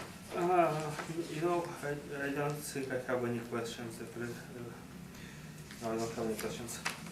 Thank you, Ms. Davidson. No, I have no questions, thank you. Thank you, Ms. Linkletter. Just a couple. Sorry, so you had this inspection done in September of 2017 after you purchased it? Yes. Okay, and you purchased the home for $489? Yes. And, sorry, just getting to the, just because you had mentioned,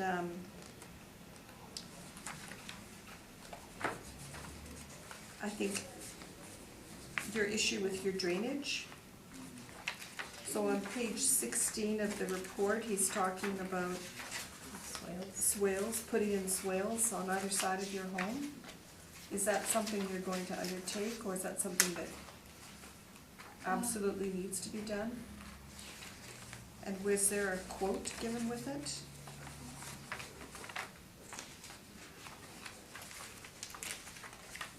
You mean ground level? Oh, yeah. Yeah, my land is Yeah, not right. right. Yeah. So they asked me to fix that. The inspector asked us to spend money to fix that because when rainy or when snowing, it will flow broken to the basement, you know. Right. Yes. So are you getting water in your basement? No, so far no. But he said during 5 years, yeah, will broken.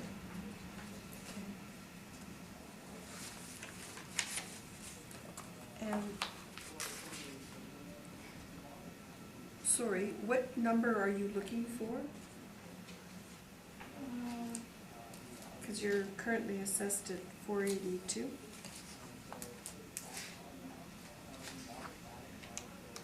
Number, pardon me? Sorry, what would you like for your assessment? Because your assessment currently is 482,000. Yes, too high, I think. Yes, and so what would you feel would be reasonable? I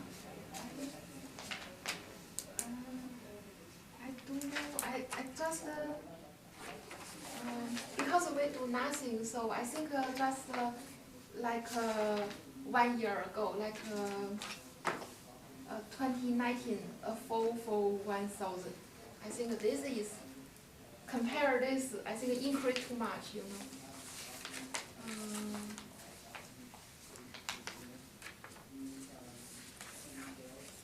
Sorry, so you're looking for 441,000? Yes, because this is 2019. You give us price, right? So I think around this price, this makes sense. Okay, thank you. I have no further questions. I have no questions. Thank you very much. Okay. Thank you.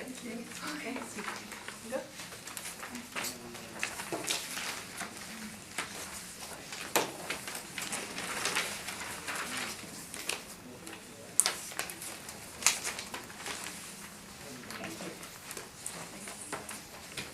Would anyone like a brief break before we keep moving? Okay, we're going to take a short recess. All right, the next matter on the docket, number 2 Oakdale Drive.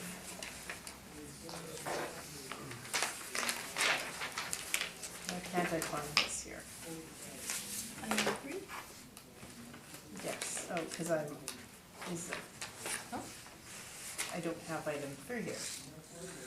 Well, you can use mine for now. I'm not sure why you don't have item 3. Does everyone else have item 3? Did I just lose it? Or It's here. item 2? Oh, Here there it we is. go. I got mixed up with something. Everything's okay. I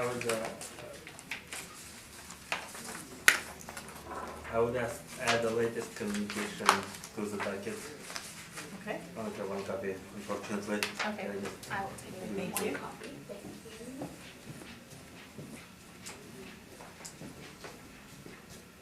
you. Thank you.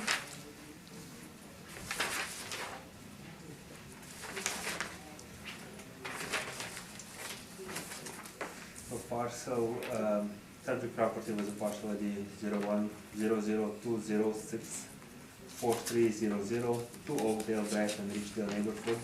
Is a two-story single dwelling. 2020 assessment $1,570,000. Total assessment per square foot $335.11. Property has been inspected. There is a recommendation to reduce 2020 assessment to $1,475,000 or $314.83 per square foot to better reflect condition on the April 1st, 2018 market. The latest evidence submitted is an email confirmation of the acceptance of the recommendation by the agent representative of the property. I've seen it here, so they've accepted. Yes. Okay, great.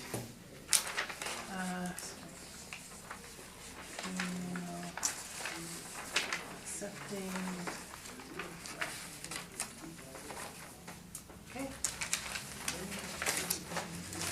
Thank you very much. The next matter is 520 Hearthstone Road. So 520 Hearthstone Road, parcel ID 0100346580. 520 Hearthstone Road in Robin Park. 1 story, 940 square feet. 2020 assessment $273,000 or $290.43 per square foot. There is a recommendation to reduce 2020 assessment to $265,000 or $281.91 per square foot to better reflect market.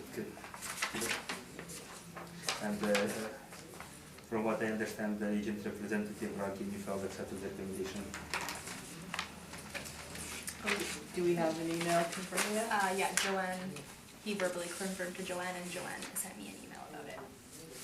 Okay, sorry, so just give me 1 second, because I just want to make a note of this. So what was the recommendation? $265,000. 265 even? Yes. And it was accepted. Okay. Thank you. Oh, can I ask a question? No. Yes, of course. Sorry, was that based on market condition? Based on compare, I guess, market condition, yeah. Was it inspected? No, it has not, Okay. yeah. Thanks. Okay, the next matter is 56 Robindale Road.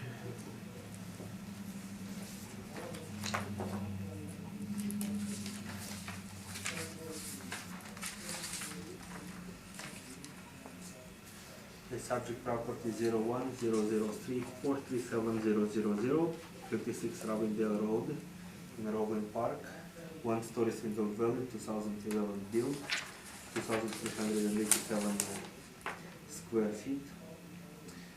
2020 assessment, $765,000, or $320.49 per square foot. Comparables are all in Robindale, Robin Park neighborhood. They're all one-story single dwelling. Smaller than subject property. Effective age ranges from 2005 to 2015. Living area ranges from 1,456 square feet to 1,875 square feet.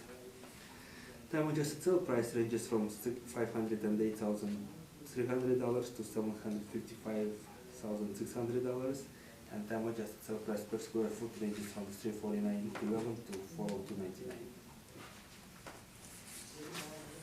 Okay, thank you. So I guess I should be asking, do you have any questions? No, no questions.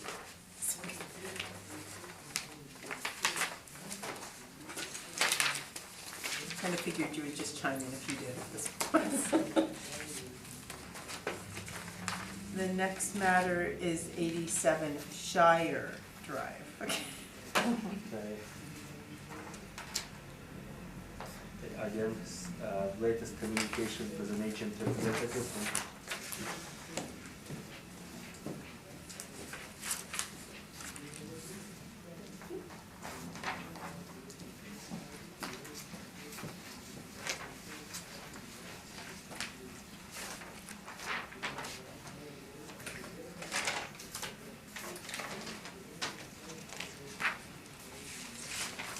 Parcel ID 01-005-651-800, 87 Shire Drive in River West Park. Two-story single dwelling. 2020 assessment $987,000. Assessment per square foot $279.05. Comparables are in River West Park, Violu, and Ridgedale. Time adjusted sale price ranges from $773,200 to $1,088,700. Time adjusted sale price per square foot ranges from $191.39 to $375.35. There is a recommendation to reduce 2020 assessment to $710,000 or $200.74 per square foot, to better reflect condition of the property on April 1st, 2018 market. Property has been inspected, subject property has been inspected, and the latest submission to the evidence submission indicates that agent representatives as well as the property owner have accepted the recommendation. Okay, so I'm just going to take a look at this email. Okay, perfect. Whatever you want to see it. It's just accepting the recommendation. Can I just ask, Arca, did you inspect this Yes, I property? did. Okay. I'm just a Yeah, little, it's validated.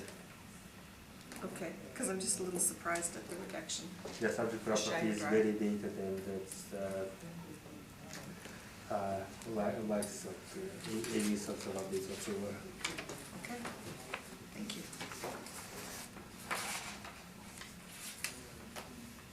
All right, and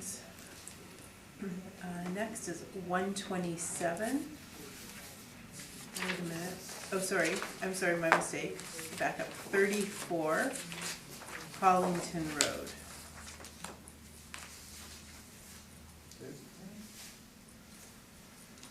So, parcel ID 10006 322000, 34 Harlington Road and William Woods, 2-story single dwelling, 1996 year built, 2000 age.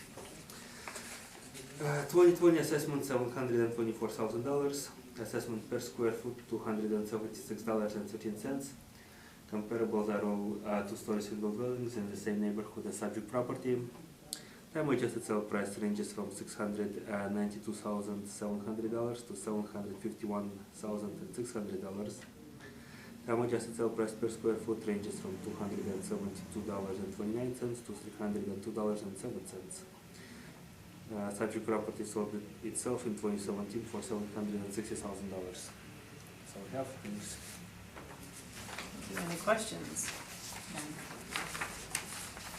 Carrie? You wanna know if he inspected it?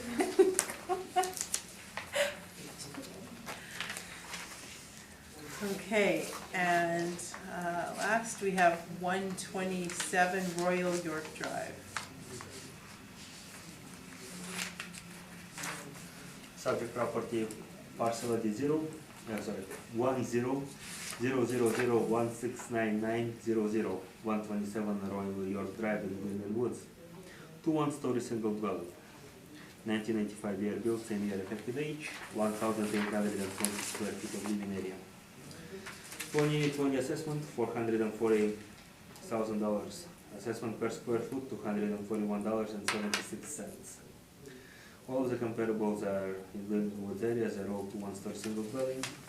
Time adjusted sale price ranges from $452,300 to $479,400. Time adjusted sale price per square foot ranges from $221.75 to $265.60. So I have. Thank you. Any questions? No, good. Okay, thank you very much. Yes, thank you. Have a good afternoon. And let's close this hearing.